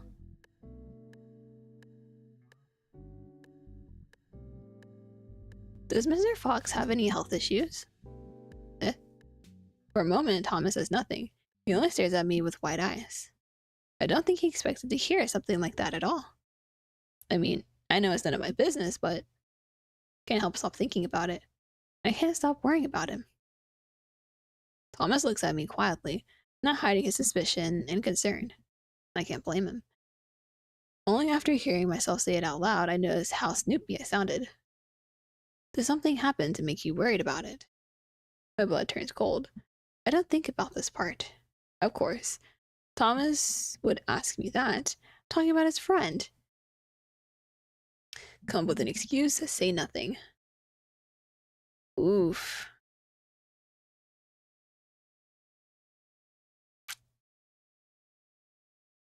The truth has been working in our favor lately. Lying is probably not going to help me and make it more suspicious. Saying nothing is technically being honest without actually saying anything. So I'm picking. I feel bad about it, but I can't tell him what happened. I don't want to do the same Mr. Hansen did. I'm sorry, you're so busy and I'm here disturbing you with nonsense. I should leave. Miss Boo, it's okay. You don't need to tell me what happened, but allow me to answer your question before you leave. Ray doesn't have any health issues as far as I know. Of course, there are some precautions from age, don't we? But don't we all? He finishes this line with a bitter laugh, and I can't help but smile. Even if I'm not telling the whole story, even if I'm not telling the truth, Thomas is still trying to help me. Such a nice guy. It's a shame you're not romanceable. But it's okay. It's okay. We can romance him in the DLC. We're going to go and romance him in the DLC. Yes. When we get there, yes. As Linkery said, Thomas doesn't care about anything as long as he can bring harmony into our lives. Maybe it's because he's a papa. That's just the way he is. yes. Yes. Cause I mean, when I first saw him, I was like, ooh. And I found out we couldn't date him. I was like, no, why? Hot principal, we can't date. Man. No, he trusts me, and that's all I need to relax. His only downside is his coffee addiction. But I don't think I'm in a position to talk about it. His gaze drops to the empty coffee-stained mug on his table. I can't blame them when both are always working so hard every day. I see. And he works a lot. Too much for his own good. When Thomas mentions it, I can't help but think about the rumors. Do you know why he spends his nights here? He looks away without changing the painful expression in his eyes. I realize I've asked something I shouldn't have when I see silence settling between us. So at least he knows what's going on, but no one else does. Cause I was like, I assume Thomas knows. I mean, whatever's happening in the school, he basically knows anyway, so no world shattered. For real, though. It's okay. We got that DLC, that beach DLC, so I'm excited for that. Yes. Starting to feel the pressure making me sweat, I open my mouth to say something, anything. However, it is Thomas's voice that comes out to chase the silence. Age comes, and with it comes memories too hard to forget, you know. Yes. I think every person has their own way to deal with sorrow.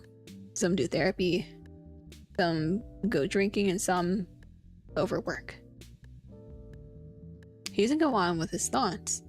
I don't think he needs to do it for me to understand. Just like Mr. Hansen, Thomas has also known Ray for a long time. They know the weight each one carries more than anyone else in this school. A bitter smile crosses my lips. Thinking about it makes me feel stupid. I barely know Fox, yet I'm already prying into his life and drawing bad conclusions about him. I'm glad you're worried about him too. The soft and gentle voice draws my gaze out of my head. Thomas looks at me with eyes filled with gratitude and relief. I can't explain why, but it was enough to make my heart sink into my chest. To be honest, I'm glad you two are growing closer. My eyes widen as I hold tighter to my bag. I've noticed it, but it is strange when someone points it out to me. He usually avoids teachers, but it is different with you. Everyone is saying that lately. For obvious reasons, of course. I mean, he treats me nicely, and we talk a lot, but I think he is only doing it because I'm always running around him. Mr. Fox is polite. That's not what being polite looks like, Miss Boo. Trust me, if he didn't like to have you around, he would let you know. But instead of it, he is running with you. As embarrassed as I am to hear Thomas say this, I can't deny that I've felt it before. Last night when we were together, I noticed nothing was keeping us apart. No embarrassment, no teasing, nothing. It was just him and me, not afraid to share thoughts and feelings. He told me once they had to keep an eye on you so Lars wouldn't infect you with his grumpy attitude. Not the grumpy puss.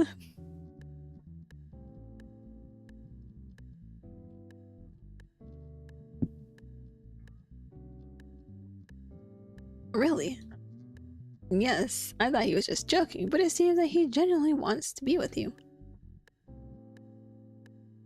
What have you done to that grumpy old man, Miss Boo? Nothing. To be honest, I think it was the other way around. Oh. Thomas doesn't say anything, but his eyes tell me a lot. He is happy with whatever is happening with us, and I am too. Well, I don't know who started, but I'm glad it happened. As you have been around, I have seen him leaving his office often and talking a bit more. He still wears his sarcasm in every situation, and at least he is not avoiding everyone. Got him to come out. I think you're about to open an old box, Miss Boo.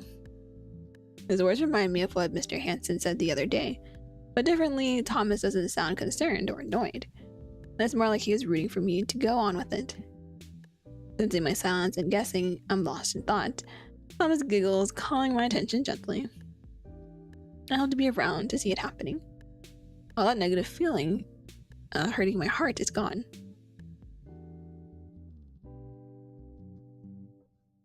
Thomas exchanged the doubts haunting my mind for the certainty that there is no reason to be afraid to get near Fox.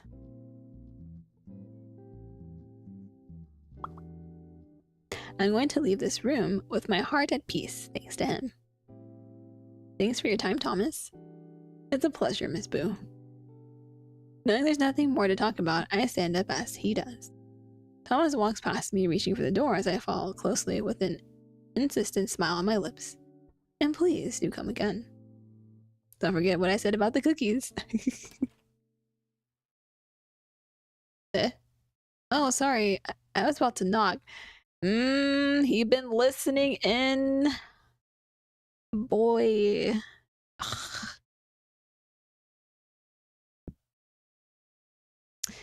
Is it bad that I hate Eric, but I also love him because he's so yandere? Oh, gosh.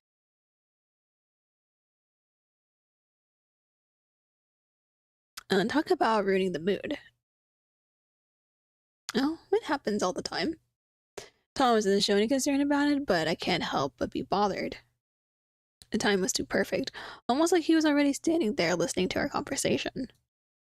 Not wanting to jump to more conclusions for the day, I hold my bag, walking past them. Better get going. Don't want to disturb you anymore, Thomas. Don't worry, my dear. I always have time for you.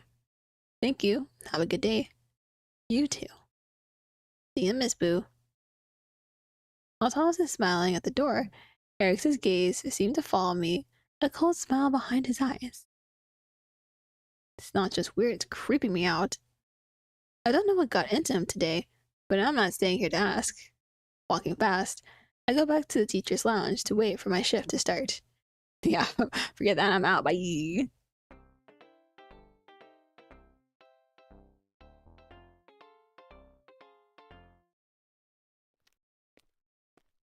Oh, it's nighttime now. Talking with Thomas made things easier to understand, and it also gave me the confidence to trust my feelings instead of my worries.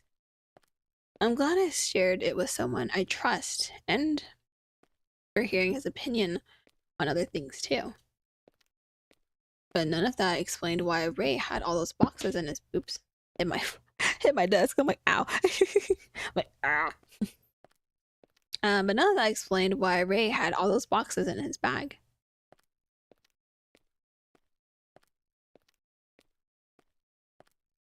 Should I talk to Ray about it now? Maybe I'm still troubled because I'm keeping it a secret from him.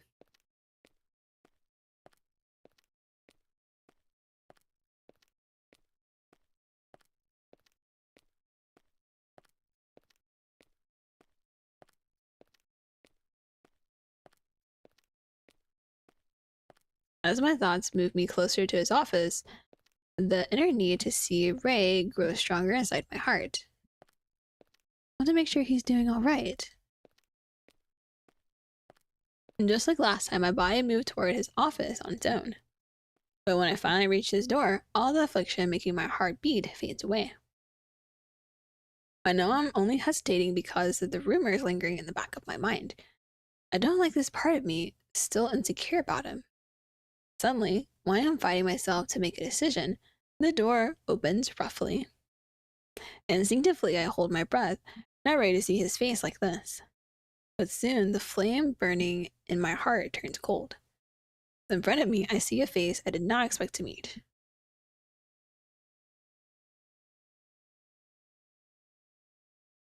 Remember how I was just talking about Eric? I swear, you better not be threatening him again. No, stop threatening the men that I'm going for. Stop this. Eric? Hello, Miss Boo. What are you doing here? Finding Eric here is a surprise, but seeing his exhausted face is far more shocking. He looks like a ghost with sunken eyes and a face pale like a sheet. I wasn't feeling well. I see. So I asked Mr. Fox to take a look at me. Eric is looking at me from above. His eyes are darker against the light, nothing like the boy I saw in the office earlier in the office. It can be denied, but something about this situation makes me want to run away from here as soon as possible. Going down my suspicions, I take a step back, trying to put some distance between us as I follow the conversation. Are you feeling better now? Yes. What about you? I'm good. What are you doing here, I mean? Oh, I just wanted to see Mr. Fox. But you said you were feeling good. Yeah, I mean, I just wanted to make sure he was okay. I see. Unfortunately, he's not in the room right now. He left me resting and went outside. Oh. Hearing you say that was the same as being stabbed in the chest. I was really looking forward to seeing him. You sound disappointed. Do you want to see him that much? That's not it. Well, you can wait for him if you wish to. But don't you think it would be rather annoying? What? He's very busy lately. Having to deal with people right now would be a bother, don't you think? I guess? Eric isn't wrong, but that's not what's making me agree with him. It's the way he talks to me that is forcing me to go away. You are right. I was going home anyway. Me too.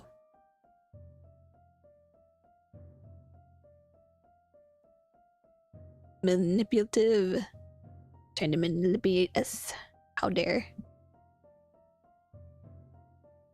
Good, then see you around, Eric. Try to have some rest at home. I will. Waving shortly, I walk back as fast as I can, feeling a cold sweat running down my nape. I don't know what happened to him, but it wasn't just a headache. Thinking about it, I glance over my shoulder to make sure he's not coming after me. Thankfully, he is not, but I can still see his eyes following me from afar. There's enough nightmare material for one night. Oh.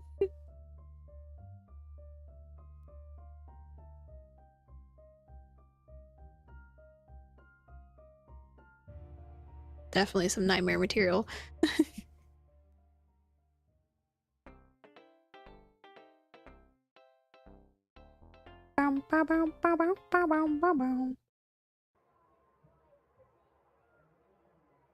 It's Friday night, time to party hard. Or, as I like to do, chill on my couch, eat chips, and watch TV. Yeah, that's what I want to do. Tonight I'm going to try that spicy snack everyone seems to hate online. But first, I need a drink. Are we drinking some alcohol? Or are we just getting a regular drink? Are we drinking? Or are we just drinking? While spending the whole night watching movies and eating weird snacks about as wild as I get, and I'm very happy about it. Sitting down on the couch, I take a sip from my tea as I look through the catalog on the TV. So a regular drink. Okay. That's good too, though. There's a bunch of horror movies tonight. Should I try watching one? Interrupting my thoughts. A soft sound and a flash of light draw my attention to the table. Reaching for my cell phone, I see a notification from Edgar on the top of the screen.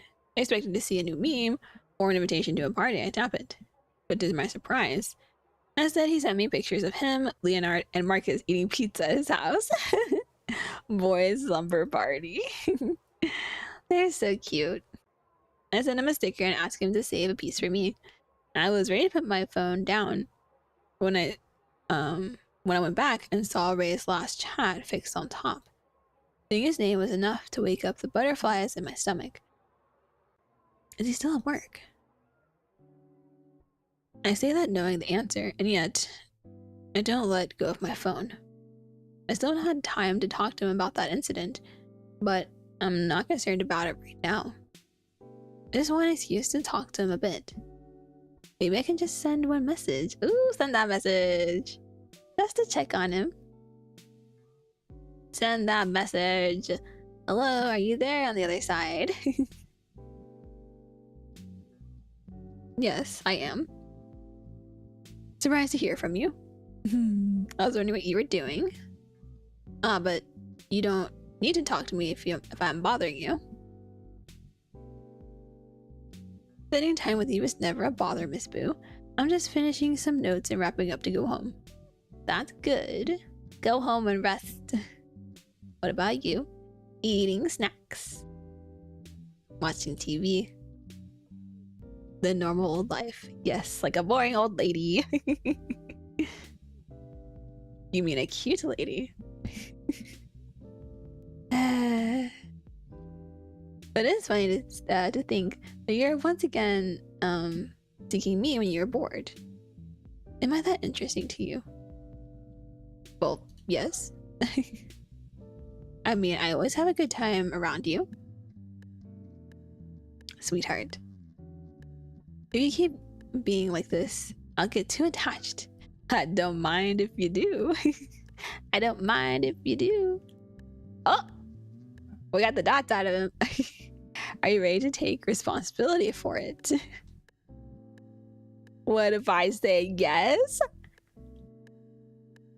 Then I won't hold back any longer. Hold back? Same. I'm like, he's not joking. He's not joking. He's not joking. Wait, what does he mean? Is he teasing me again, or is he being serious? See, exactly. That's exactly what I was saying. Exactly what I was saying. Does he want to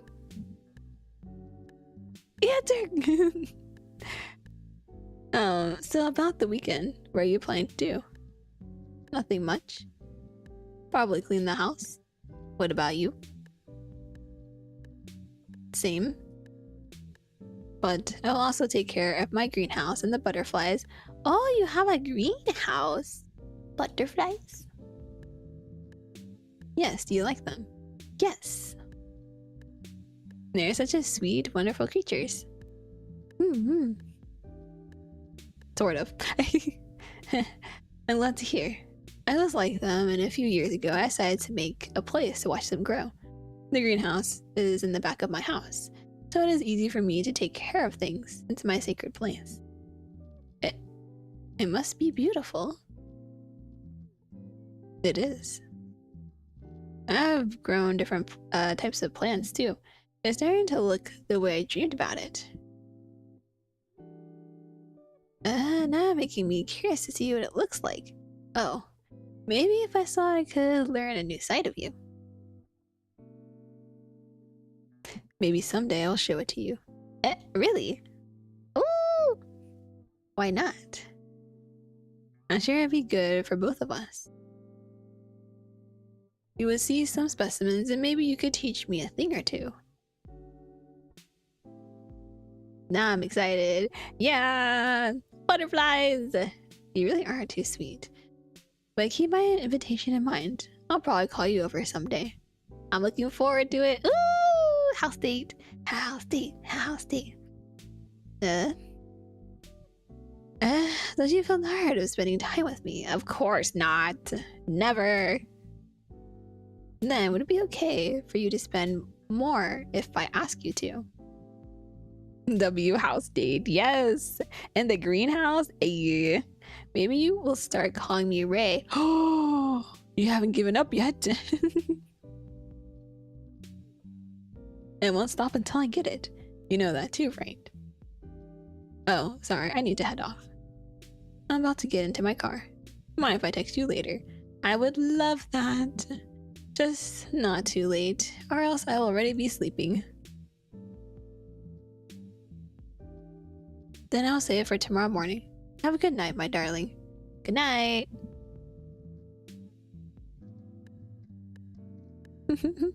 My heart is pounding so fast I feel like I might pass out. What's he doing to me? Oh, you know. Oh, you know. I don't want to blush anymore. I don't want my heart to be feeling so stupidly happy. I don't want it because it feels too good. Ugh, you're not fair, Mr. Fox, for real. Placing my phone on the table, I grab a pillow, hugging it tight against my face. I think I should watch that movie now. Ooh, horror movie time.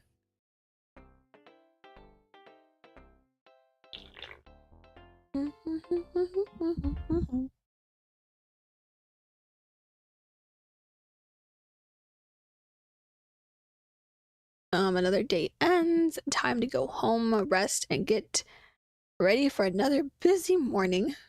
The vicious cycle, but it's what makes me so excited every day.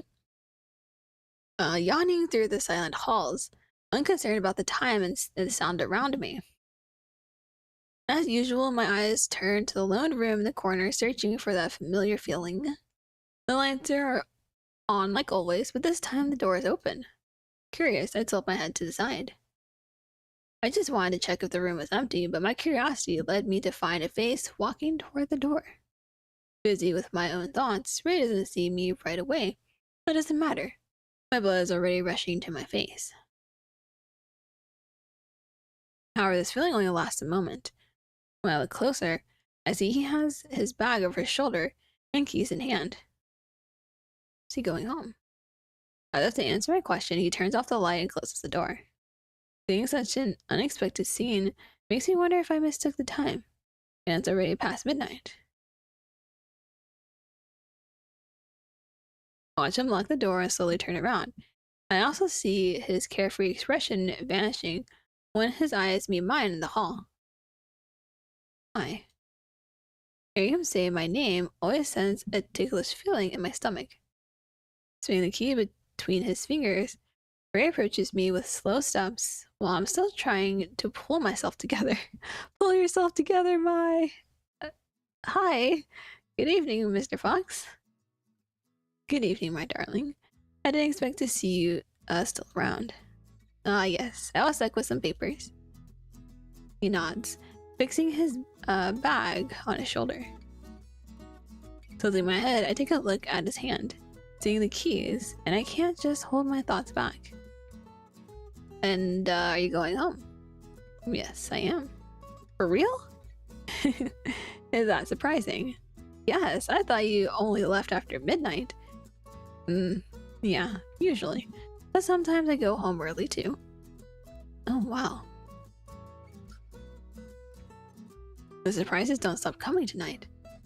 Don't be too close to Edgar, you're starting to sound like him. Sorry.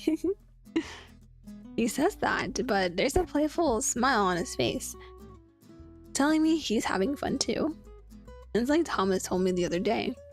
We are spending a lot of time together and somehow it is changing the way we are. Even our small conversations are much closer than before.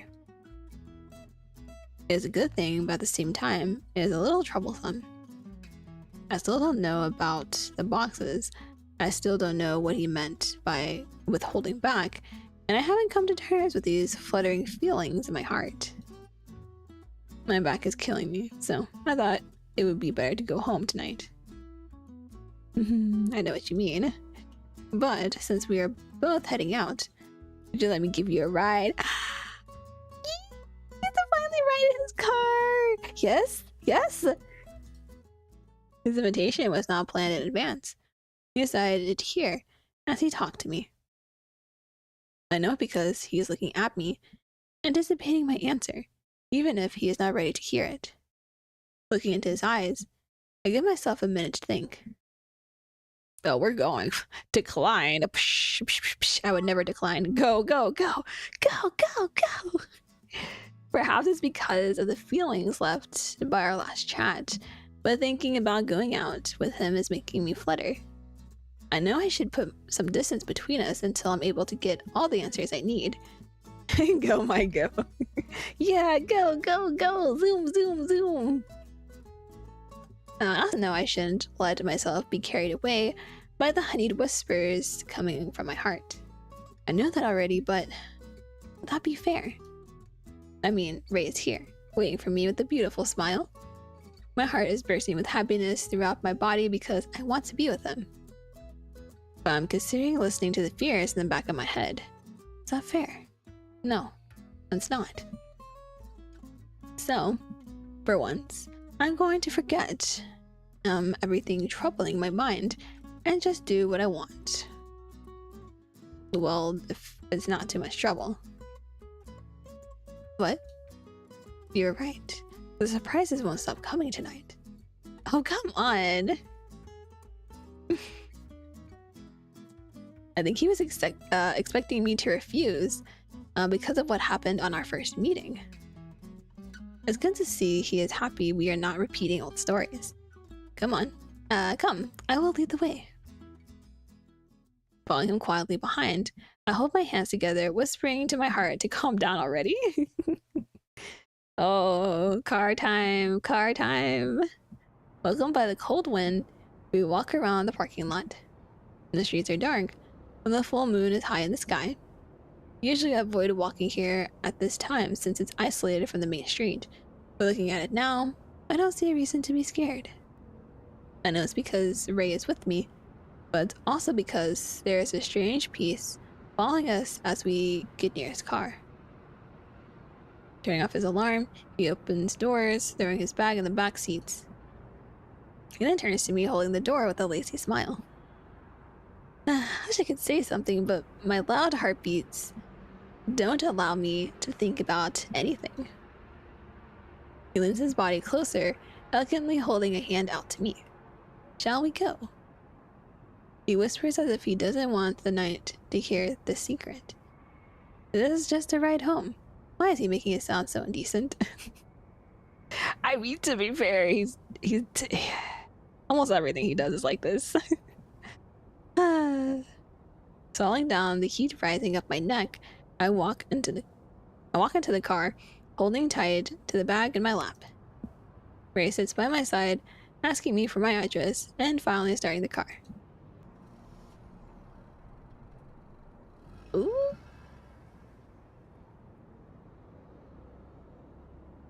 Ooh, driving. Right at the start, Van settles in the car, feeling the empty seats. There's no talking, no whispers, no radio, just the soft sound of the engine following the ride. Fox is by my side, holding the wheel and brushing his hair back. Silence has often been a nice company in our conversations, but this time it feels weird. Does it mean something good, or did we just regress a few stages in this relationship? I mean, there is a such thing as comfortable silence. I have no idea, but I don't want to think about it and give myself reasons to be anxious. And taking a deep breath, I shift my focus to the street. The lights shine on the buildings, leaving colorful trails outside the windows. It is almost impossible to notice the clear, starry sky when the city is offering so much glitter and temptation. What's your mind, Miss Boo? I hear his smiley voice near me, but I don't change my gaze. Not because I don't want to, but because I'm startled to hear something beyond my thoughts. By the time I understood his question, I'd already forgotten what I was thinking. Embarrassed, I turned towards him. Please drive, going on a drive. Ray is smiling, never averting his eyes from the street. His expression doesn't look much different from what I saw in the parking lot. But somehow he looks different. Nothing. Such a lie. Really, but he looks so distant. Like, really far away from me. He shows me a charming smile and a playful look. It's getting hard to resist him, and my heart doesn't even try to hide it.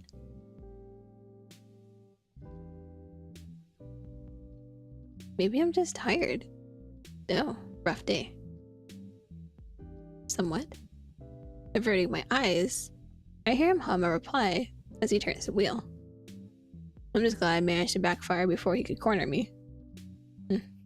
Working with kids is a blessing, but sometimes it's also a curse. Oh yes, especially when they are mad at you.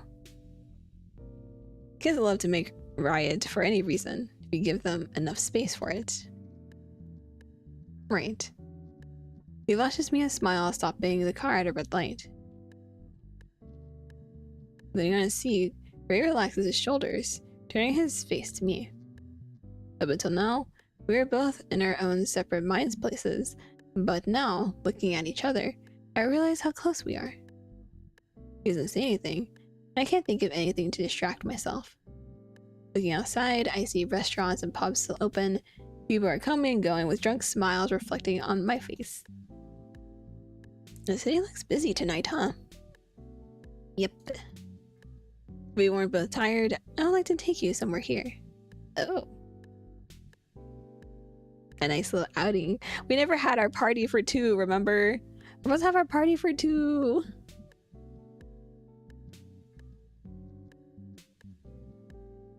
Oh, well, thank you for the raid. Hi. Let me give you a shout out real quick.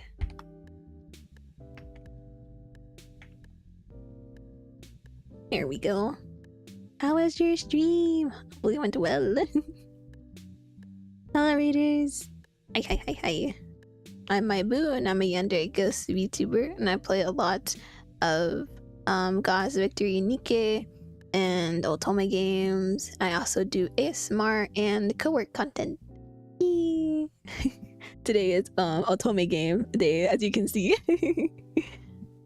Hello, beautiful. No, you're beautiful.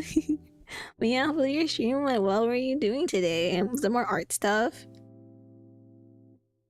If you haven't followed one already, there's a lot of art stuff. It looks so good.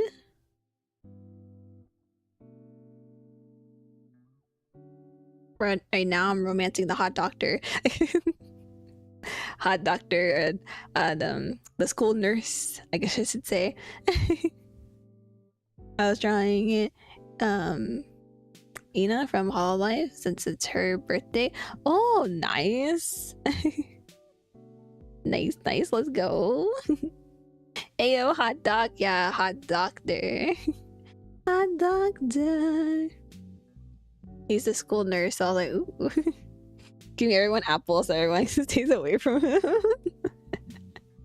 Yes. And in this one, you play as a new teacher to a new school. You're the new teacher, and all the teachers are hot. I mean, the principal is hot, but you can't romance him in this game, but you can romance him in the DLC, which I will also play. It's a beach DLC, so I was like, ooh. But okay, yeah, we got the DLC, don't worry. but we can romance the hot school nurse too, so yes. I can't wait for the beach DLC. It looks so good. I was like, ooh. But I want to get through the base game first because it's supposed to show the continuation of your relationships with the guys. So I was like, at first I was like, oh, we can just go to the beach DLC, and I was like, wait, no, no, it might have spoilers today, no. So we're doing the base game first. There's a second guy we're romancing so far. The first one I just played fully blind to see where we'd go, and then did all his endings. Now we got the hot Dr. Ray. I haven't got any of his endings yet, so we'll see what we get this time. As a completionist, I get doing the base game stuff first. Yes. Yes. Plus, I want all the CGs and everything also. So I'm like, I want everything. But yeah, thank you again for the raid. Don't forget to do the after raid care stuff if you need water, food, whatever. I will take care of your community. Since today is not Nikke, it's otome games. I'm screaming about hot 2D men instead of hot 2D women. But I'm still screaming, woohoo! Oh, hi Yukari. Hi, happy Wednesday. Hopefully doing well today. It's Wednesday, halfway through the week. This week has been crawling for me. It's been a long week.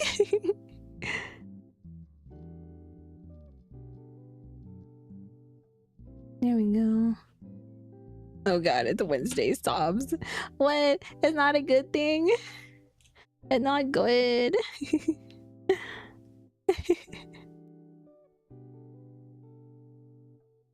I'm late to the stream. No. It's okay if you're late to the stream. It's okay. Doing your model look familiar, then I realized your papa is VC. Yes. VC did the rig for my model. Yes, yes, yes.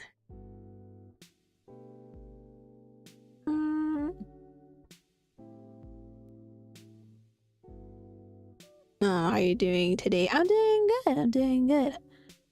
I'm glad you're doing well. Hope your throat is doing well. Now my throat is dying.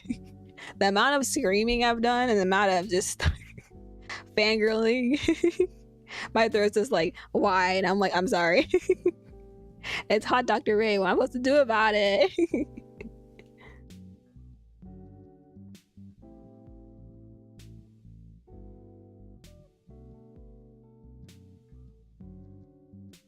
I'm a friend of you, so it's crazy how small the world is. Yeah, especially when it comes to like VTubers, it's like, and I mean, to be fair, V's also done like a lot of models. Like, oh no, gotta take care of your throat. Yeah, I'm like hydrating and all this stuff, and also thank you for hydrates.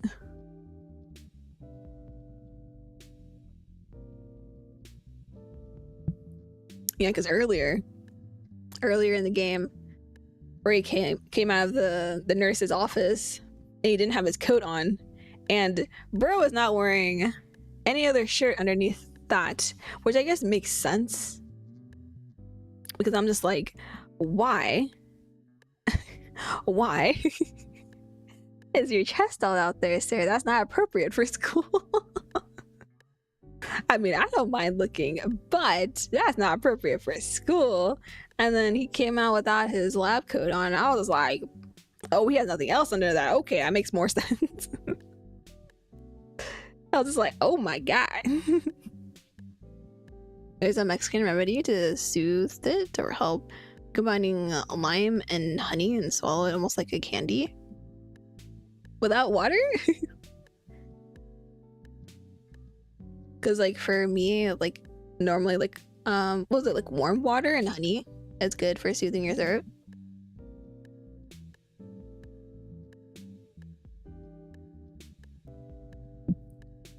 I don't know if it's just an Asian thing to do. We normally do like ginger and honey and like warm water for soothing throat. The straight honey though. Well, the problem is like citrus makes my throat feel worse. Oh look, Nightbot had me hydrate again. Jeez.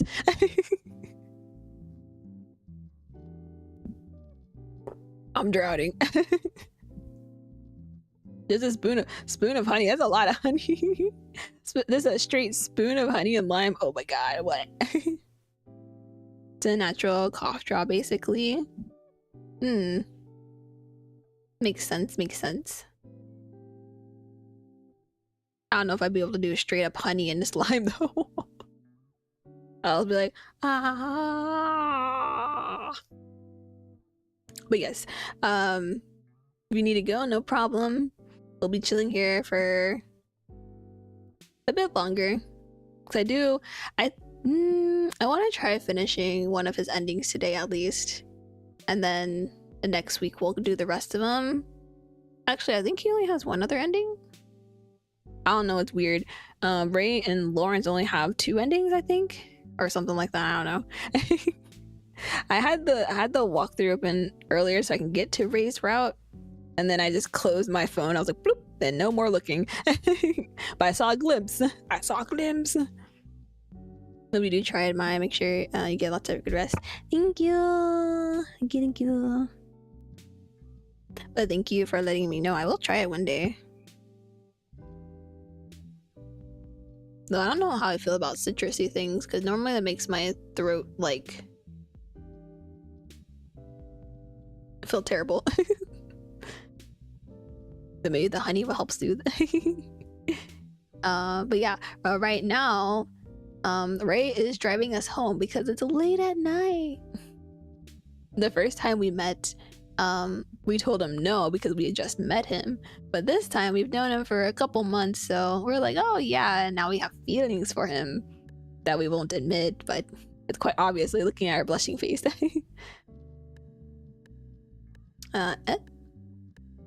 Hearing a suggestion, I turn to face him with wide eyes and my heart pounding in my throat. I know when he's teasing me, and this time it doesn't feel like it. His words are serious, and his eyes are looking curiously at me. What? Would it be so bad to be seen with an old man like me? You know that's not what I mean. That's not it. I wasn't expecting you to say it. So, doesn't mean you'd like to go out with me.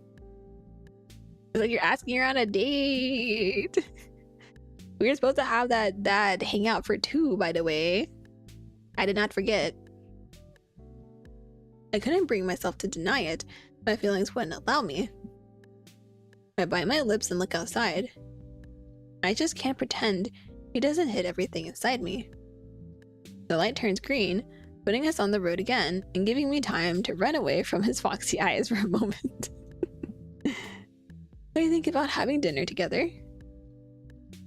Damn. Damn, one after the other. I may have escaped his gaze, but not the topic. With not much option left, I allowed my heart to pound, imagining us both sitting at a table. Ray wearing a casual style with his hair down. I wear my best dress, something red, something loose. What are you thinking about that's making you blush so hard? Pay attention to the road, don't look at my face, don't look at me. What? Are you already visualizing it? Or maybe, are you thinking about what we could do after dinner? Sir, that's not what I wasn't thinking about that at all, but now it's in my head. What? Why? Why is he like this? What? No, I am not doing that. I think a restaurant would be nice. A calm place, somewhere comfortable. Wait, what kind of place does he like to go to? I don't even know what he likes to eat. Okay, so a restaurant, and what else could we do? Oh. Drive home? I mean, we could go out for desserts, though. Dessert sounds good, but... I mean, I assume we would have dessert at the restaurant, so driving home? Question mark? I mean... Like I said, I think desserts go with the dinner, so I guess that's kind of unnecessary. I guess drive home. I think maybe we should just drive home. Mine or yours.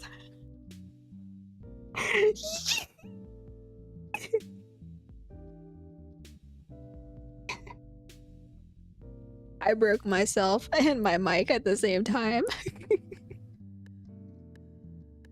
Mine or yours? No! Stop him! Stop him!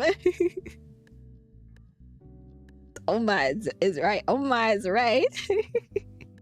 Bro is hitting hard. For real. That's not what I mean. I just think we shouldn't overdo it on a first date. Ray turns his face in my direction. Eyes startled and lips half open. What? Is that weird? I didn't say it would be a date. Fuck! Fuck, I added myself. Vroom vroom. Vroom vroom.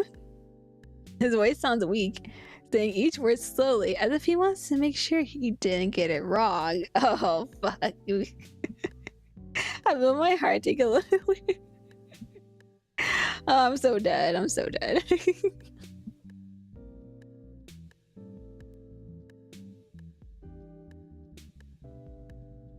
I feel my heart take a leap and stop for a moment. And you said first date doesn't mean... Please stop. I can't embarrass myself more than this. Ray is laughing loudly while I think I should jump out of the car and pretend to pass out. I can't believe I assumed it so quickly.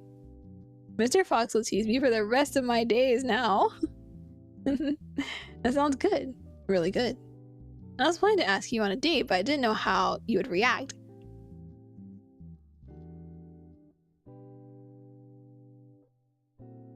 I can't with him. He goes, it wasn't a date, but they let me get all flustered about it. And goes, well, I mean, I was going to ask you on a date anyway, but I didn't know it would be okay or not. Like, sir, I will fight you.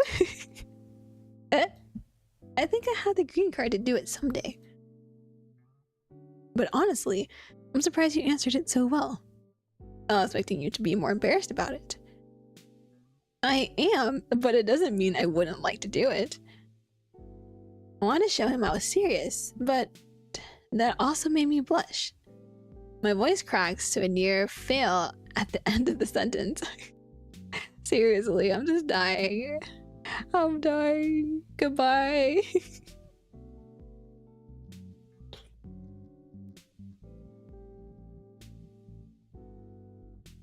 Ray chuckles softly, shaking his head slightly. You know exactly how to surprise me, Miss Boo. That's another thing I like about you. You speak so naturally of something that means so much to me. Not as if he doesn't care about the effect it has on me, but as if he had no reason to be worried about it. I think we are close enough to say it now. Well, we could also just ride around the city all night long. Like this. Turning on the radio, he slows down the car, throwing his head back to give me a charming glance. I can't, he's so extra. He doesn't say anything more, giving me time to merge into his fantasy. My heart is throbbing, but my body is relaxed. It's an overwhelming sensation I don't want to stop. Leaning on my seat, I watch the night sky, shutting my thoughts away, and just floating in this drive home.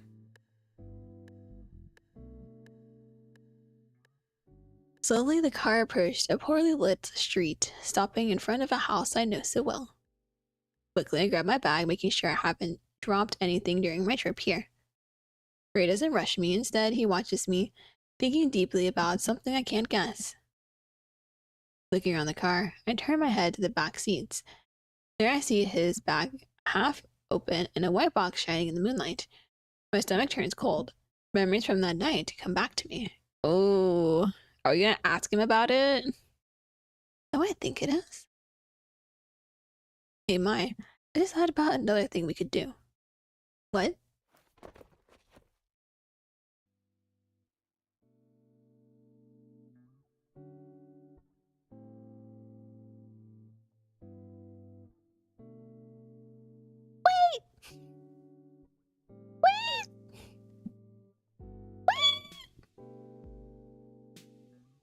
Before I can turn, he leans over me. My body reacts before my brain can catch up. Like, say, my brain is trying to catch up to the words and the reading and the what is that happening, and then ooh. Just acting like you're watching a movie, just like ooh. In an attempt to put space between us, I pull back, only to trap myself in my seat. Ray stares into my eyes from above. All my thoughts vanish, and the air becomes too thick to breathe. Lock ourselves inside this car for the whole night.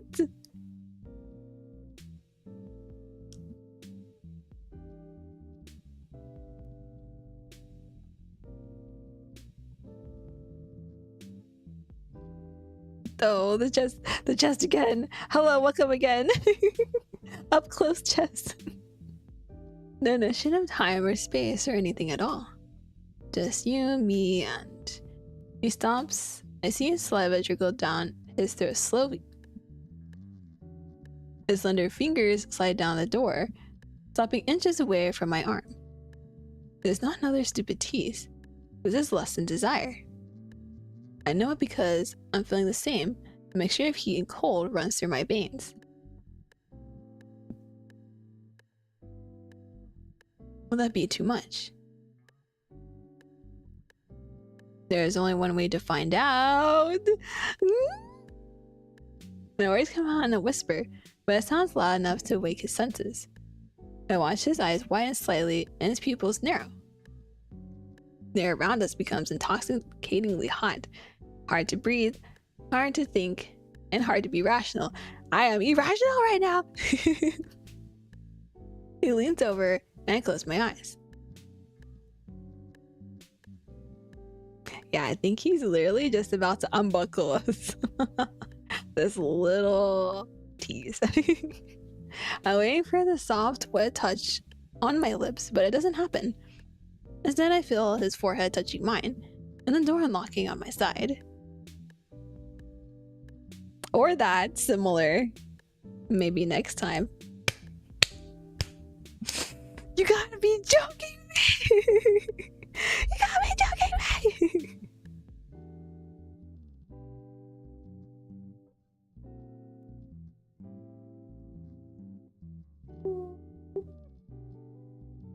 I hate it here.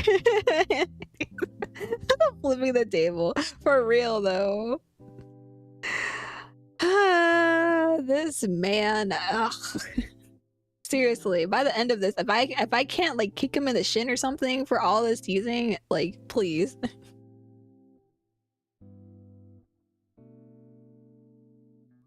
Maybe next time. You know, at this point, I don't want to give you anything. Ray, I'm so angry. I don't dare to open my eyes because I don't want to see him looking tenderly at me. Not now when my feelings are overflowing and I know what I want. Don't worry, my next time. Next time, give me that damn kiss. That's such a short person thing to say. Kick him in the shin. Look. Look. Look, I am short. I'm 5'2". I'm shorter than the average woman.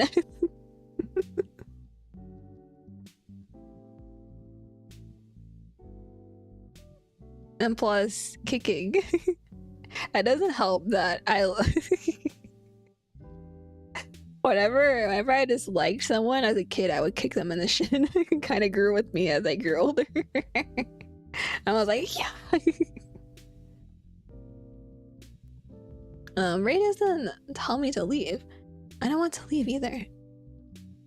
But if I don't do it now, I feel like I will be only pushing the limits and extending the pain.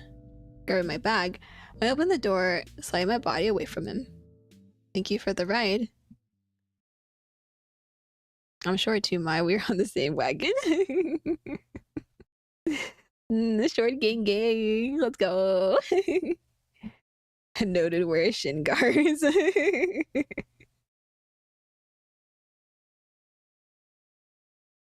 I'm the shortest among my friends. Aww, that's okay. Being short is best. Don't forget.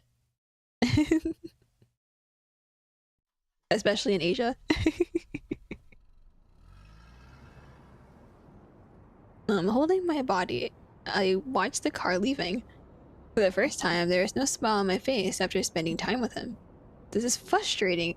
I don't understand why he would start it if he didn't intend to finish it. For real. For real. I am angry also. I'm angry with you. Well, she said frustrating. I'm angry. Similar, but not the same. Did he want a confirmation from me? Well, now he has it. And I have it too. I like him. Rubbing my arms, I bite my lip as I hear myself say it for the first time.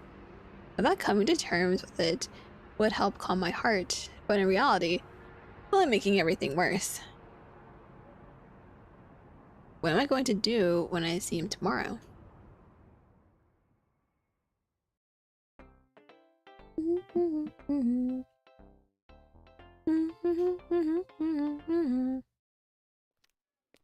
In fact, might get mistaken for a high schooler each time. Oh no! Oh my god, that reminds me. When I went to this restaurant, I ordered some alcohol, and they're just like, "Oh, can I see your ID?" Right? Sees my ID, and they go, "Oh." I'm like, "How young do you think I was? I know I'm not old, but goddamn." Like, she was so flushed. She's like, I'm so sorry that you were so much younger." And I was like, "Thank you." I get the same thing. I'm like, just because I'm short doesn't mean I'm like super young or anything. Damn. I'm like, I don't know if I should be offended or not. Because she definitely thought I was underage. Yeah, like in early 20s. Hey, let's go. Got them good genes. That was to me as well when I tried to purchase lottery tickets. Oh no. Yeah, they're like inspecting my ID. Like, is this a fake ID or something? I'm like short people problems. Good genetic problems. After taking it easy for the past few days, we're all stressed about getting ready for the upcoming week. Wait, what? What's happening? There are papers to plan, and reports to write, classes to teach, students to grade, and so much more to do. Oh, just work. Okay. I already have piles of work to deal with, and now my heart has decided it's time to take the wheel and mess up my thoughts. It's been a few days since that night in the car with Mr. Fox. However, the feelings he left behind are still running wild in my body. She's still thinking about it. I'm still thinking about it. I'm over here like, I was all hyped and I was ready, and then it's like, ha ha ha ha ha, JK, and I'm like, I'm gonna kick him. Kick him. He looks really tall. Let me just kick him in the shin. Nigga, chill, boss man. At this point, I'll show you my diploma. Oh my gosh. It's always so entertaining, but it's like thank you, but at the same time, I'm low-key offended. So what if we are attracted to each other? What does it mean? What's the next step? Is it even love? Or are we just seeking affection? This is the kind of question that's been keeping me up all night lately, and I haven't found the time to look for an answer. I don't want to lose him to my insecurity. With my head wrapped in so many thoughts, I don't pay enough attention to where I'm heading.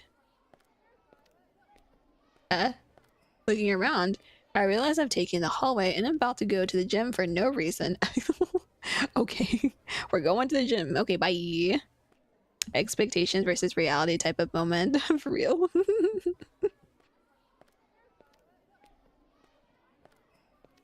However, what catches my attention is something much weirder than that.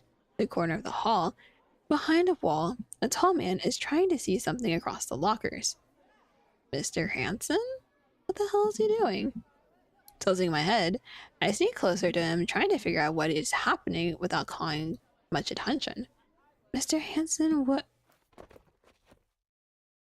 Before I can reach his side, Mr. Hanson turns to me as quickly as a blink, pulling me closer and covering my mouth with his hand. Shh. Be quiet. What are we watching? He whispers the words close to my ear, harshly enough to blow my hair and tense up my body. Feeling his hands holding me so tightly, I don't even consider going against his order. Seeing no resistance from my side, he slowly lets go of my lips, resting his hand on my shoulder. Look over there.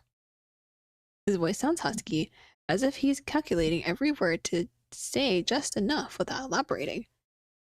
Instinctively and slowly, I turn my head in the direction he was looking at before.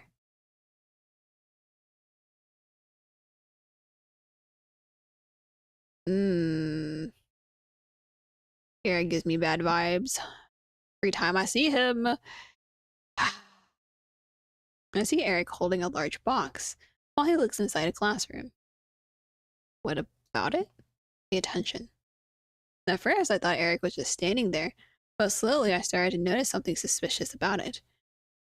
His feet kept tapping nervously on the floor. His fingers grabbed the box with unnecessary strength, and his eyes keep looking over his shoulders, as if he is worried about being seen. Oh, very sus. He's not just standing there.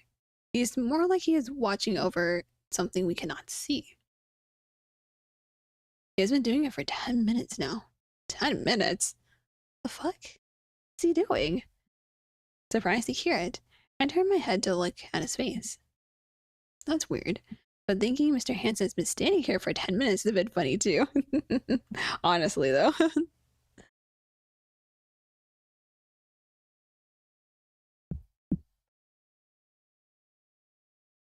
He keeps going back and forth inside that empty classroom. Why? That's what I'm trying to find out. Hearing my voice cracking under him, Mr. Hansen finally let go of my body. Trying to follow his movements, I take a step back, leaning my back against the wall, hiding my presence by his side. A few days ago, I saw him go into Ray's office when he wasn't around. I was careless to ask him what he was doing. That was enough to show my suspicion and give him time to make an excuse. What did he say? He said he was sick and Ray told him to take rest in the room. And why do you think that was an excuse? Because Ray was being scolded in Thomas's office with me that night. A creepy deja vu flickers behind my eyes. It was that time we saw him coming out of the office. Chills take over my entire body. This happened before. What bothers me the most is that he wasn't nervous when he lied. It was natural. If I didn't know the truth, I'd have believed him. Mr. Hansen's face writhes with guilt and fear. He's not overreacting. He's genuinely concerned. Remembering his furious face after seeing me that night turns my blood cold. I tried to ask a few things just to see how far he would keep it up, but he didn't give me much opening. He keeps talking, but all I could do is stare dreadfully at the floor, trying to find a reason for that. I went home thinking about it what's wrong with you? You look shocked. Same thing happened to me. I saw him some weeks ago coming out of the nurse's room, and when I asked what happened, he said the same thing. And Ray? He wasn't there too? Also, Eric was acting strange that night. Also, you know how he is always cheerful and nice to me, right? And knowingly so, yes. But that night, he was cold and creepy. He was mad that I was there. Interesting. So he really is plotting something. As we talk, we watch the boy on the other side getting more impatient. Looking at him now is enough to provide answers to our questions. However, it makes me see a pattern. As far as we know, Eric lied twice. And it makes it clear that he may have lied more. But what makes my heart skip a beat is realizing that both times it happened in Fox's office. I'm assuming he knows or he saw something.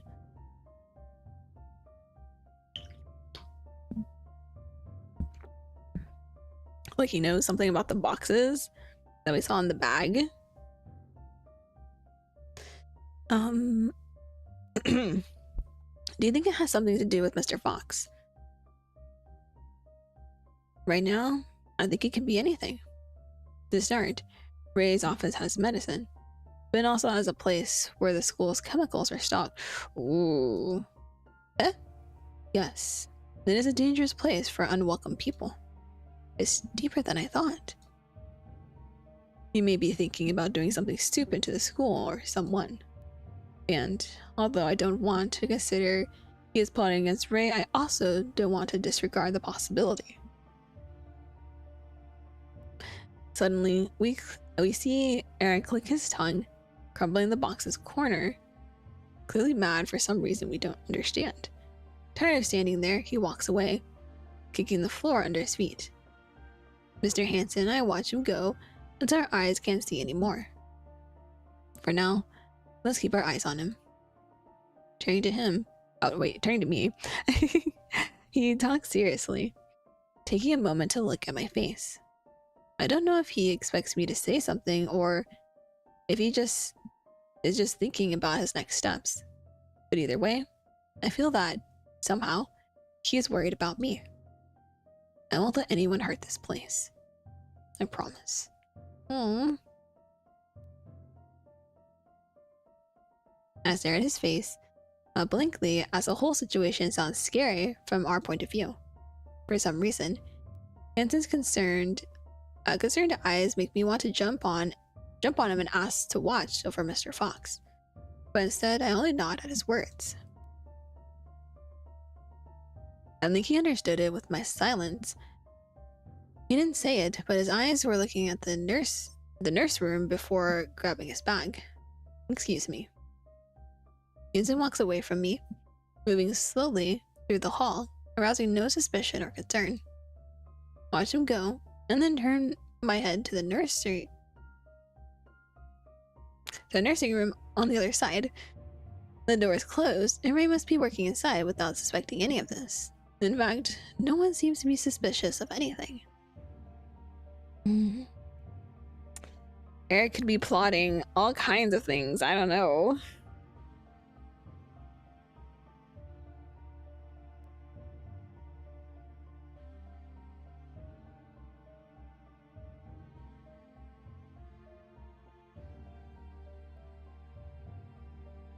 Hold on, texting away something real quick.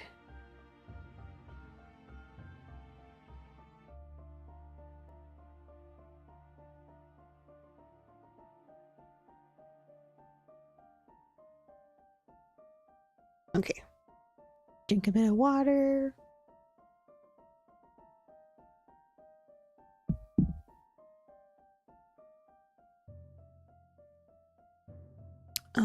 I really wish I could say we need a break, but remembering Eric's angry eyes just now leaves me no doubt.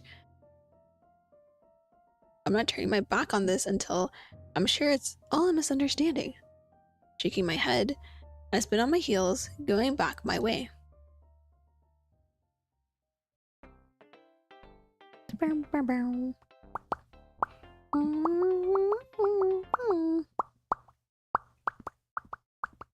The kids are in PE class right now, but instead of going to the lounge, I decided to stay in the classroom and wait for them to come back. I didn't do it because I had work to do or because I didn't want to be late for my next shift. I just wanted to stay here because it's easier to hear my thoughts when I'm alone. Don't get me wrong, I love it when my friends are supporting me and helping me cheer up, but sometimes it is necessary to listen to the other side of the moon. Taking a deep breath, I look at the window. Instead of the blue sky, I see memories of what happened hours ago in the hallway. Eric walking in circles earlier, Mr. Hanson's concerned face, and all the scary questions haunting my heart. What does he want from Mr. Fox? Question after question, I search my brain for clues that might help me find a place to start, and slowly some pieces started to come together. Eric was listening to my conversation with Thomas that day. I'm sure of it. After that, I found him in Ray's office. Maybe he saw the meds and now he wants answers. Maybe he wants more than that. The dots connect in a strange way, leaving gaps between my thoughts, and yet nothing that crosses my mind is enough to calm me down. I hold my hands above my desk, closing my eyes. Like Thomas said, Mr. Fox is starting to come out of his cocoon now. I would hate for something to startle him and drag him back to his loneliness. No. The loud knock on the door shatters my train of thought. Bewildered, I turn towards the sound. Oh, hello. My heart staggers when I see that lazy smile watching me from the doorway. Am I interrupting you? Oh, no, please come in. It's impossible to hide the redness on my face. Luckily, he doesn't say anything about it. He walks in with hands in his pockets, carefree like I've never seen him before. Now that I think about it, this is the first time I've seen him out of his office while the sun is still out. Not only that, but he has also come all the way to my classroom. That's only happened once, but it was at nighttime. Did something happen? No, at least not that I know. Why? Because you were here. I asked him out of concern. I didn't mean to joke about it at all, but seeing the surprised look on his face made me want to turn it into a joke and tease him a little. Trying to avoid making the situation awkward, Wraith laughed, scratching the back of his head. I guess that's enough reason to be worried. Sorry, but it was a bit of a surprise. I don't remember seeing you doing it before. Because I don't. It's been a while since the last time I walked into a room like this. Whenever I have business or notices for the students, I ask Thomas to do it for me. I thought so. Isn't that scary to walk around the teachers? The same expression freezes on his face, but in his eyes I see the light fading. It takes a while to say anything. Maybe I shouldn't have said it too. It's not the teachers, I just don't like doing it. I guess I've been on my own for so long that now it is scary for me to take steps outside and see everyone. Oh, everyone has already told me about his loneliness complex, even Ray did. Yet I can't shake this bitter feeling every time I hear him talking about it. Then why are you here? I wanted to see you. Same. Contradictory, isn't it? He laughs under his breath. A short, embarrassed laugh. Something a man his age usually doesn't like to do. On the other hand, I only look at his face, not knowing what to say or how to feel. I was about to do something important and suddenly he starts to explain himself when the silence gets too loud, but soon he stops again. With his mouth open and eyes fixed on the floor, unspoken words float around him. I think I'm worried about the results. He didn't know his own reason until he started talking. I know that because he was surprised to hear it. Soon, he lets go of the burden up. Man, my phone is struggling today. My phone be struggling.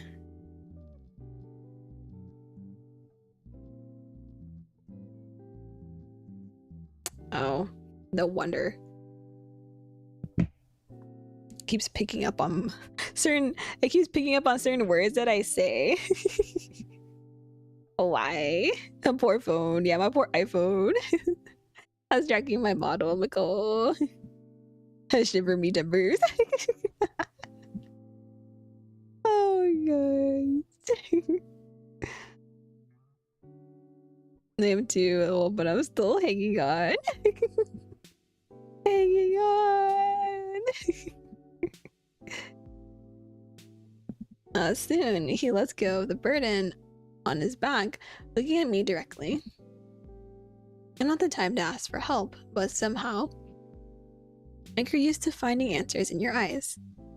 And it's hard to ask my heart to calm down after hearing that, especially seeing that tender smile embracing all my feelings in one.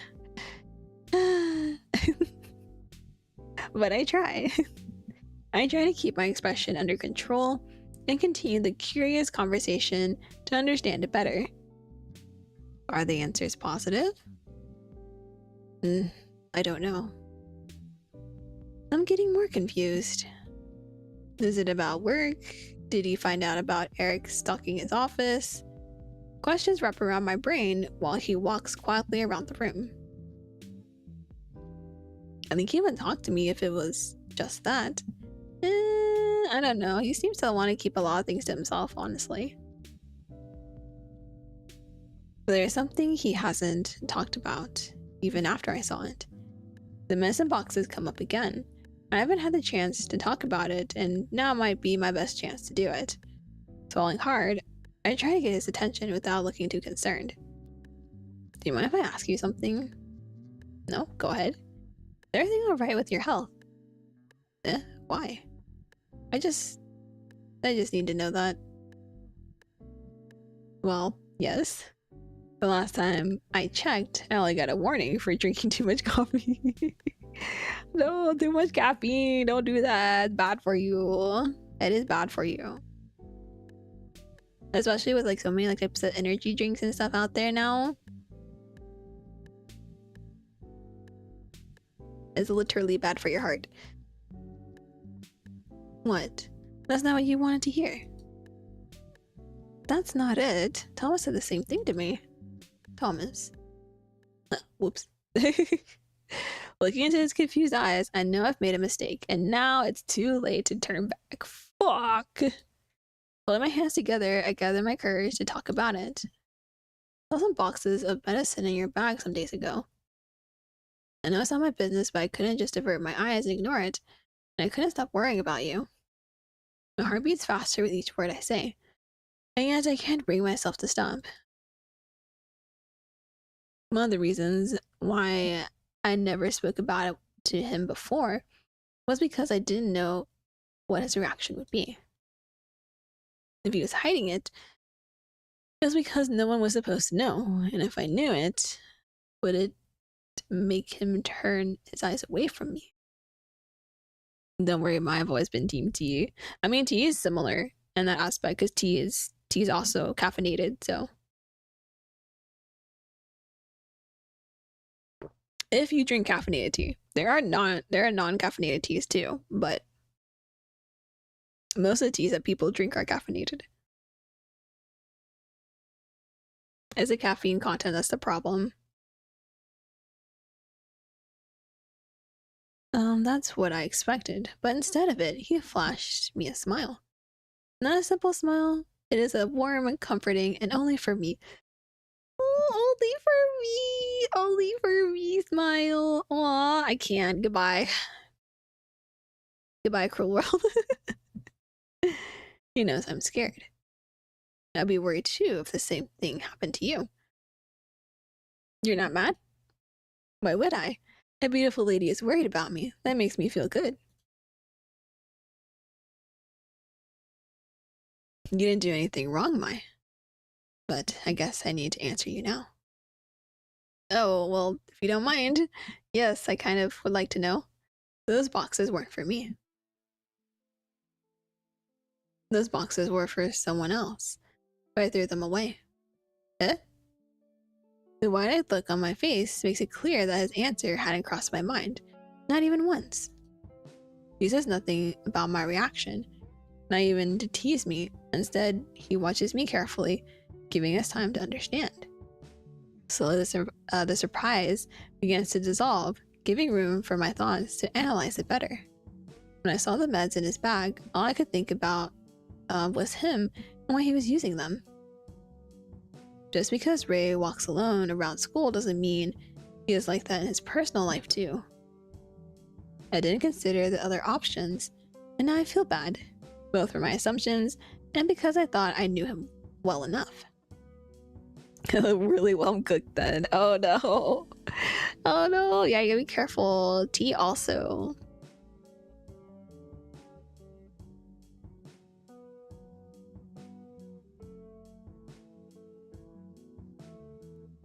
However, I don't give myself time to be sad. This realization raises another question. Does it mean someone is sick? Then why'd he throw it away? I would assume it meant the person died. Or maybe they got better. Being optimistic about it, but I would assume because he's all dark and gloomy that they died. Was the medicine not enough? Or was it the other way? Exactly what I was thinking. Or was it the other way around? I stare at him motionless, but my expression keeps changing. After a long time of silence, Ray smiles, crossing his arms in front of me. Are you going to ask me about it, or will you try to guess?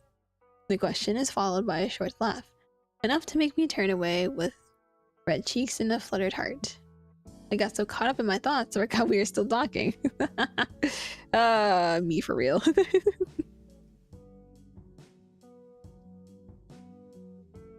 I remember Remember how I said I zone out? If I am not like constantly doing something, I will zone out for a while and I will understand if someone's talking to me. So if I look like I look like I'm dazed to like the people around me, they're just like, my stop dazing, and I'm like, huh. Huh. The about Dia though, I always have little sugar to none. It's always amazing to know new things. Yeah. Usually when I have tea, I just have it plain. I don't really like adding anything to it unless I'm going to like a tea shop. Then I'll add like crystal boba to it. But even then I'll be like, can I have it at like 25% sweetness? So I don't necessarily want, because if I can get to 0%, then I would put it at 0%, but a lot of them still have sugar in a lot of their stuff, so it's going to be somewhat sugary. But still slightly different. Different universe. That's fair. The zoning out game. So yeah, that's why like a lot of times when I do go out, I'm usually just like staring at stuff on my phone, because otherwise I'll be so out of it. I'm like, eh.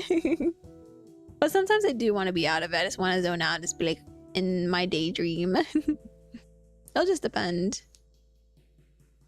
Ray's neither denying my answers nor is bothered by the questions, yet I feel shy to talk about it now. Perhaps I just realized how personal this is, and maybe, just maybe, I'm scared of hearing him saying there's another person in his life. I mean, if he had another one in his life and he's just flirting with you, that's not a good sign either. Yeah, good to check out once in a while. Yeah, once in a while it's good to just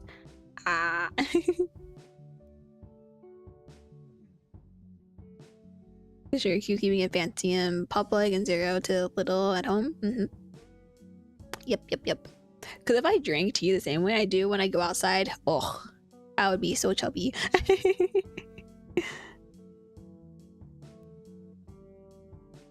He notices my hesitation, but instead of giving up on it, he comes closer, taking a deep breath. When did you find out about it? He's changing the approach, but still keeping us on topic. It's a clever way to make me talk because I feel less anxious now.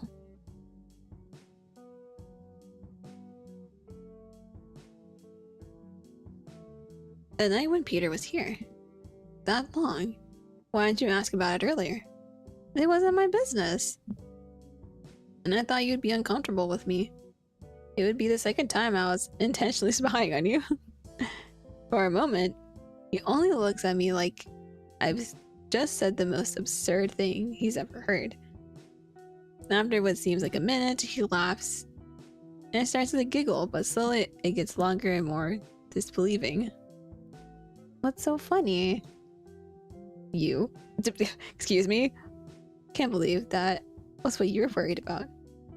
If any other teacher saw it, they would question me right away and report me to Thomas. But of course, you would be worried about me. He says that in a sarcastic tone, but his eyes are looking at me tenderly. I avert my eyes, feeling a bit guilty and a bit shy. Bad sign, that's a whole large thread. But we're colorblind. We can't see red flags and stuff or red signs. I thought you were sick. That's why I asked Thomas about your health. I see. When he told you I was fine, you didn't consider it strange of me. Yes? Yeah, you didn't ask me. Because I trust you. Oh, he's blushing again! Yo, let's go! The blushes again! Blushed for the second time! Yo! Oh, he's so cute when he blushes. I spoke out loud because it's what my heart is telling me to do. I didn't mean to scare him, but it happened anyway. His face turns red with surprise, and I can see his jaw tensing up. I'm embarrassed again, But it doesn't stop me from speaking my mind. I said it already. You're the most caring person I know. There was no reason to be worried about you. And now that I know that you're doing it for someone else, I know I was right to believe in this feeling. My words take a while to reach his heart, but when it arrives, I see in his face it didn't cause the effect I was aiming for. Ray smiles bitterly, casting his eyes down. The story is deeper than that. He whispers, taking a deep breath. That's a sign telling me to wait. Suddenly he grunts, scratching his back. Oh, the back of his neck, angrily. I don't want to talk about it now. I was planning to ask you out first. What? Yeah, that's why I came here. He speaks loudly, surprised and annoyed with himself. His words quickly split my thoughts in two. He came to ask us on a date, and then we got all this heavy stuff going on. Oh shit. Make sure it's still charging. Okay, still charging. Because it didn't seem like it was, and I was like, On the other side is having a swirl of feelings, trying to figure out what is happening for real though. My wide eyes and blushing cheeks aren't enough to make him tease me. He is too worried about what to do now. I realize I don't want to just go out with you, I want more. But I couldn't do that if I keep doing what I'm doing. He lets out a long breath. Somehow, it looks like he is extremely tired of hearing himself saying that. Tired of doing whatever he is doing. His eyes find my direction. What seems to disturb his mind is now hiding behind more important things. I see the tiredness engraved on his face, but now I also see the desire to change something. It's a long story, but I'm willing to share with you.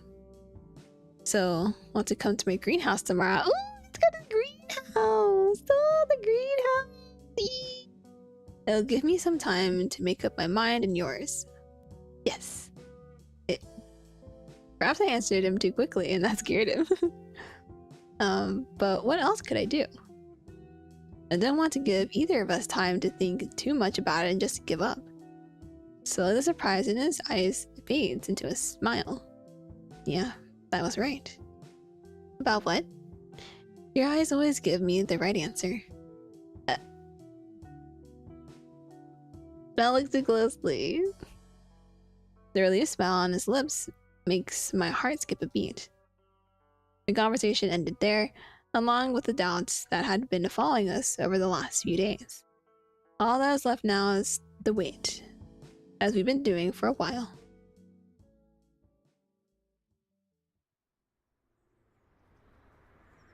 The past 24 hours felt like days.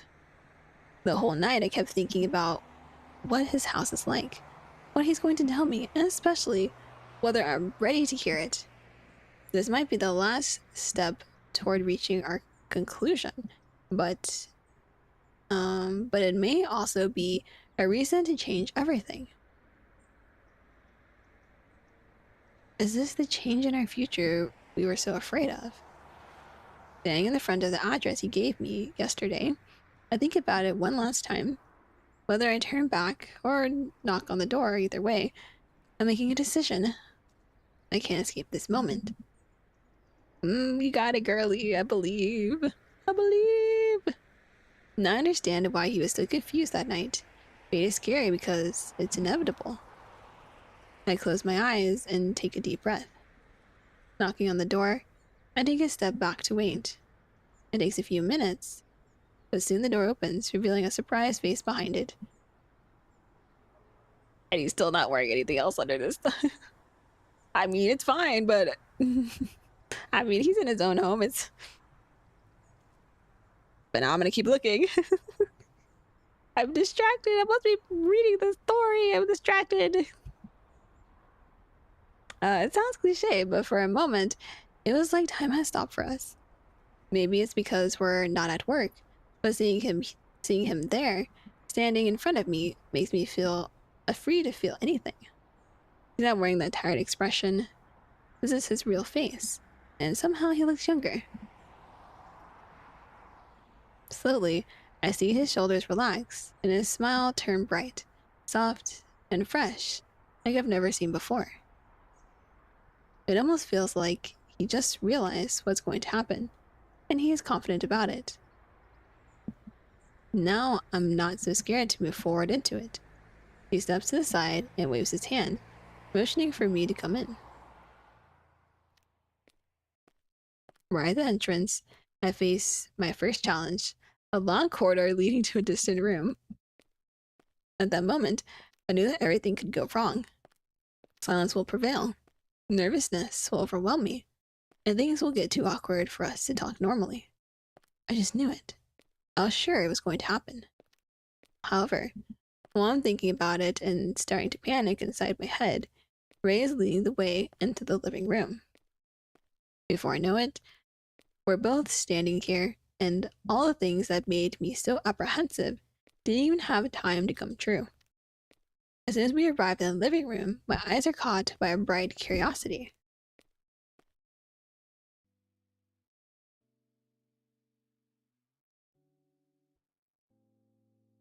So many bug-like things. And butterflies appear though.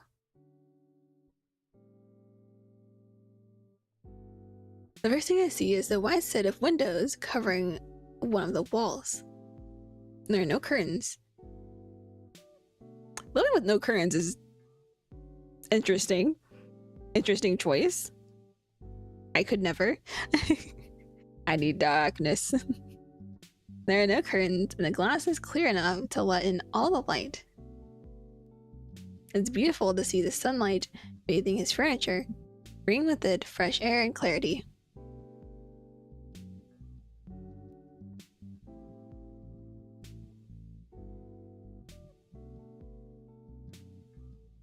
I was trying to see if my keyboard was done charging. It's probably almost done charging.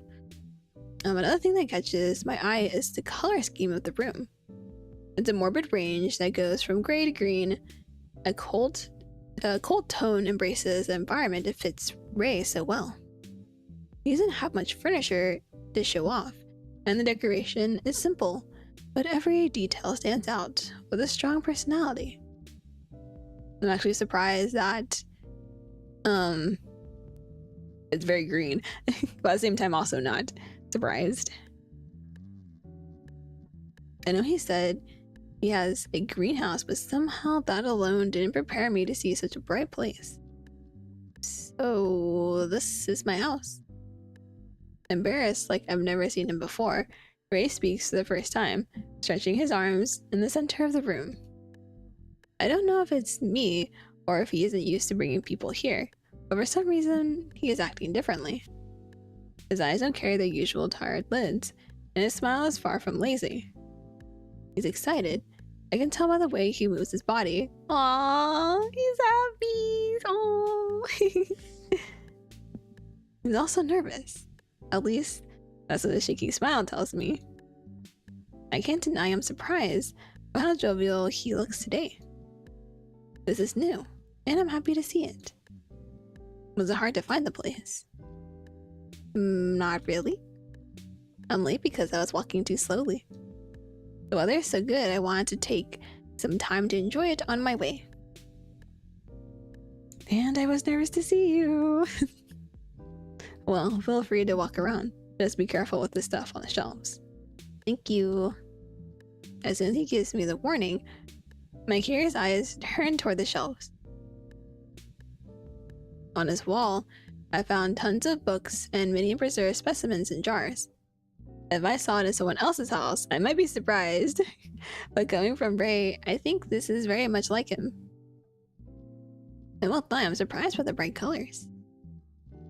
Don't tell me you're expecting me to live in a dark place filled with dust books. Well, maybe. What? For real? No. But I thought you didn't like sunlight that much since you spend all your time inside your office. Oh, yeah, that makes sense. But it's quite the opposite. Whenever I'm home, I try to spend most of my time in the greenhouse. That's good. Talking about it, would you like to see it? Yes. Yes, I would. I want to see. Excited, I agreed to go. not minding if it is too soon or not. Ray giggles, turning and leading the way back of the way back of the kitchen, where a wooden door stands open. Ooh, to the greenhouse.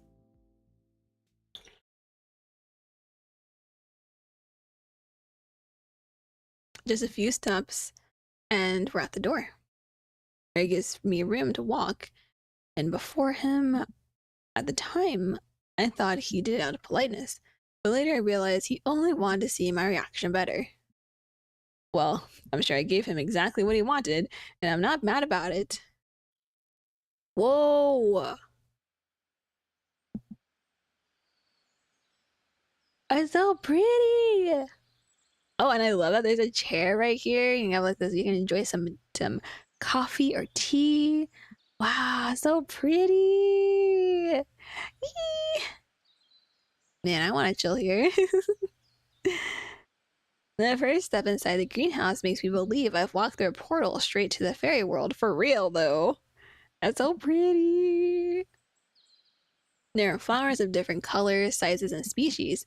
Insects strolling around the leaves, and the sunlight reflects off the water droplets like sparkles. Delighted by the moment, I take short steps across the stone floor. Both the ceiling and the walls are made of glass. It helps to create the perfect illusion that we're already outside. Aside from all the natural structures, there's also a special corner made for resting. I can picture him sitting in that armchair, drinking coffee while he watches the birds outside. I feel like this would be super relaxing on like a rainy day too. You could just be chilling in here and you guys watch the rain come down. It's beautiful and fresh and it smells like roses. I haven't seen so many flowers in one place like this in a long time. To be honest, I haven't seen this much color in a long time. I find myself open-mouthed, spinning in the same spot, trying to see all this place has to offer. Mr. Fox, this is... Wait, don't say it yet. Stopping me, he walks through a doorway in the corner with no explanation. Curious, I wait without taking my eyes off the spot. Suddenly, I hear a noise that forces me to take a step forward wordly. Before I reach the third step, I'm surprised by a rainbow-colored cloud entering the room. What? Oh, the butterfly! Look at the butterflies. Look at them. Oh, they're so pretty. I'll sleep while it rains, maybe have music in the background. That sounds so relaxing. Oh, so pretty butterflies. In a matter of moments, the entire room fills with the sound of wings and exuberant colors in every corner. It's the butterflies he told me about. I couldn't express myself before, but seeing the different specimens dancing around me now makes it even more difficult. My eyes are glistening, blessed to be surrounded by beauty. Welcome to my private paradise, for real though. It's so pretty! Ray whispers beside me. With so much happening, I'm not even surprised I didn't see him approach. I turn around, still dumbfounded. My heart melts when I see his jolly gaze on me. Mr. Fox, you did such a fantastic job here. This place is beautiful. Thank you. These butterflies, did you raise them yourself? Yes, they were the reason I skipped work that day. I assumed. When we say he had a greenhouse, I was like, oh, maybe he was taking care of something in the greenhouse. What? No way. Yes. The caterpillars were shipped to me that day, and I couldn't miss it. What kind of father would I be if I wasn't around to welcome my child? Oh, it's so cute. He laughs at his own comparison, though that doesn't change what he means. The way he talks about insects carries an innocent childlike glee, but it is also responsible and caring like a parent. It's a kind of feeling that makes my heart happy. I'm just disappointed I didn't make it on time with you. What do you mean? The metamorphosis. I wish you were here to see it. Thought it would happen today, but they were faster last night. Oh, aw man. Damn it. He talks about it as if it wasn't a big deal, and I wish my heart would feel the same. I was just carrying wishes. It didn't make me blush and wake butterflies inside me too. I look at him. He is watching the greenhouse. He truly looks so different today. There's something lighter about him, less wary of his surroundings. I'm glad I can make it to see them anyway. He looks at me and smiles. His eyes say that's something you would say. And my smile replies, because that's who I am when I'm with you. What are you going to do with them? Usually I keep them for recording and trying new breedings. But I have decided to set them free tomorrow morning. Oh, you're gonna set them free! The way he talks about it makes me realize how much he cares about the butterflies. It's not just a weekend's hobby, it's something important to him that has an impact on his surroundings. Nodding, I turn around. There are so many things to see and talk about that I don't even know where to start. Suddenly, my gaze lands on a large vase in a corner where an unusual blue flower is growing. You're not only raising butterflies. Are you planting something here? Ah, yes. It's the words. Synthesis. My second try with it, to be honest. Oh, they are tricky because of the weather, right? Yes, but I'm not giving up on it. Initially, I plan to plant sunflowers in the garden, but I don't think it would be safe here. So I decided to keep this one for now. Good choice. Weather and other complications are important, but roots are a much bigger problem than most people recognize when it comes to plants. It's fun to be able to talk about this kind of subject with someone who has the same interest. Oh yeah, right. We have plants in our house too. I totally forgot. I think that's what made us forget about the rest of the world and just talk about it. We're talking about flowers, insects, gardens, and the creatures that live around us all day long, but we rarely notice.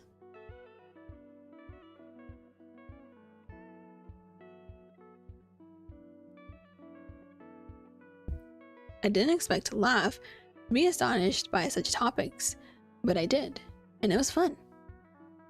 For the rest of the morning, that's what we did.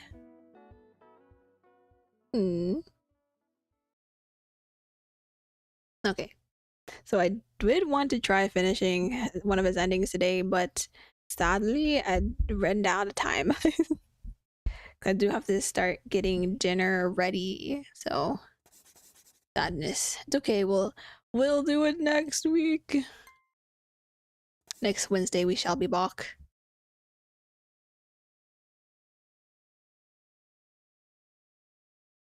I'll put us over here.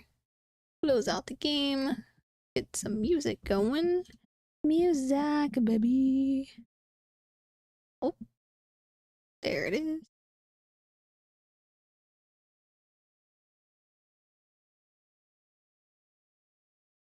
Let's see, who can we rate today?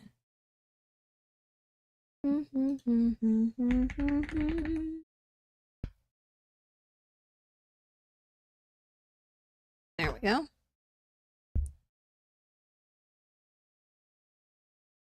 It's okay, thanks for stream. Yeah, thanks for joining. It's a lot of fun and some good laughs. Yeah, we had lots of fun today. So many things happening today. Oh my gosh. Let's see, who we gonna read?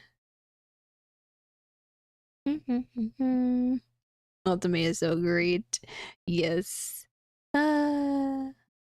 It's always a fun time. The fangirling. The fangirling. I wanted to see what was gonna happen next, but I was like, no, I gotta get dinner ready and stuff. I wanted to know what happened. That's okay. We'll have the Wednesday stream to look forward to, so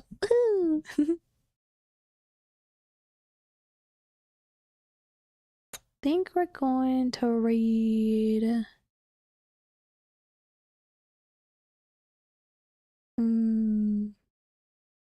yeah, I think we'll read of K. I think it's been a while since I've rated K, so. Here are socials and Discord. Never enough time in the day. For real though.